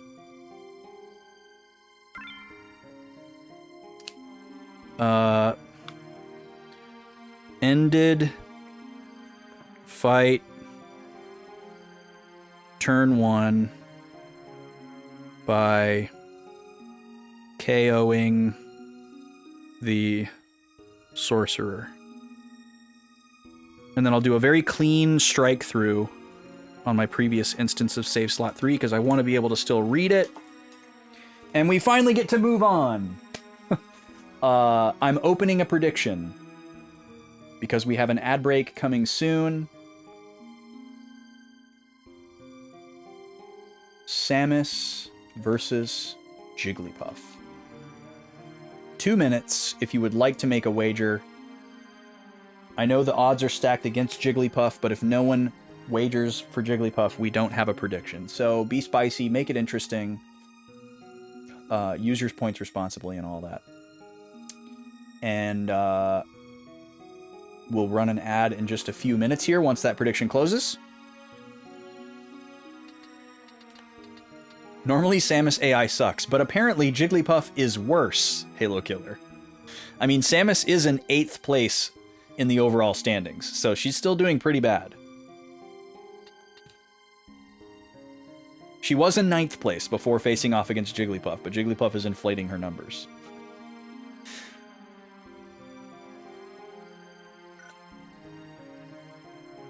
This will be the time Jigglypuff wins? Yeah. I'm gonna wait to advance. Well, actually, I think it's worth seeing if we get the formation screen before a scene.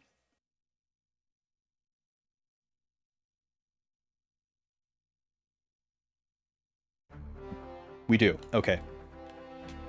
So we're going to hang here for just a second because I'm going to... well, actually, I can go ahead and switch... I'm going to switch Ramza back to the Blood Sword for now. I'm going to assume that we want it. And that we're going to go into a long battle and not a race against the clock battle. So no equipment was broken. Everything's good to go. We're back to our normal gambit. We are our same unstoppable selves. And I gotta make sure not to press the X button. Same with AI Donkey Kong. He wants to do the arm charge. Yeah, exactly, Halo Killer. That's kind of what we witnessed. DK is currently duking it out with Jigglypuff for last place. Technically in the overall standings, Jigglypuff is 10th, DK is 11th, and Kirby is in 12th place. but I don't think that's going to stay that way. We'll see. Actually, as a matter of fact, this would be a good one to do. Our next matchup is going to be Kirby versus someone, and I would suggest Donkey Kong. So if anybody has 1,000 channel points going spare, redeem Smash character and choose Donkey Kong. Because I think Kirby versus Donkey Kong would be some good data. Because they're currently at the bottom of the bracket. One of them has to beat the other. And that would probably help level out this bottom of the rankings. If Samus doesn't lose, I will pick. Otherwise, I have no points. Fair enough. You're sad the remake seems to be Switch and PS physical only. Wait, which one? Tactics? Well, yeah, that makes sense. I'm surprised it's on Xbox at all, honestly. I know Square Enix like doesn't really care anymore, but I'm still surprised every time since Final Fantasy 13. Okay, we're gonna run the ad. I'll be back in 3 minutes. Last ad break of the day. See you on the other side. Oh, Halo Killer's got it. There's DK. Be right back, guys. Free for all!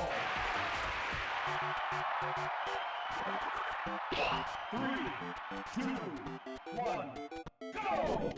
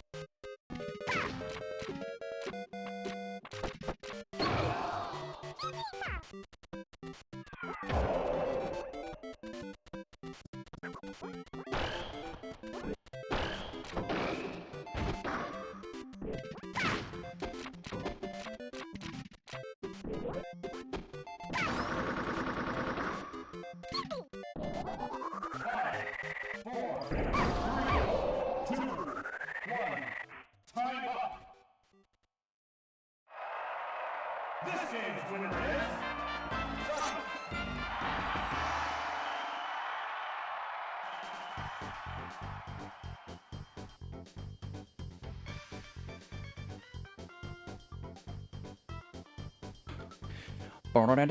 Samus wins again, and that clinches the matchup 6-0. But still 4 more rounds to go. Or sorry, 5 more rounds to go. We do 11 matches for every matchup. in the interest of getting really good data and, you know, of course, killing time, which is the ultimate root of all this. Kirby and DK have been selected for the next matchup. That'll be number 32. If you would like to select a character for matchup number 33, even though that might be a little far away, you're fully welcome to pick characters at any time. We can stack them up all the way to the end if we want. 1,000 channel points if you would like to do so. Let's go back to tactics and find out what's in store for us on the other side of this formation screen. I'm assuming we're going to go down to the basement of Morond Temple and fight Vormov as a demon, but we'll see. All I did was swap Ramza back to the Blood Sword. Knowing nothing else, that's it. Glory to Lady Agrias. Welcome in, Alex Halliday. Let's see what we got.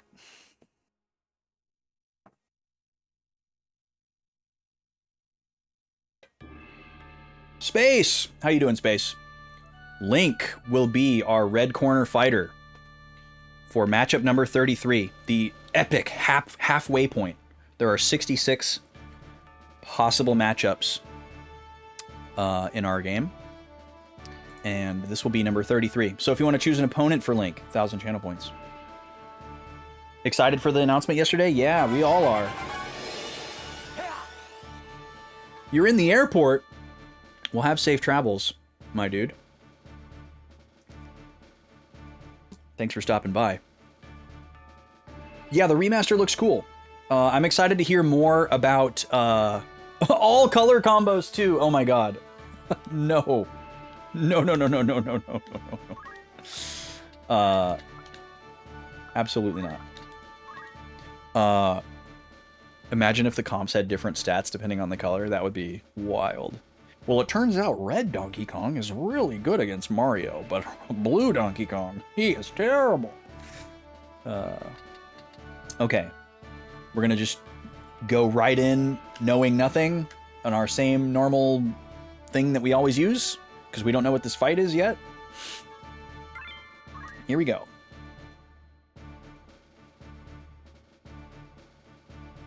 The Chapel of Saint Morond Temple. So this must be the room where Funeral died. Is he going to come back as a demon? I wouldn't say that's unlikely. Oh. This is a new room. No more time to waste. I want to end this now, but you probably won't go quietly. I'm afraid your life must end here. My servants will be your opponents. A coffin. Just the thing for you. Rest in peace.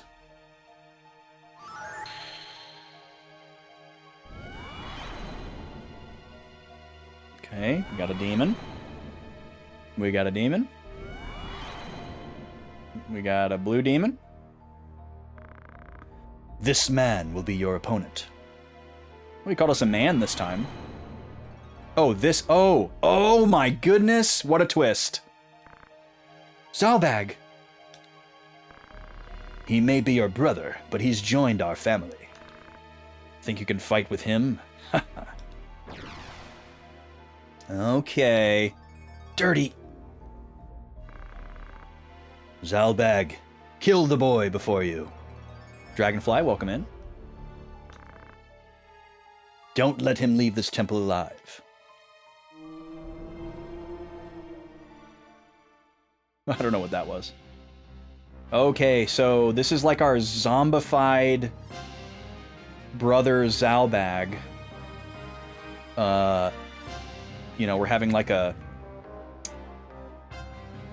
This is a classic moment in a lot of media where you have to like... Someone has to kill someone that they love, but it's not actually them because they're like already gone kind of thing. Brother, Zalbag, it's me!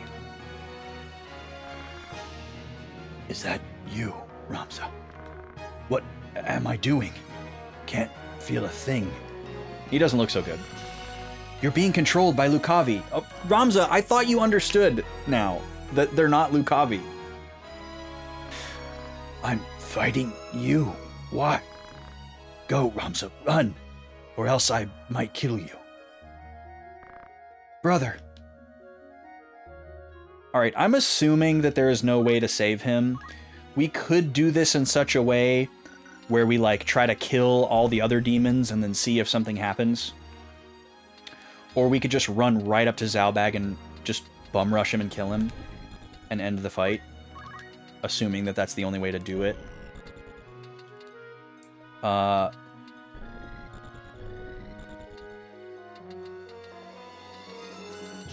I guess let's do some scoping here. I feel like this fight's going to be less dangerous than the last one.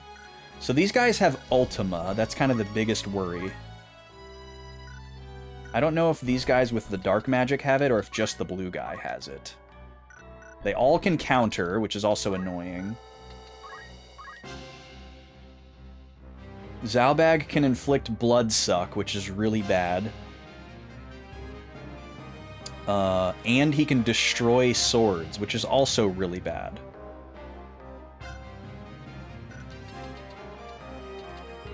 Luke, I am your father. The classic Mandela effect line.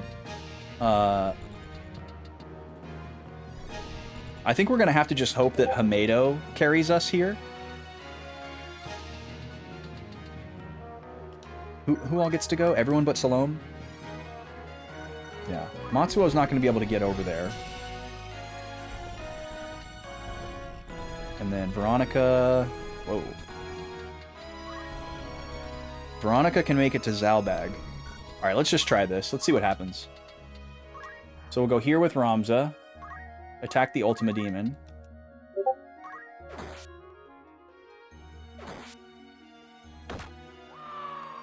Oh! He countered for 400 damage. Interesting. Did not expect him to be that strong. Holy moly. Oh, what am I doing? Yeah, we can. I guess we can see what kind of geomancy we have. We have sleep.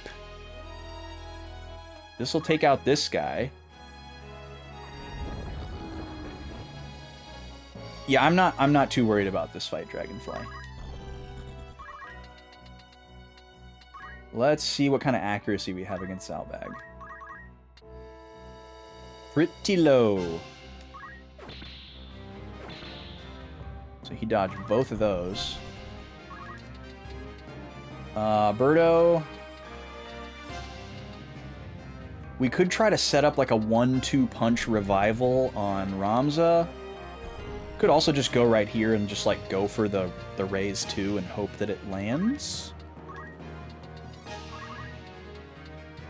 4 tiles.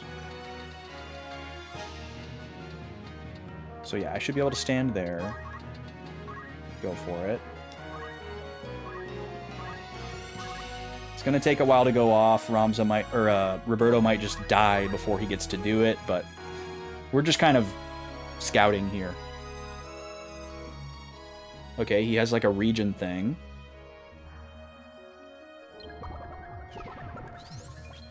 I wonder if us going for Hamedo, or us having Hamedo, makes him more likely to go for the abilities that can't be countered. Now with Salome, it's probably better to go for Slow Dance. I mean, we're probably going to reset anyways, but...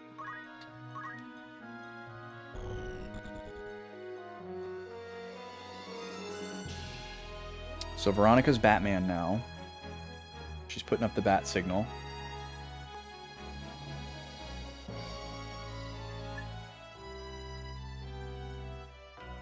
Oh, he's got some kind of AoE here. I guess it's just a summon. It's just Bahamut. Pretty strong. So it seems like this fight wants you to just go straight for Zalbag because these guys are really strong.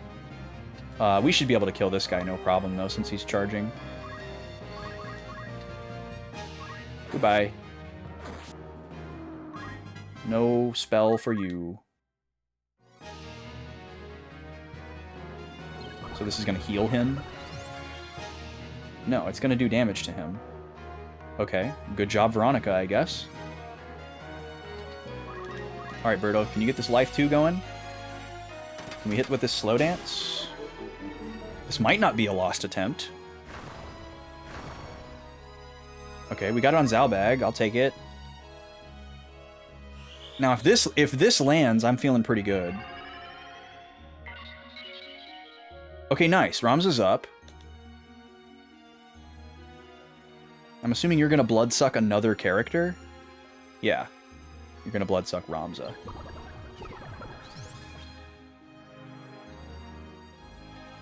Now, as long as we can keep Matsuo from getting bloodsucked, which is obviously what he's gonna go for next turn, we'll sort of be okay. I think it's probably a good idea for me to move Salome in and try to start shooting. I'm not going to be able to shoot Zalbag, though.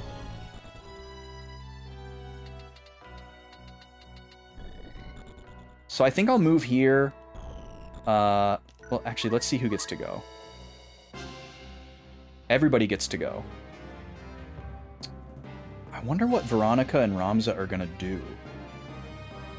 I'm actually glad Matsuo is going last here.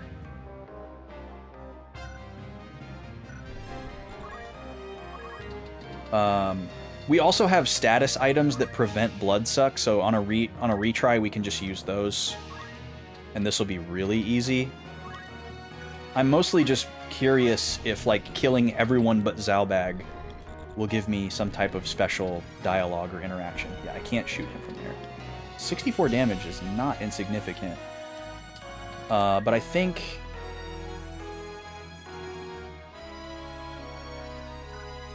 I'll just keep going with the slow... Well, actually, do I have...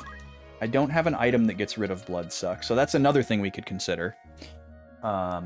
We could give her the item command for holy water, because we're carrying some, she just doesn't have the ability. So that's something that we could do. I'll have her just keep dancing for now. This is still considered an experiment. So you're going to go for this guy. Oh, no, you're not. You're just going to move next to him. Interesting. Okay. Roberto. I don't think Roberto can get rid of Bloodsuck. Asuna doesn't do it. And that's all we've got for status heal. Yeah. What's up, Balrajek? How you doing? Yo, Brack, thank you so much, dude. Always a pleasure. Thank you for the bits. Wonder if this guy is, like, super weak to Holy? That might be kind of fun to try. So I don't think, like, Heal Song or Cheer Song are super useful to me right now. I know this will take forever to go off. It's not that bad.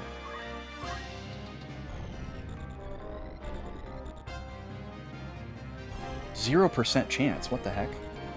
Why? Is there like a height issue with Holy? No. Wow. Is like Holy Magic sealed because we're in such an evil place or something? Like the one place where it seems the most appropriate to use it? Okay, well, I guess I'll just keep doing Cheer Song. Alright, Ramza, what are you gonna do? You gonna attack Matsuo? No, you're just gonna stand over there. Okay. Alright, well I might be able to kill this guy, and we'll at least get to see if something happens with just Zalbag alive. This is gonna be close.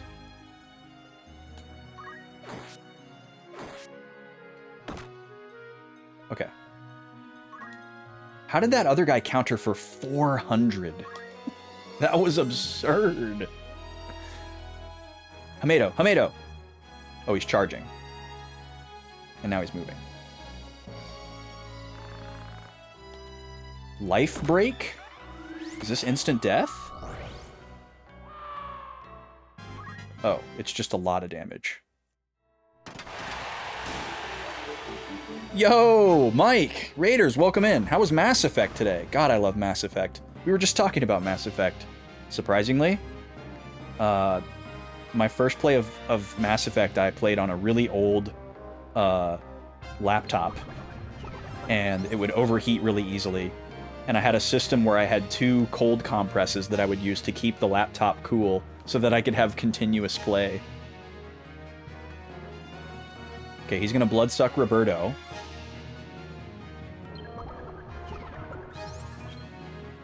So now we're in a tricky situation where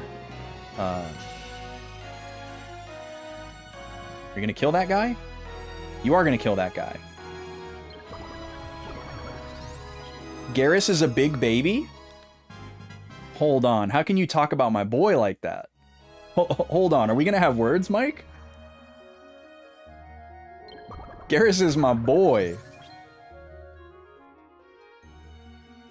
It's so interesting how he inflicts... Alright, so we don't get any special dialogue with Zalbag as the last one alive. But I only have one character that's not a vampire. So what I would have to do is basically keep Salome out of his movement range so that he can't turn her into a vampire to keep the battle going. And the other characters are attacking him, but only when they're missing health. So I don't think anybody's going to go after him now. So where can I move to? I can go into the very corner over there, and he won't be able to reach me. He dies in every fight? Really? That's too bad. I love Garrus so much. He's definitely my favorite character. Sarah, welcome in. Mike said I should be here. Well, thank you, Mike, for saying that. Shirts are always so peak. Thank the Yeti. Not a sponsor, but a big friend. This one actually just came in. It's tank season, it's summertime, we love DK. So you're just gonna move closer and then not do anything, right? Oh, you are gonna attack him! Okay, we'll probably just win this fight on auto.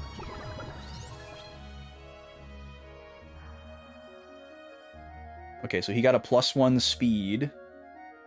That's a little scary. Roberto, you gonna attack him too? Yes, perfect.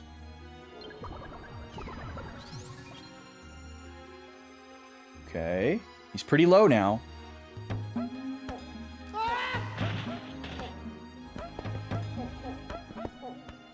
Baba. Thank you for Goron City. Please, Ramza, kill me. I'm in pain. No feeling in my hands and feet, yet it hurts all over. The scariest part is, I'm slowly losing my memory. You'll be okay, Zalbag. I'm sure there's a way.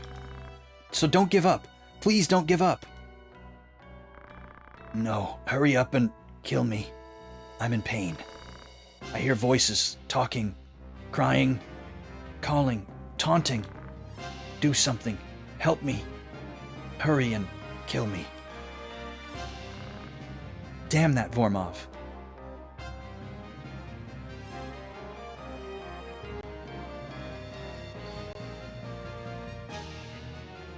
Tomato. That would be so funny. So yeah, I think as long as I keep Salome away from him, there's nothing he can do. Can I shoot him from here? No.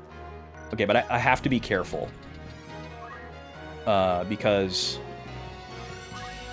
if I get in range of him, he can just bloodsuck me and then I'll die. I also need him to get killed before Matsuo disappears, because then we would have to reset.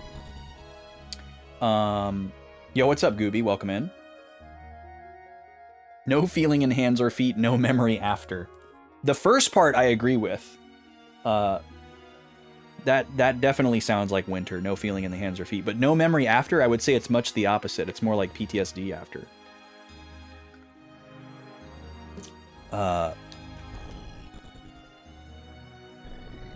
Although it is kind of funny how there's kind of this like collective forgetfulness in the Midwest culture where everybody just pretends like winter didn't happen and isn't going to happen again. And they just live it up for like the month and a half where the weather is good. Like, oh, we'll be fine. We made it through. And then it's like about to start again. And then everyone's like, oh God. So yeah, maybe you are right. Okay, so I should be able to safely move Veronica like over here-ish. I won't be able to attack him, but I guess I could switch to Wisnibus. That might be a good idea. Yeah, there it is. That's what living in the Midwest is like, y'all. Frozan.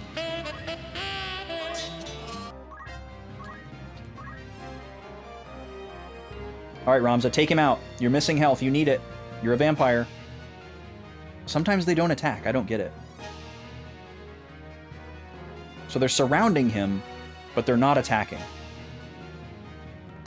So yeah, I'm afraid that what's going to happen here is he's gonna live long enough for Matsuo to die, because if I move over there to revive him, and I guess Hamedo doesn't work when they're in zombie status. So yeah, they're just passing all their turns now.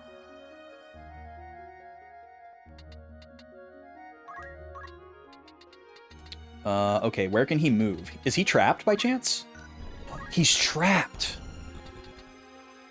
Okay. Okay, hold on. I should be able to shoot him and then revive Matsuo on the next turn. I might actually be able to do it here. FFT is always tank top day. Yeah, Final Fantasy Tactics. Didn't you know, Mesmer? Welcome in. How are you doing? Tactic top. Final Fantasy Tactics. Less coverage, more brain power. Wait, is that how it works? Can I shoot him from here? No, I cannot. Can I throw a Phoenix down this far? No, I cannot. Okay. Hopefully I get my next turn before Matsuo disappears. Otherwise, we reset. But unless they move, he can't get to me and bloodsuck me. This would be such an interesting way to win this fight. But if we redo the fight, I'll just immediately attack Zalbag and win.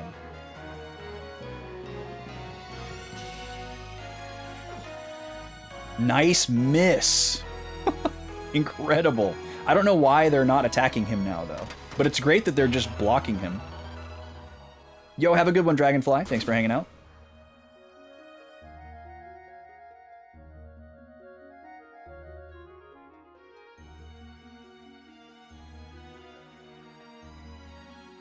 Ramza, you have 3 HP. Attack him. Okay. So I'm going to move over here. And I'm going to throw a Phoenix down at Matsuo. I should be able to get this chest and then do it.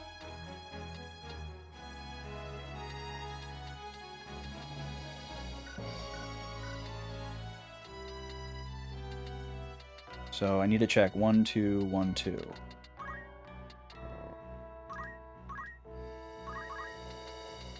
Yeah. Stand right here. A soft. What an amazing item. Totally worth potentially losing the attempt for. Okay, we're gonna revive Matsuo. He should be safe. This way, if he does manage to kill Ramza and move, we're still alive. Alright, he got Ramza. Now he's going to move. So he's not trapped anymore. But he's going the other way. That's really good.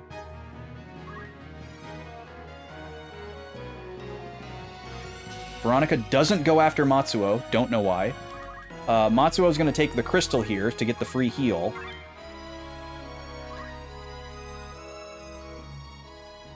And then maybe we can reach with Geomancy?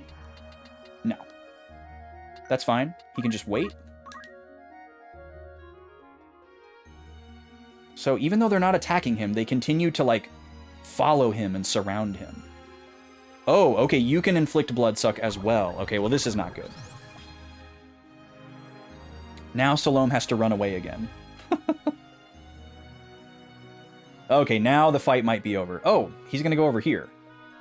I don't know. Okay. I don't know why he didn't go for Salome. He could reach Salome. Can we shoot you from here? Yes. He keeps gaining health, though. That's the problem. Now we have to worry about Ramza's timer ticking down. Yes, I did see the state of play yesterday. Very, very happy that the Tactics remaster is now out of the bag, and that we can all talk about it.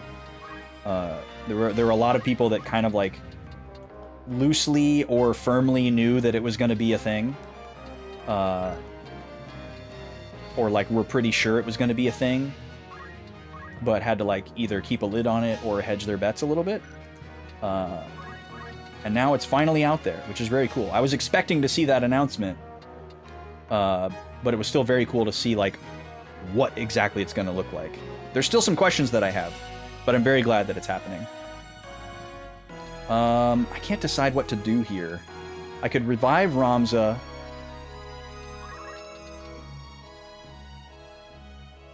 Well, who gets to go here? Matsuo, Roberto, Veronica. Because there's a chance that Matsuo goes after Zalbag. That would be great. I could throw a Phoenix down and walk away, or I could shoot my gun and walk away. I think it's better for me to shoot my gun and walk away. So take the damage here. And then, what's his movement range look like? We're just on the edge of it. So Salome needs to move just a little bit to stay safe. Well, I guess I should check theirs too. Yeah, we need to move quite a ways. I didn't realize that they could all turn me into a zombie. I thought only he could do it, but I guess it makes sense that they can all do it. Come on, Matsuo. Attack him. Okay, Roberto's going for it. Excellent. They just only go for it sometimes. Good job, Roberto. And now he's trapped again in a corner, which is amazing. But Matsuo is not choosing to engage. So that probably means Veronica's going to go after me. No, she's going to sit over there. Get countered.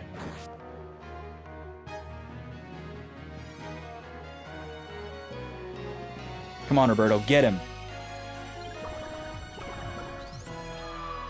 Yes! What a hilarious way to win the battle.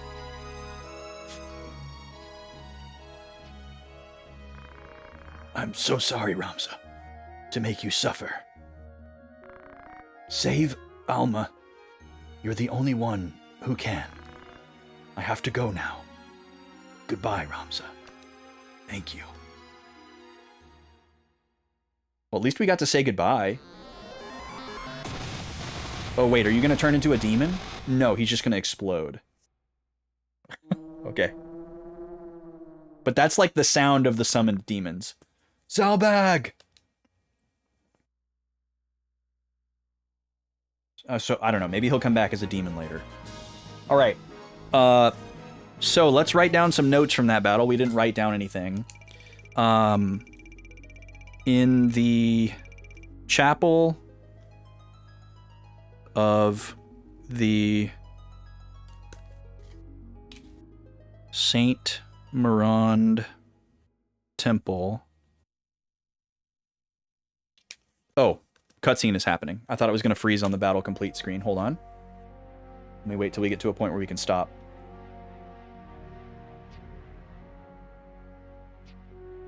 Oh, Funeral's still alive.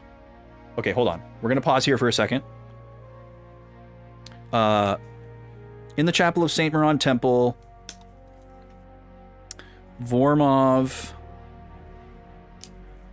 summons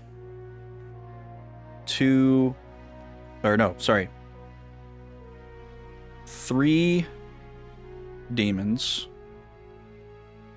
and a vampired Zalbag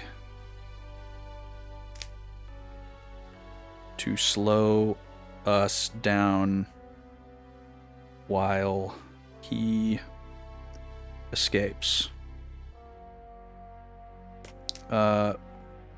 Ramza hopes there is a way to avoid killing his brother,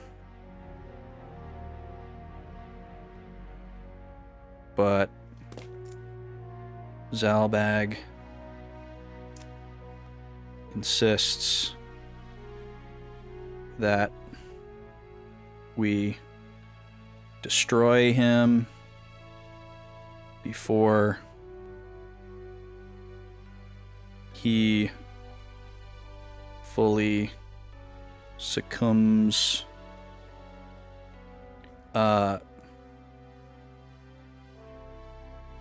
with his final words. Zalbag urges Ramza to save Alma and thanks him. Man, Zalbag is such a tragic character. What an arc. Someone said, Kiki said that earlier, Sam. She was like, who names their kid Funeral?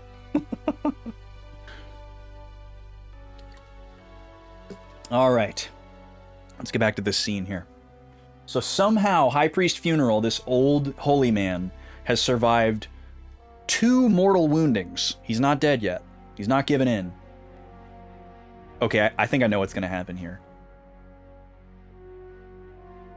Yeah, me too, Balrogic. Their AI is kind of strange.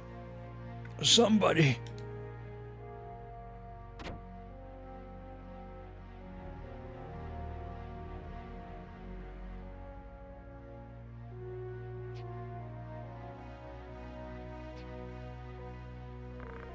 How awful.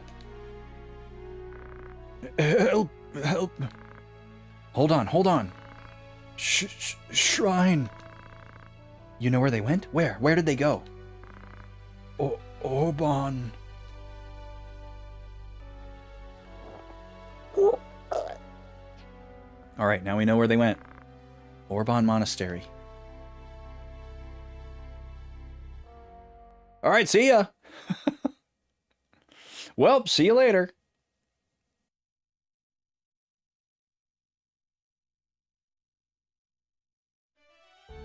All right, we're back on the map. Whoa, look at this.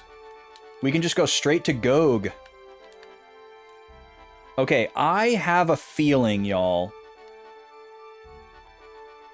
that this could be somewhat of a point of no return.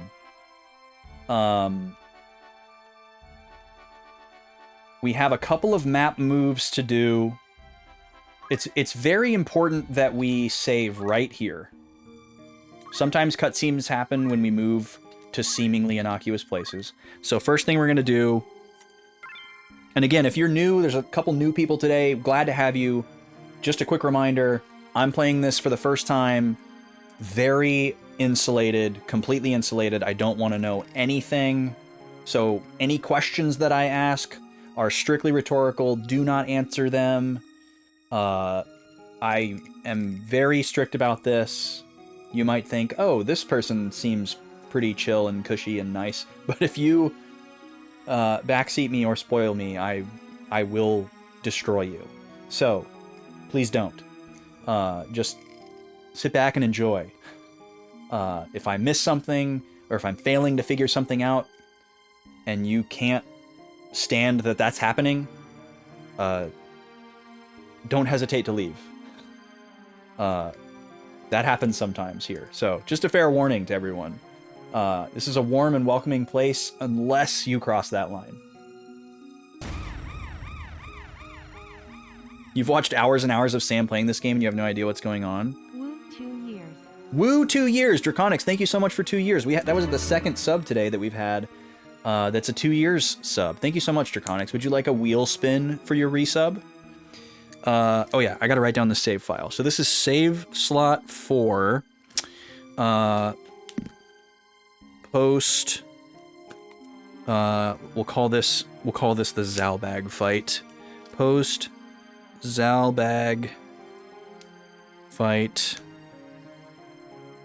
at Morond.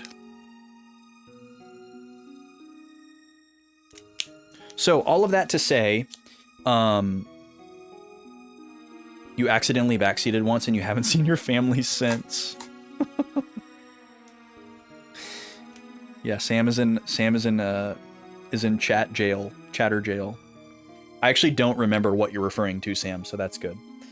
Oh, and also I guess another thing I should clarify on that includes mechanical things, not just plot things. For a lot of people, the only way to spoil something is if it's related to the story, but that is not true for me.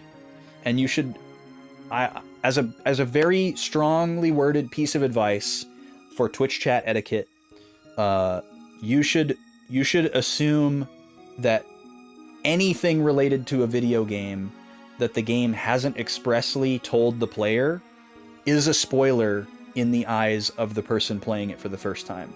Just always err on the side of that. They may not have those strict of rules, but it's really easy to just ask. You can just say, hey, do you want to know mechanical things or not? And I promise you, they will really appreciate that you asked. Even if like the rules are very clearly plastered across the screen. At least that gives them a chance to say no thank you, so that you don't actually do it. Yeah, all they want to do is tell you how to play. Yeah, I understand for a game like this and like Final Fantasy VIII, that's what everybody wants to tell you about is the mechanics. They want to tell you how to break the game, how to play it super efficiently, what they did different than what you did. And it's not necessarily meant nefariously. I get that. People aren't trying to be mean. They just don't really realize what they're spoiling when they do it. It's a very thoughtless thing. So I'm encouraging people to have that presence of mind. Again, this is not an accusation. Y'all have been very good.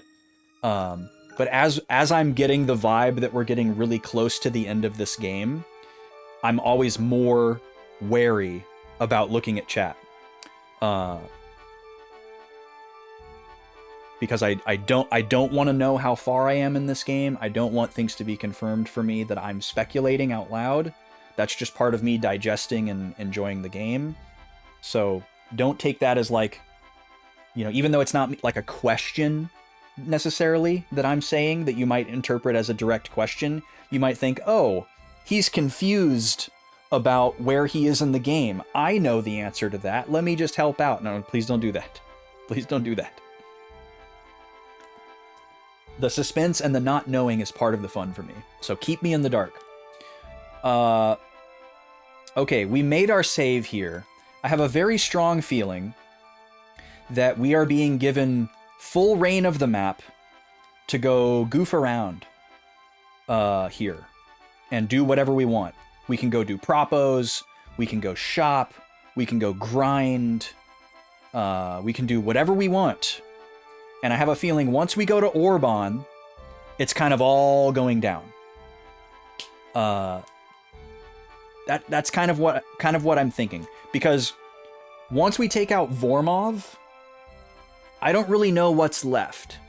So unless this game goes full Final Fantasy and like a new villain shows up at the very end that's like, haha, I'm actually the puppet master and Vormov was just my pawn, and then we got to go chasing them all across creation. I feel like this is either the end of the game or like the beginning of the end of the game, whether or not those are the same thing. Like, I feel like we're probably headed into a gauntlet of like 3 or 4 fights that are probably the end of the game. Because all that's left is Vormov and Delita.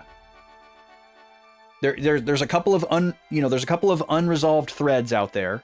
We've got Olan out there doing stuff somewhere. We've got Delita out there with Ovalia. We don't know what's going on with the three of them. And Balmafala. And then there's Vormov, who's like, come and get me. Yes, Orban is where the game started. It's not the first thing in like the chronology of events, but it's the first mission that you play. And we've revisited it one time before, actually. So this will be our third time doing something story significant at Orban.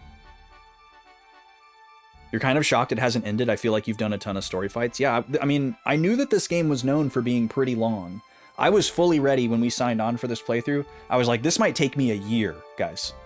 Because I knew I was going to slow play it between the notes and like redoing stuff, optimizing stuff, analyzing stuff, and just like goofing around in the formation screen and looking at stuff on the map and yapping and whatever. I was like, this might take a year.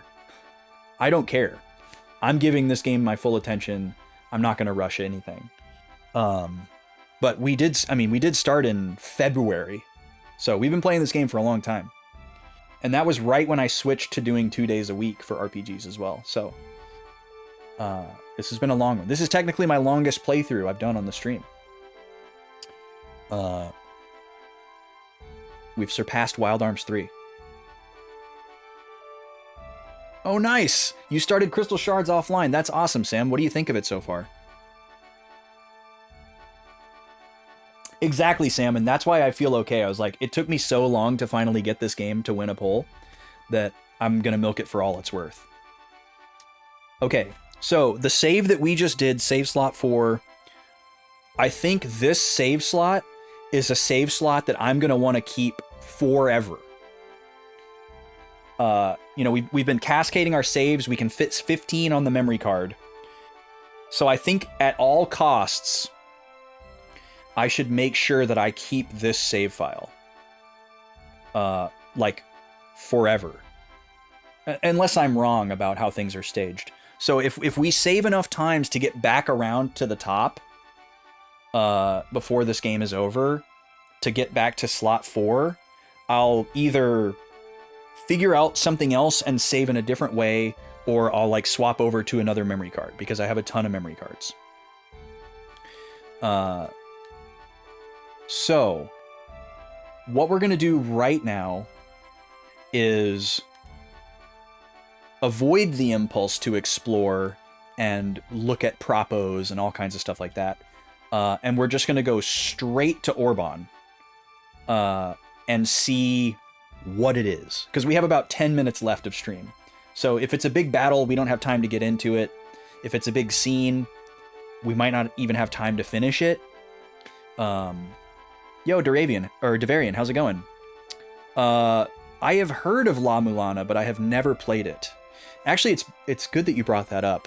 I'm going to be doing a tactical RPG bracket. So far, I have 12 games in it, which I feel like is a good number. And this is going to be exclusively open to my Discord community. Everyone that's in my Discord server gets to vote on what games I play next. And this game has been on every poll I've ever done since I started playing RPGs on stream, which was like 4 years ago. And I've been waiting for it to win one. So now it finally won't be on a poll anymore. The next time we do a poll might be a while, because we're about to meet a follower goal that has been looming for a long time. We're dangerously close to 1,000 followers. Whenever we hit 1,000 followers, I am doomed to play my first playthrough of Final Fantasy X-2 on stream. So, we will probably be playing Final Fantasy X-2 after we beat this game, although it's going to be close, because I think we're pretty close to beating this game, and we're still a few follows away, so we'll see what happens. But honestly, what we're going to do is I'm going to open up a tactical RPG bracket to my community. separate from a game poll, because we're basically going to do a separate little fun decision-y thing to figure out which tactical RPG to put on the next poll.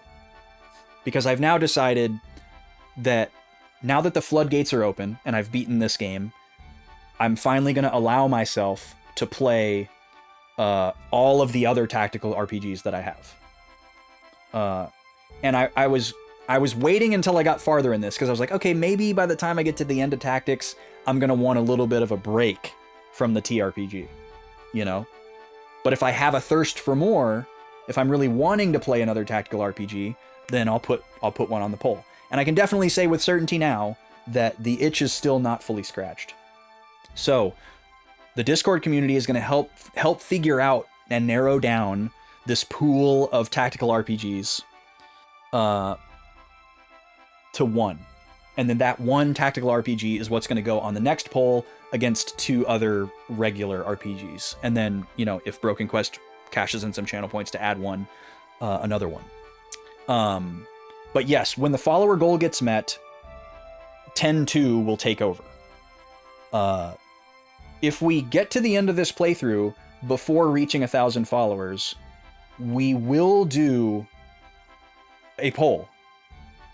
So, you know, do whatever it is that you need to do to make 10-2 happen. It's gonna be close. It's gonna be down to the wire, I think. Yeah, it is sort of a race. Oh, thank you for reminding me, Draconics. Yes, we are gonna do that wheel spin. Let's do that. Sinfizz, welcome in. How you doing? Loving the theory crafting. Wish you could play for the first time again. Yeah, don't we all? We only get one first time, so I'm trying to make the most of it. I'm glad you're enjoying it. Okay, yeah, we do need to do a wheel spin before we get out of here. I guess we're not going to do anything else in the game because I want to like talk about this other stuff. So hold on. Let's switch mics. Let's turn the music on. And let's go over here and let her rip one time for Draconics. Thank you again for 2 years, dude. Last thing we landed on was pull-ups, so we can't land on that again. It's 2 in a row. If we land on any of the other exercise ones, those are gonna get banked for the future. I'm still nursing a sore neck that I got from exercising too soon after having a sore neck. So I'm not gonna risk that again. And orange is still locked, so we would get a snack tasting if we hit an orange. Pink is unlocked though.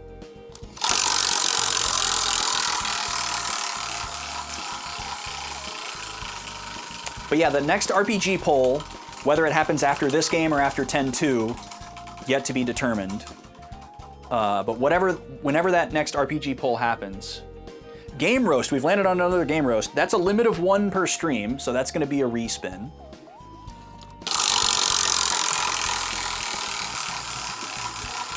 We've already had a Game Roast today, and it was a good one.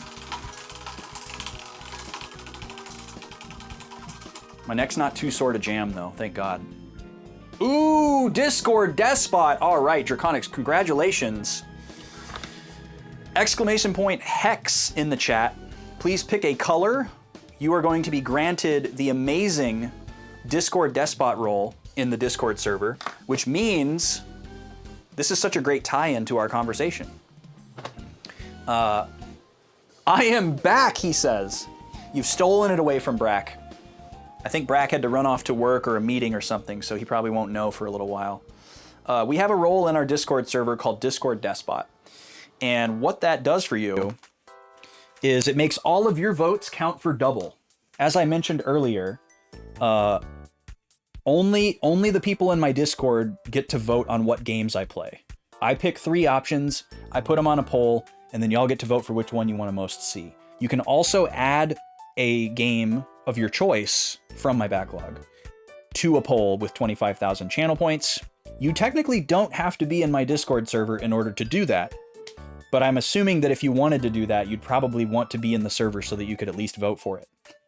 So everybody's vote counts for 1, except for the Discord Despot. Their vote counts for 2, and it has swung polls before. So it's an important thing. If there is a tie in a poll on Discord, normally I will choose between the 2. If there is a tie, but the Discord Despot has has participated in the poll, the Discord despot will swing the poll. So it is a very powerful role. It's very powerful because we're talking about votes that get between, 5 and 20 votes.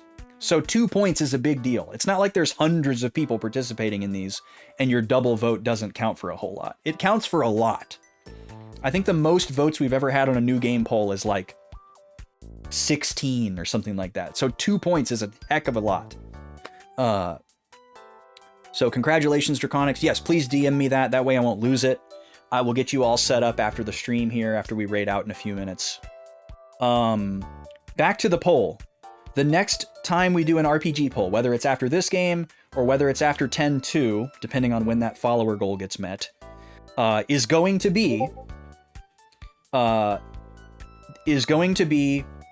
Dot Hack Part 3, because Dot Hack Part 3 is going to be on a poll forever until it wins, just like Tactics was. The second game, I haven't decided if I want it to be Suikoden 5 or something else. I was pretty committed to putting Suikoden games on the poll until we were done with the series Machete order, because y'all were seeming to like those. But my good friend and friend of the stream, Memory Carp, has scared me off from Suikoden 5 a little bit, which some of you may not be happy to hear. It's still going to happen at some point, but I don't know. I might want to give myself a little bit longer to let that sit and simmer before playing that game. I might want to give myself something else first. We'll see. But also I like thinking about, I really want to play Suikoden 3, and the sooner I play 5, the sooner I can play 3. So,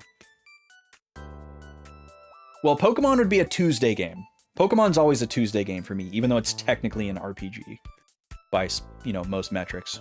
What was wrong with Suikoden 5, Brock? Well, so Carp is not me. He's a different person, but I do respect his opinion. And he just played through it recently. And he knows that I don't want to know stuff about the game because I haven't played it yet. So he hasn't really gone into detail, and I have purposefully stayed distant from his Suikoden 5 streams as not to learn too much.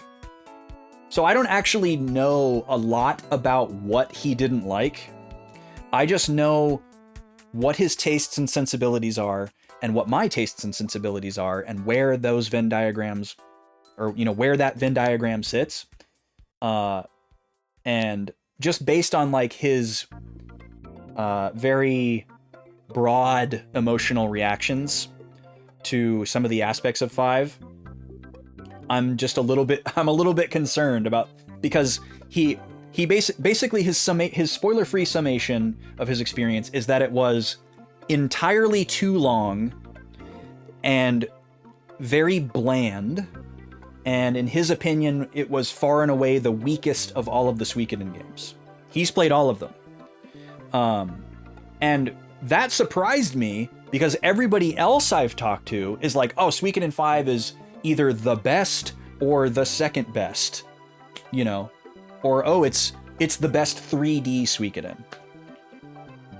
And so that was kind of like my loosely subscribed to presupposition that I was operating under. I try not to adopt anyone's opinion as my own, but nobody's perfect.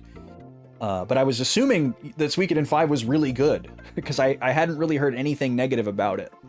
But hearing those criticisms from somebody that I trust and from somebody who was actively playing it rather than someone who is like nostalgically remembering it carries weight for me.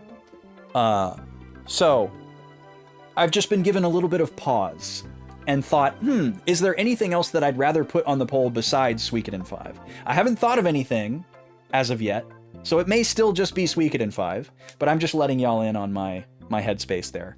So Dot Hack Part 3 for sure, possibly Suikoden 5, maybe something else, and then the third game would be whatever wins this tactical RPG poll. Because for the foreseeable future, there's always going to be at least one tactical RPG on the RPG poll.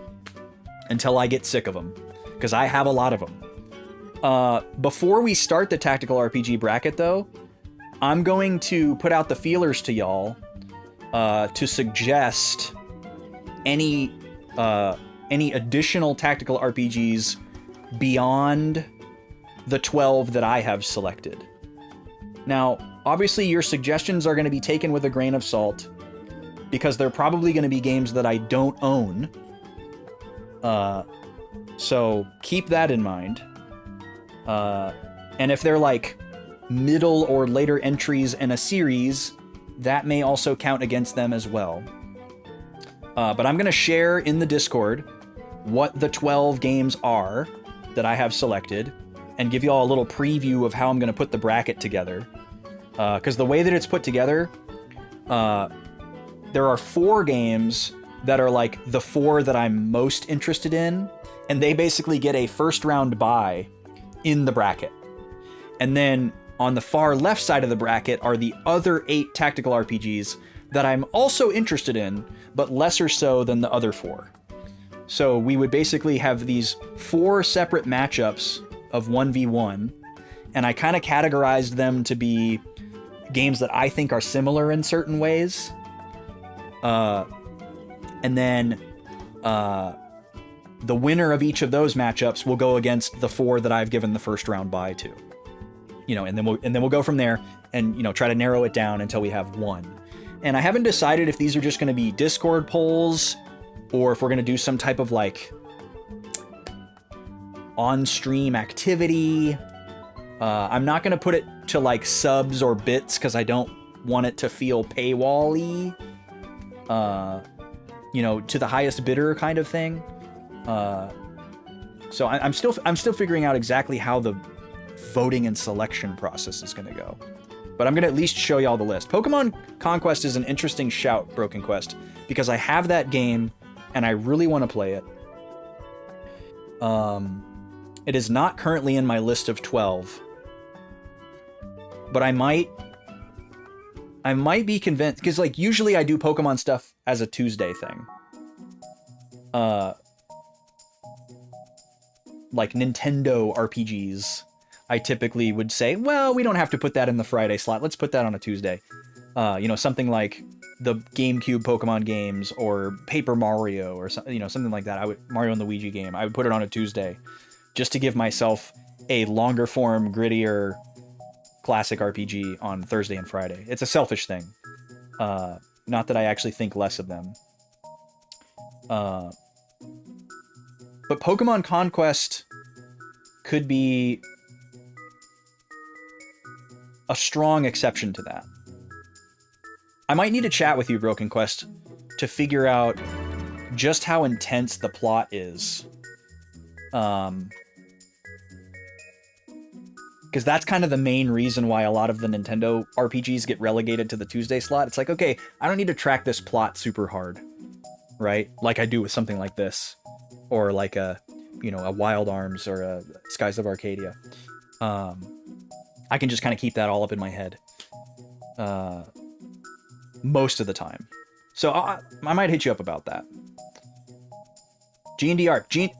G&D Arc is on the list, Draconics. I don't know if you're looking at my collection or anything, but G&D Arc is on the list. I don't have time to share the full list right now, so just look out for it in the Discord. I know most of y'all are in the Discord. Fire Emblem Awakening is also on there. There's actually 2 Fire Emblems on there. Fire Emblem 1 Remake is also on there. But yeah, let's see. Let's finish up housekeeping and get out of here. Tomorrow I'll be back with more Final Fantasy Tactics. We're gonna see what's going on at Orban Monastery. It's gonna be great. Same time, same great channel. And then on Sunday, I'll be back with the lady in the afternoon. We'll be doing a sub-goal bonus stream for you. Thank you for meeting the sub-goal. Really appreciate that. We're going to be continuing our first playthrough of Grim Fandango. Really, really cool, stylistic point-and-click game from the 90s that looks way ahead of its time, honestly. We've streamed it one time before. We got a little bit stuck, so we're a little bit nervous. But I think we can get unstuck. We got one very vague hint and we'll see if we can get unstuck without help. But we probably won't hesitate to ask for a little nudge on that game. The lady is not quite as stubborn as me or patient as me when it comes to banging your head against the wall to try to figure something out. She just wants to keep going. She doesn't want to sit here all day and do the same thing over and over and over. She doesn't have the luxury to stream as often either. So we want to make her time worthwhile. So you can look forward to that on Sunday. And then on Tuesday, we're going to be continuing Kirby's Dream Land 3.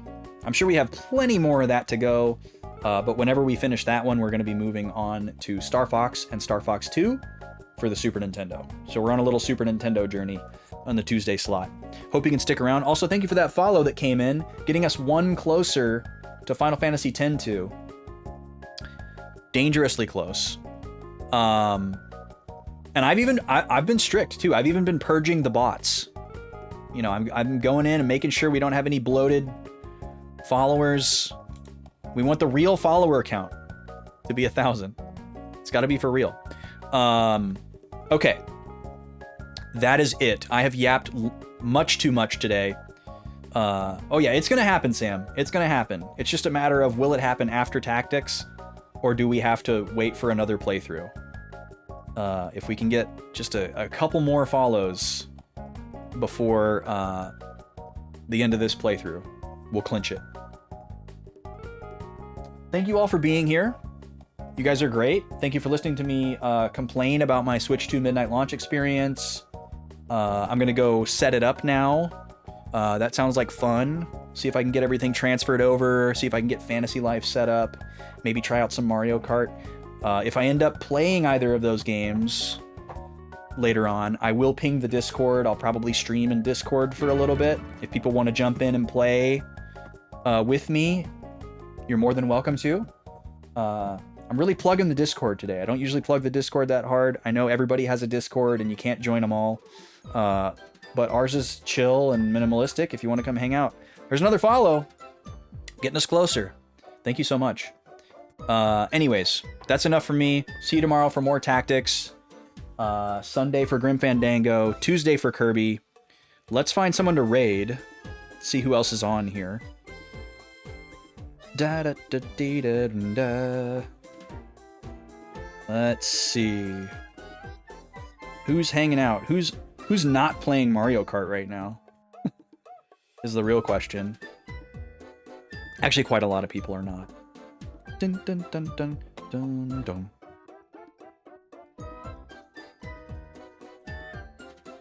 Oh, perfect. Perfect. Okay, we're gonna raid Foe. I don't get a chance to raid Foe very often. Foe is playing Mario Kart World. I want to go say hi to him. And once more, glory to Lady Agrius. Yes.